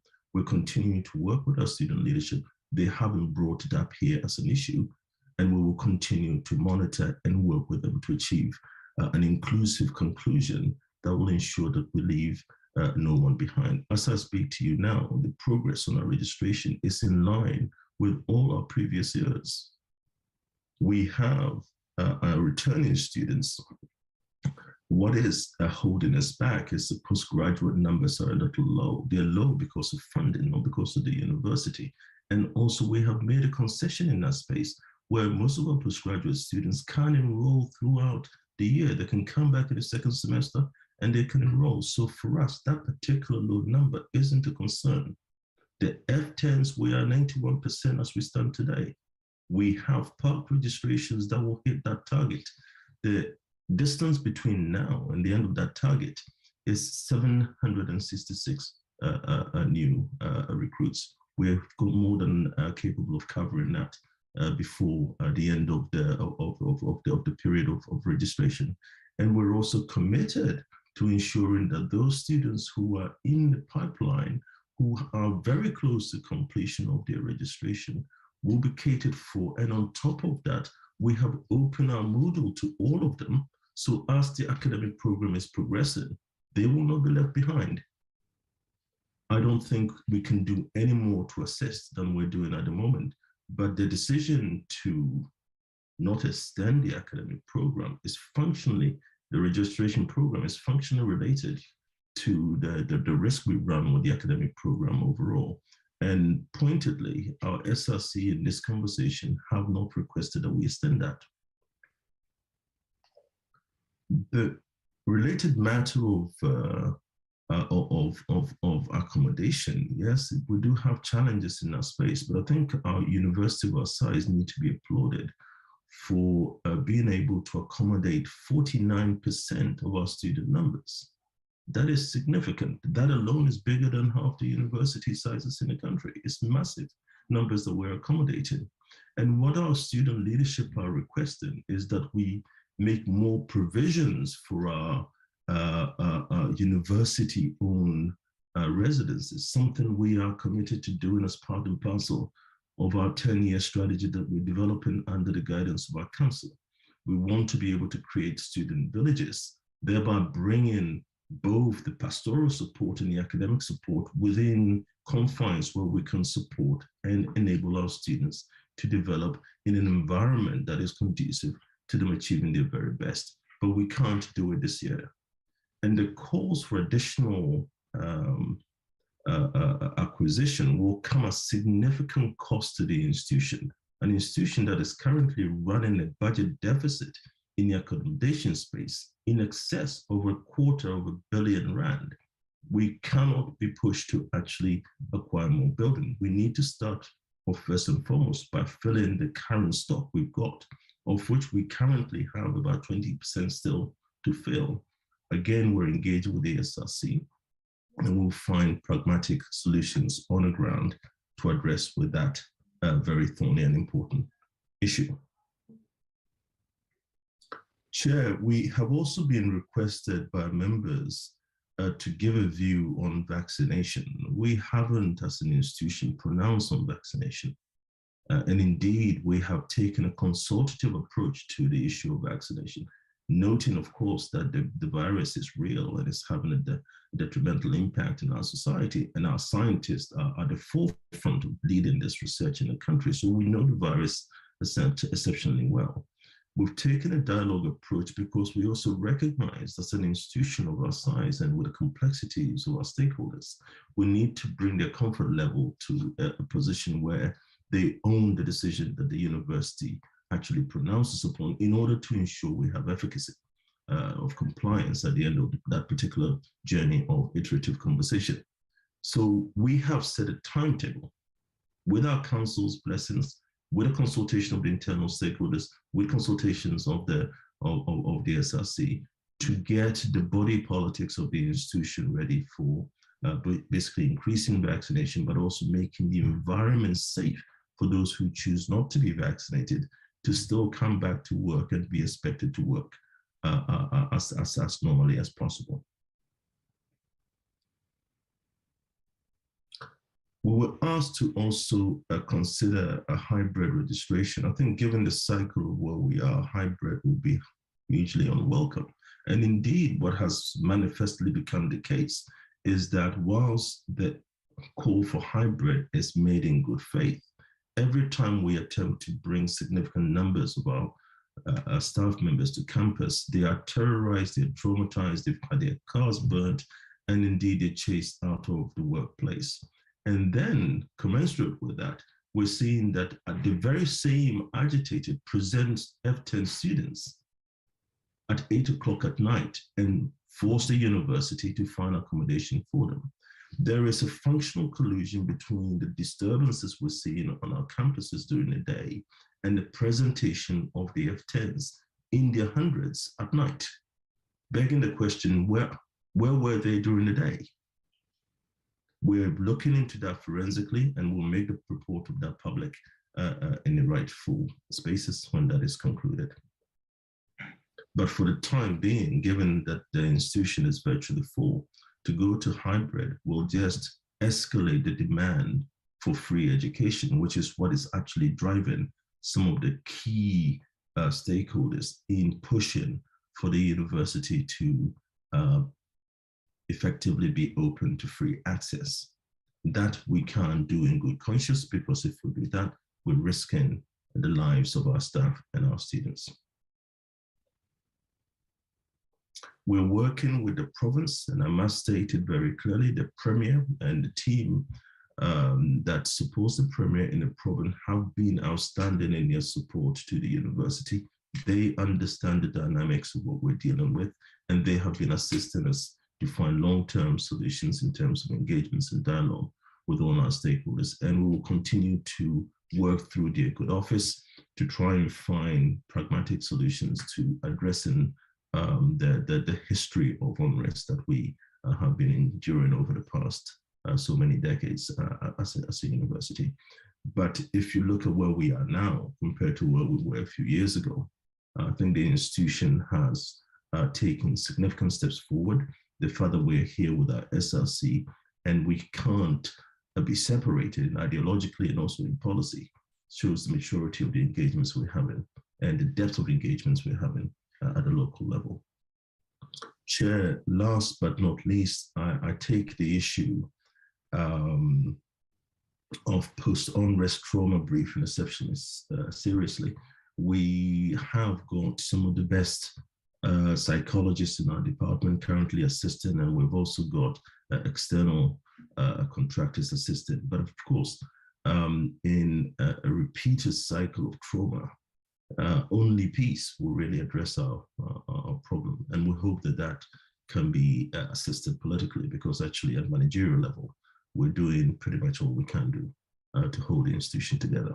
What for me as a Vice Chancellor concerns me most is my inability to retain the very best of the scholars required to teach the next generation, because being in the environment where we cannot keep them secure, we cannot be assured that they will stay with us. Chair, I'll stop there, and whatever we missed out, we'll give it to you in writing. Thank you very much, VC, and to the SRC at UKZN. I'd like to now hand over to colleagues at DUT, the SRC, and then management. Colleagues, the House is scheduled to sit at 2 o'clock, so members are a bit constrained. So I'd like to request that we do just raise high-level political matters, and all the other detail requested by members kindly be sent to us in writing. So I'd hand over to the SRC, to the Deputy Secretary General and the Deputy President there.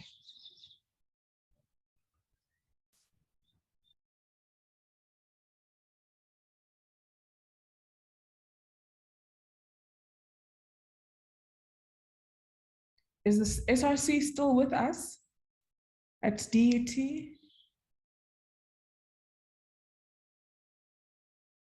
Okay, perhaps colleagues have lost. Okay, there you go. We are still here. Thank you so much. We've had the discussions, and obviously we do agree on some points. To say we also condemned the recent violence, to say we do not agree with the violence that are happening, with the unrest that are happening, and obviously as an SRC we condemn such. And we also wish that we also have a view to say if we're working together with the institution in ensuring that such things do not happen again, we might come out victorious, and we might erase such event from ever happening in the near future. Obviously, we have been said to explain or give clarity on few matters with regards to first matter, which is a court interdict, which was granted on the 18th of February last month, after the students flooded the institution following the statement released by an alleged misleading statement stating that the university has called walk-in. So a number of students came on campus, and then we severally engaged with the institution, even called the registrar can even attest, called the institution. There was an emergency meeting that was set up. We spoke on the meeting, we proposed ideas, then there was no initiative taken, none whatsoever. We even proposed to say at least you must find a way to say even if the statement was misleading, but then now students are on campus, and we need to ensure that we assess those students or we find a way to address them so that they do not cause any unrest or they do not be able to be in disrepute with the institution. But there was no positive response. There was nothing that seemed or suggested that the management wants to work with us or hold hands with the SRC in championing that. So we have not been given any platform, none whatsoever. So I've explained before to say it's very dangerous for the SRC to even attend to such cases alone, because one will face a suspension straight away. And then on the code synthetic, when it was served, it was said to say, then on the SRC part, there's nothing, they only said the only thing that you are wrongfully accused of is not being responsive or not releasing a statement that says the statement that was released, written the duty method is false.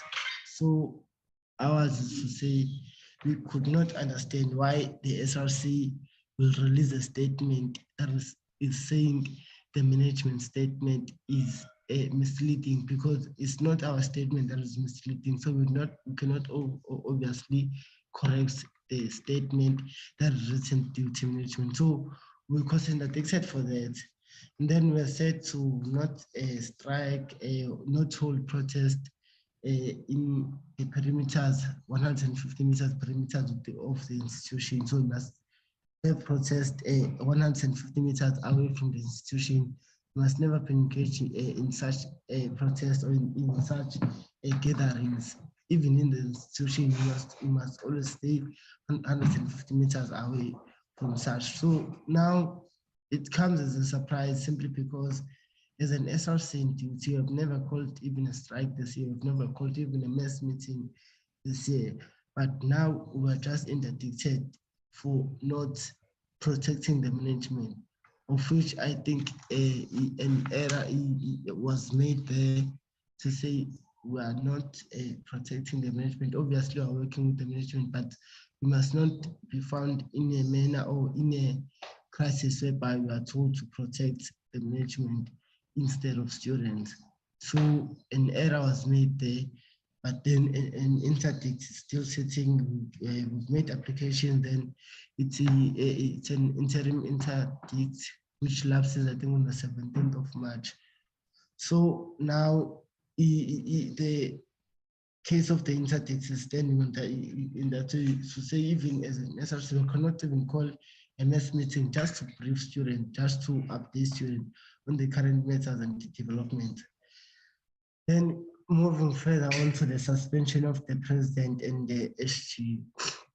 The president was suspended merely for engaging with the student admissions head, of which is the assistant registrar, for merely engaging with the registrar. I think they were both, it was the president and the treasurer general, for engaging with the registrar. Then after the engagement, we left to another campus.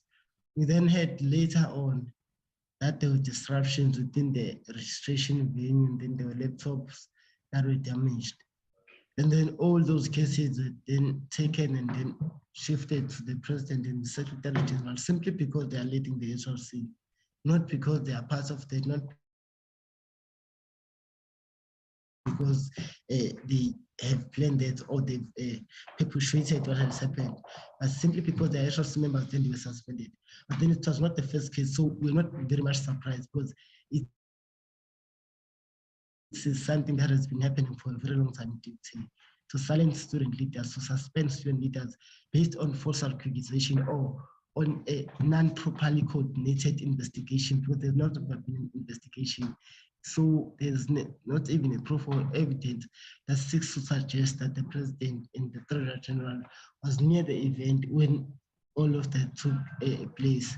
So it's a case that was like that. And also, I think it's also the same case for the Secretary General together with the Education Transformation Officer to say they were going to book a venue for a mass meeting, and then they were denied the venue. Then after that, they went to their residences. Then they also had reports to say after we went to residences, there was disruption that happened on campus, which means you are the one responsible because you booked a venue. How is that so? It's not possible. It cannot be possible that if I book a venue, then I do not get a venue, then I go back to my residence, then to those disruptions. So it's that case. They both stand suspended up until to date without any proper investigation, without any proper proof or evidence that is linking them directly to the institute, the event that took place. Then we have moving further to, then I've said to the issue of suspension that's been happening for a very long time now. And we've been, I don't know whether we've accepted it to say each and every SLC that is entering office will obviously get suspended. I mean, we've just been elected into office in October, inaugurated in November, but now it's the 2nd of March. Already 4 members of the SRC are currently suspended. So we are indeed, we are facing a crisis in terms of the management and its way of dealing with the student leaders. Then we move on to the engagement meetings. And obviously to assure the panel to say the SRC do attend the meetings regularly and on time. Obviously, we do have engagement and we do put some inputs. So the problem comes when the management has to take a decision of which they do not take any decisions. So the meetings are merely for consulting. They are not meetings for taking decisions. They are not decisions that are taken on the daily meeting that the registrar has said that we are having daily. So there are none, there's nothing that is confirmed, there's nothing that is being passed on, or there's nothing that there are no resolution, none whatsoever in those meetings. We go there just for daily updates to say the stats has risen to this number and then to this number, but then there's nothing that is happening. And there's nothing productive that is coming out of those meetings. Even the registrars themselves sometimes do not attend those meetings. We are only found to have been sitting with the, I think, ITS administrator.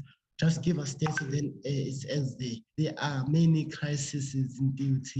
The only thing that we are not able to do is simply because they've arrested student leaders, they've arrested the student activism. We're not even able to speak on such matters, the matter of housing, the matters that the UKZN have raised. We are facing the very same matter, and I also like to propose that even after NSFAS has met with the UKZN, then they must book a meeting with the DOT, and we must also meet with NSFAS to discuss some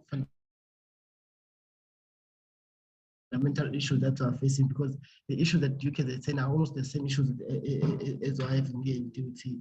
So we are having a lot of issues calling for intervention based on housing department, whereas the students that are said to be allocated are still at home, starting at home, not to saving that, but then they are expected to have, be on their 2nd week of studying. Then we are having an issue of higher certificates, of which it's always been an issue. I think the Deputy President raised it when he first spoke to say there was an introduction of higher certificates without a proper guidelines. So now we've recently received a report to say there's an alleged one student of a higher certificate student who has committed suicide due to the fact that there is no continuation from the higher certificates goes to the diploma phase. So we are having those issues. I think the president has highlighted that, but the chairperson of the session has maybe forgotten to capture that from the president. So we have those issues that are standing. I think I've been able to answer some of the questions. Thank you very much, SG, for that response. If there's anything else that you would like to share with the committee and you've not had sufficient time to do so, please do so in writing. And we'd also appreciate you weren't able to give us a presentation. So within the next 7 days, we would appreciate it if you did send something to the committee in writing. And then I'm not sure if the president is available, but I do hope you were all able to capture a collective sentiment there of the SRC. I'd like to then hand over to colleagues from DHET management, Dr. Mtembu, as well as the registrar.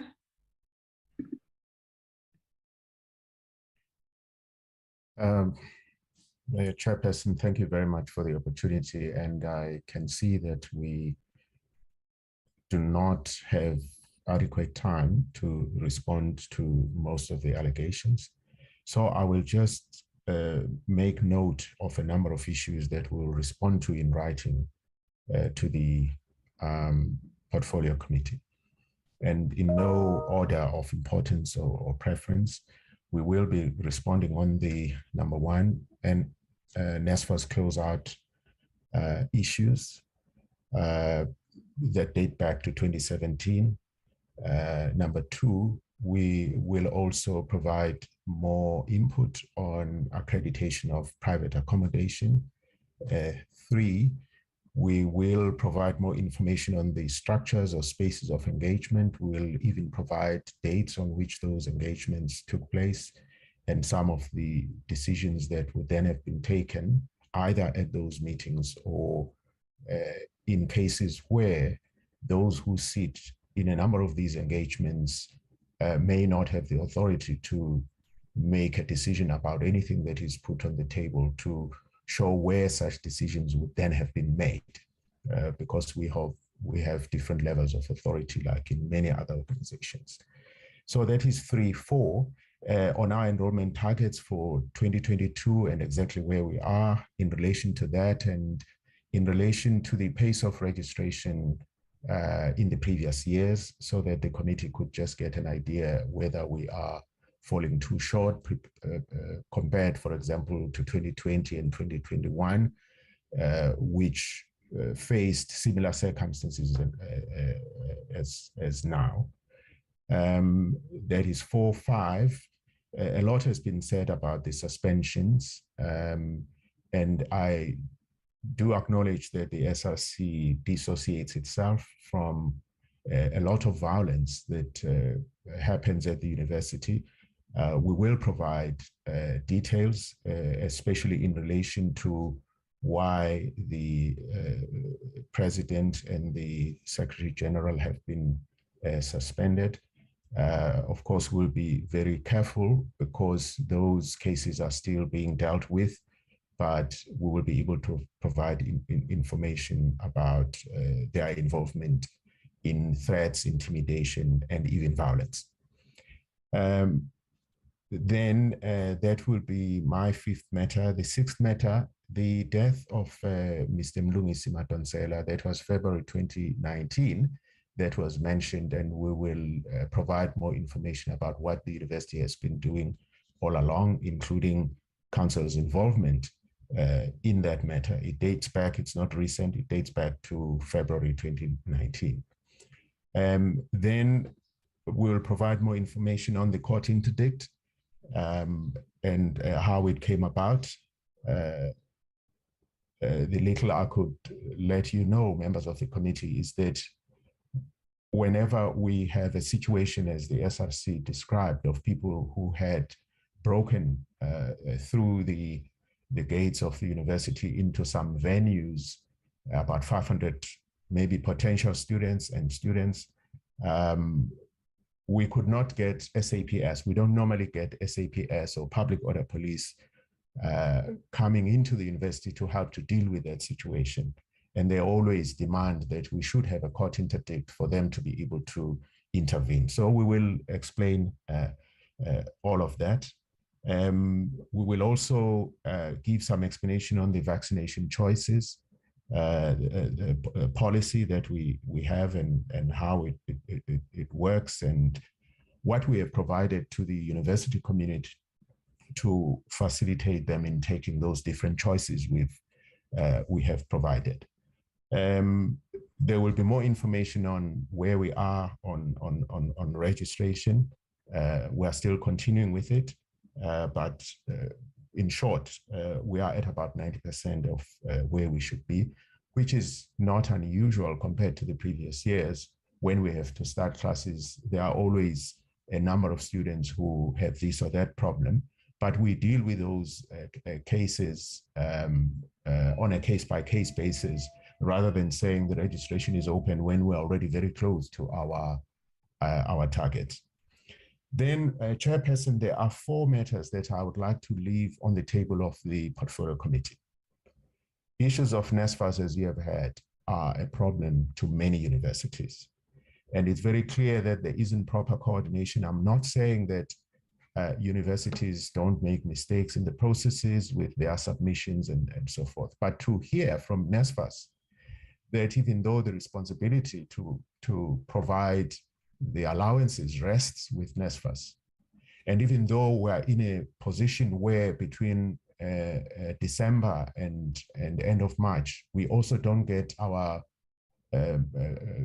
government grant, and something that we would not have expected would have to take responsibility for, to have it foisted on us in budgets that are very tight is very, very unfair. So I would like the committee to really look seriously into that. That's one on the broader matters for the committee. Secondly, the political and socio-economic issues that get brought up, and all sorts of collusion with external stakeholders here in Durban in particular, which is the home of the radical people and organizations like Amadela Ngokubona and so on. We are bearing the brunt of that, especially here in Durban, especially here in KZN. So we would wish our government could help us a lot with all of these stakeholders and organizations that come up and want a piece of the pie at the university, right up to the level of the councillors for the different wards. So that's a big political and socio-economic matter that we would like to leave on the table of the Portfolio Committee. The broader issue, that's third issue for the Portfolio Committee, but very much associated with the political and socio-economic issues, the intimidation, violence, and the culture of violent protest that we have in this country. Actually, this is not just about our students. It's about our people in this country. We see that in the highways, the truck drivers. We find ourselves in situations where the economy of the whole of Durban or KZN or any other part of our country could be halted to a stop because people are unhappy about this or that, and then there are these violent protests. So whatever happens at our universities is actually an extension of the culture that already exists in the South African situation, broadly as a country. Lastly, the coordination that we require and collaboration actually that we require from SAPS and the Public Order Police. We really need a lot of support from them. And quite honestly, we don't get enough support. It's almost like when something is happening within the university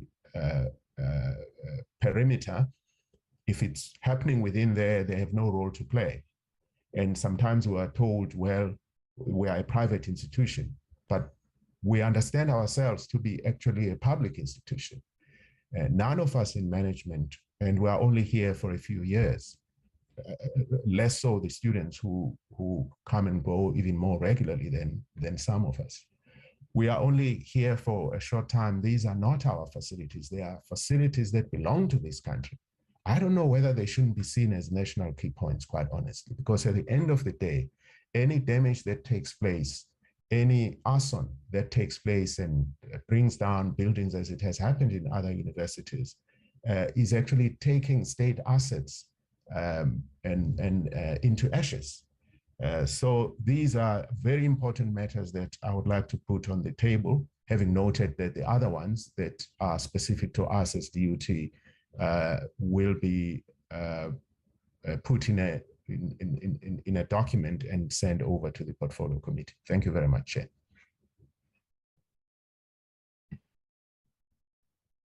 Thank you very much, VC. I'd like to then hand over to colleagues from USAF.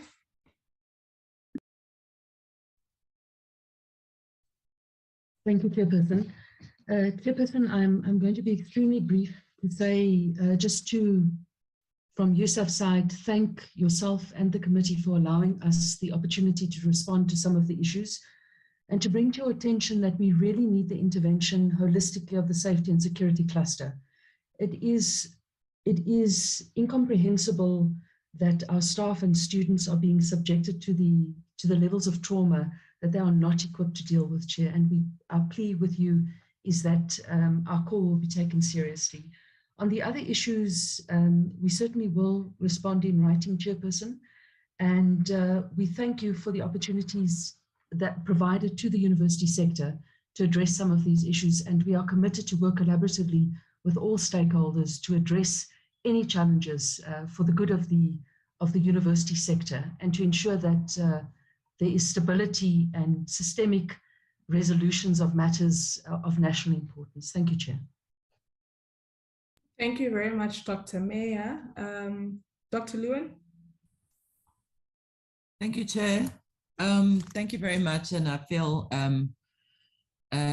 it's quite weighty to be having the last word, but I think maybe just on a couple of issues. I think it's been an important meeting. I think the detail of the discussion is really critical in terms of understanding at the level of universities the kinds of challenges that are being faced and the role that we need to play at a national level in terms of assisting institutions and supporting them.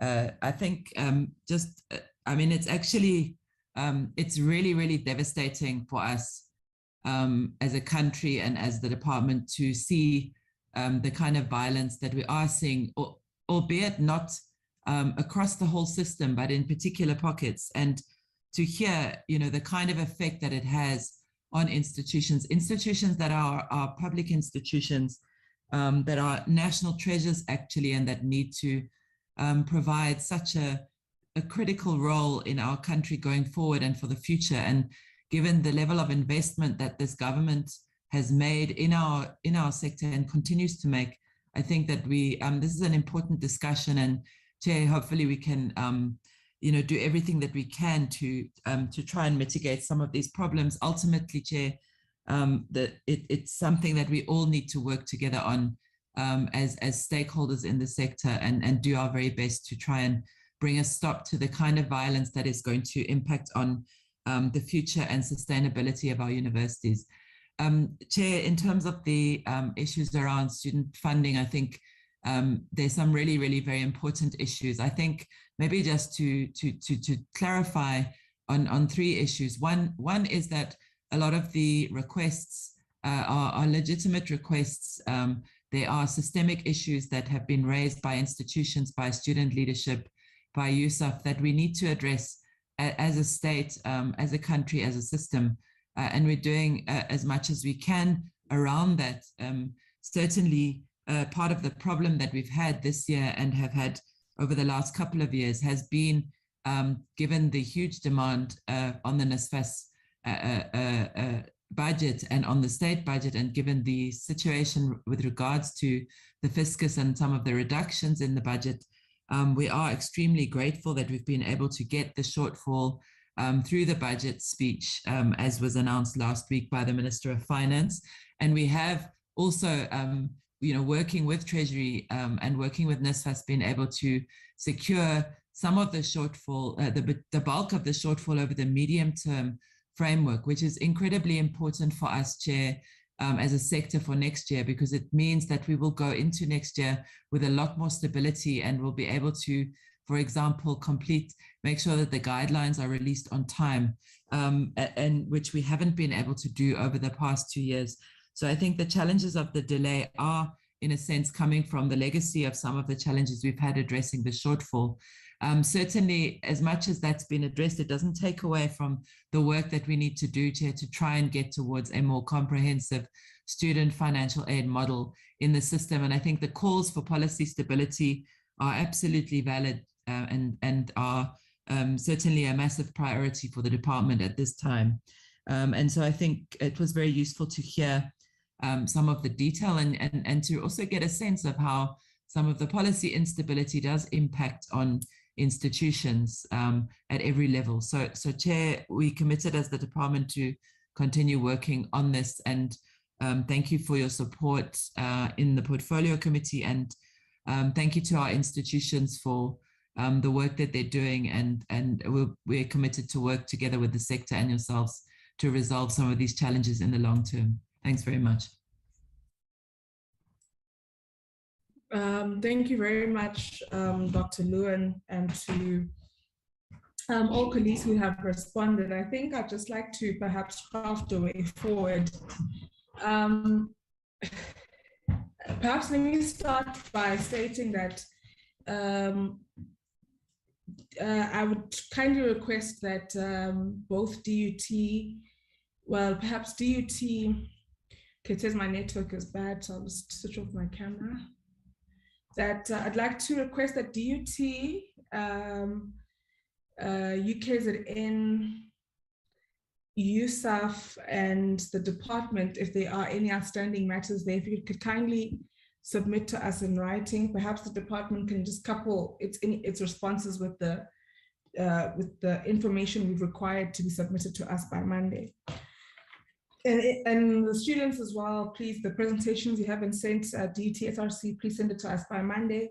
And if there's any other matters the SRCs and SALS would like to share with us, if you could do so by Monday the 7th of March.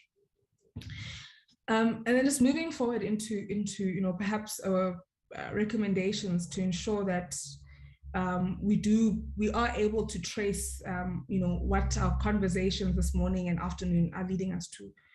Firstly, I'd like to recommend that NSFAS, in the presence of, NSFAS together with UKZN and DUT in the presence of DHET, have an urgent meeting to address the non-alignment, or misalignment that we're seeing there.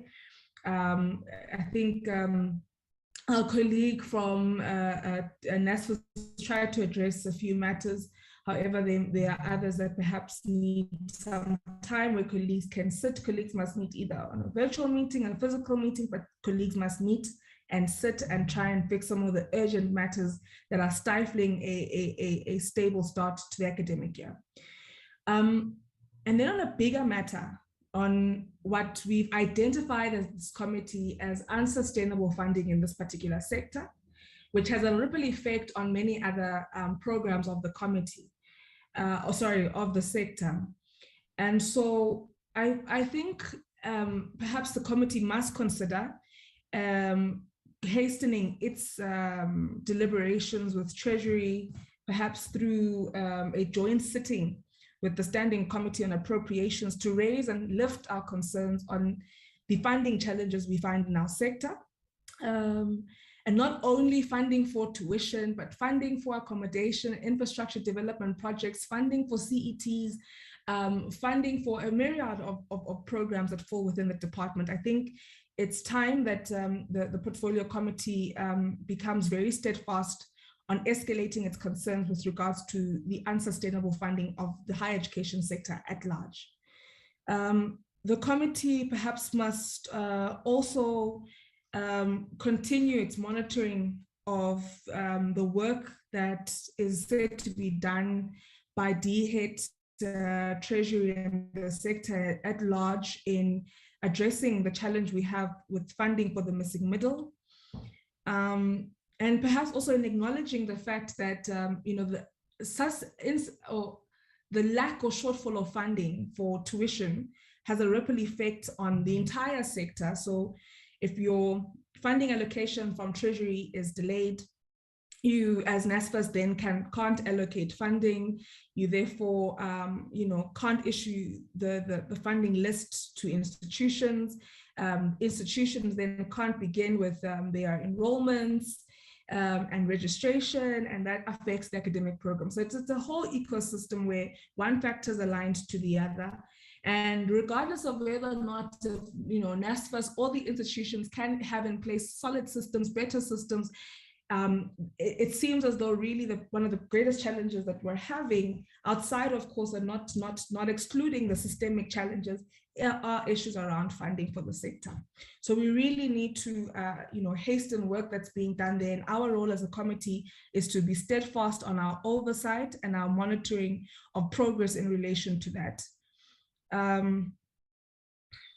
And then we truly want to advocate that the sector, of course, through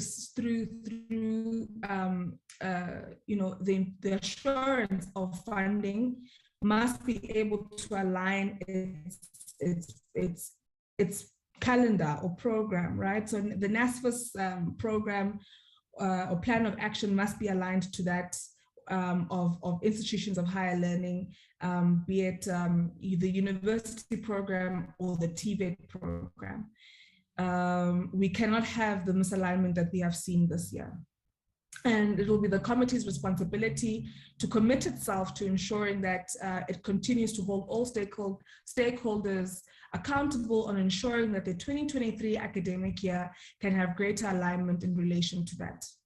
We will also then request for NSFAS to appear in front of the committee to present, and at time we'll request that NSFAS also submit something in writing to us as soon as possible. We would then also implore on DHET, USAF and institutions, perhaps even working together with student leaders, SAUS included, to investigate the alleged collision of student, staff and private accommodations. And those who are found guilty must face the repercussions of their wrongdoing. We also then want to implore on institutions, the SAPS, SAUS, DHET, to investigate the supposed third force that delegitimizes student protests. And perhaps the committee must write to SAPS to account to us on the criminality we have seen in the recent student protests. And this, colleagues, is in alignment to the work the committee did in the end of 2021 in not only trying to understand one element of perhaps protest, not only student protest, but protest in institutions or in the sector, but ours was to understand, firstly, what are the relations between management, what are the guidelines set for the sector and how you handle student protests, and also the allowance for stakeholders in the sector to protest. What is the role of the SAPS? What is the role of the student, what is the role of campus security? Looking at, issues including the third force, looking at the strengthening the ability for management and students and workers and all stakeholders to be able to negotiate, mediate, and resolve on disagreements. Or on conflict rather, right? So I think, colleagues, much of what has been said to us today is that the work we began last year, December, I don't know if it was November or December, I can't remember, is not yet nowhere near the end, and there's still a lot of work that we need to do as a committee, together with stakeholders, together with the portfolio committee on police, in trying to address some of the ongoing challenges we see in the nature of the protests we're seeing, right? And then in relation to students not being able to graduate or receive their certificates, we need to perhaps implore on USAF and DHET in the sector at large, of course, to discuss a way forward on these matters. Of course, at the core of this challenge is the debt, which at the core of debt is the lack of funding for tuition. And so, yes, this is the challenge around the issuing of certificates to students who've completed their degrees is deeply rooted. However, in order for us to see the type of change that affording a student or a graduate their qualifications so that they are a graduate is to allow them and afford them the opportunity to be able to participate in the economy and thus be able to perhaps pay off that debt or whatever it may be. But I think we're all in appreciation of the fact that as it stands, the sector is not allowing for us to address those systemic socioeconomic inequities that we find in our society. And then we'd like to implore on the DUT, SRC, and management to sit urgently and to report to the committee when they have sat and are able to find common ground on certain matters. And perhaps we must implore on DHET to be more involved in trying to find better stakeholder engagement at that particular institution. We want to then recommend that the UKZN, that stakeholders at UKZN consider the fact or consider having stakeholder engagements on vaccination at the institution, and just, perhaps consider using medical students, social science students, and a myriad of students to bring forth arguments and presentations into an open space of the institution where there can be robust engagement and convincing and scholarly debate around the type of approach that the institution should be taking on vaccination. And this is what we have been encouraging to the sector since last year. And it's really unfortunate that we find ourselves in situations where a particular posture has been forced on stakeholders. So that's what we'd like to recommend to the institution. And if they do take upon that advice of the portfolio committee, which we really hope they do, we do hope that you'll also report that to us, just so as to share the findings of your activities with the rest of the sector, so as to influence a better approach on this issue of vaccination on the sector. And then, just still on the issue of vaccination, I think colleagues, just looking at the challenges perhaps the department is having in influencing how the sector can go about challenges like vaccination, challenges that colleagues have mentioned. I think the colloquium we'll be having on institutional autonomy can really assist us in trying to find a way to address some of those particular challenges. Perhaps we should also consider colleagues from content and research on the role that the Department of Health can assist the Department of Higher Education in trying to resolve some of the conditions we're seeing on mandatory vaccinations in our institutions. And so perhaps we should, the department, of course, Dr. Lewin, you are here, and other colleagues, I don't know if there's any work that colleagues have done with just the Department of Health and how we can find a way of mediating the type of unrest we're seeing in our institutions in relation to this. And then I'd like to implore on all of us colleagues that we also need to, find a way of course, balancing inclusive engagement with SRC and other student structures without, of course, delegitimizing the role, the elective role of the SRC in the engagements that we have in our institutions. We also like to, it's refreshing to state that it's refreshing to see the SRC and management at UKZN having an amicable relationship where they're able to, of course, be frank with one another, but ultimately put the academic program of the institution at the core of their interests. And then, stakeholders today, both management and SRCs, have both expressed how they cannot account on the criminality that is being seen in our institutions. And, Prof. Poku was, sharing a lot. And I think for me, I was just thinking to myself, can these rogue elements in our institutions be named and shamed? And, because if the SRC is saying, no, this is not the posture of students, management is saying, this is not students, then who is it? who are these people in our institutions who are not, who are committing these particular crimes in the name of, the grievances of students. They need to be named and shamed. Then the cases must be opened against them with police if we know who they are. And definitely, Prof. Poku, we empathize with institutions on the importance of us finding a way to deal with the criminality that we see in our institutions, dealing with the safety and security issues we see in our institutions, not only in relation to, moments like these when we have unrest, but also moments where we have gender-based violence and other, offenses being, or our students being affected by gender-based violence and other types of offenses. And this is where the Portfolio Committee has been very steadfast in saying that we need to see, better collaboration between as well as our institutions in supporting our institutions. But colleagues, we also perhaps would like to implore on DHET to make a thorough analysis of institutions that may be in need of this particular extension of registration, and perhaps present to the committee on that as well, and make a, as colleagues, because Prof. Poku mentions that at his institution, he doesn't think that there's a need for this extension of registration, but I think we perhaps need the department to play its oversight role there in ensuring that no one gets left behind in this particular time where there are the challenges that we see.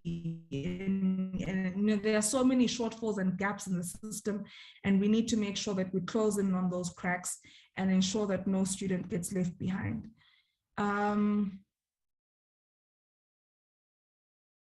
And yeah, so colleagues, I think I'll leave it at that. I think Prof. Poku, in your submissions that you will send to us, I'd just like clarity on something you had said about the hybrid move and how that will drive demand for free education and that your institution cannot cater for that. I'm not sure what Prof was alluding to there. So if you can also just make reference to that in your written submission, because I'm not sure what is meant there. I don't want to actually state my views, but I'd rather state my views once one has thoroughly heard what the colleagues.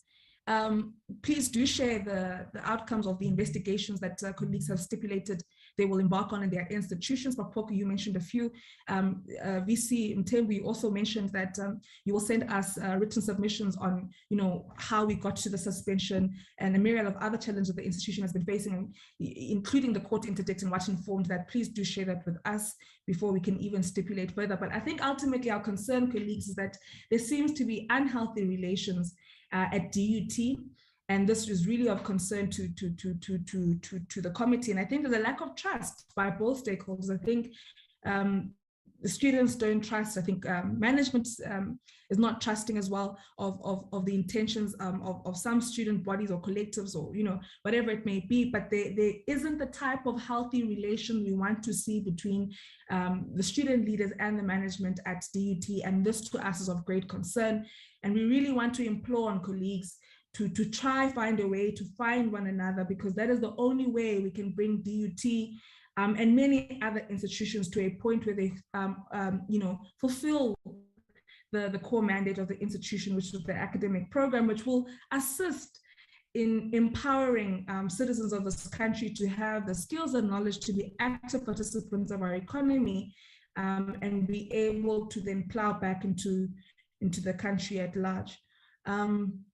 And so I'll leave it at that for now, colleagues. I think those are by and large the observations that we have made as the committee, the recommendations we'd like to make, and we really implore on colleagues to be a cooperative with us and each other as well. And we note, Dr. Mtembu, your concerns around political interference and the socio-political challenges you're having in and around the institution. And I think those are also conversations we need to have, where students where the communities that surround our institutions, be it institutions of higher learning, be it our schools and basic education, where the communities that surround our institutions are not aiding to the type of progress we want to see to our institutions, but rather are really digressing the type of developments we want to see, where neighboring communities are stealing from classrooms in our schools, and where various stakeholders are stifling infrastructure development projects that seek to better the experience of teaching and learning, because they are not part and parcel of the pie, as Dr. Mtembu loosely puts it. But those are concerns we are aware of, and that we would like to have further engagements with colleagues. But right now, let's all try our best to ensure that we have a better start to the academic year than we're currently having. Colleagues, having said that, I'd like to bring us to the end of this meeting, and really appreciate all of you availing yourselves. Thank you very much.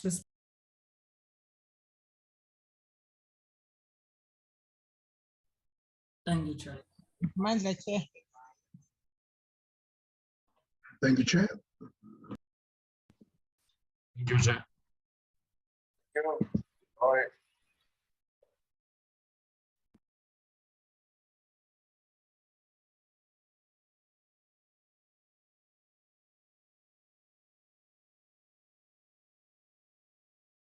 Recording stopped.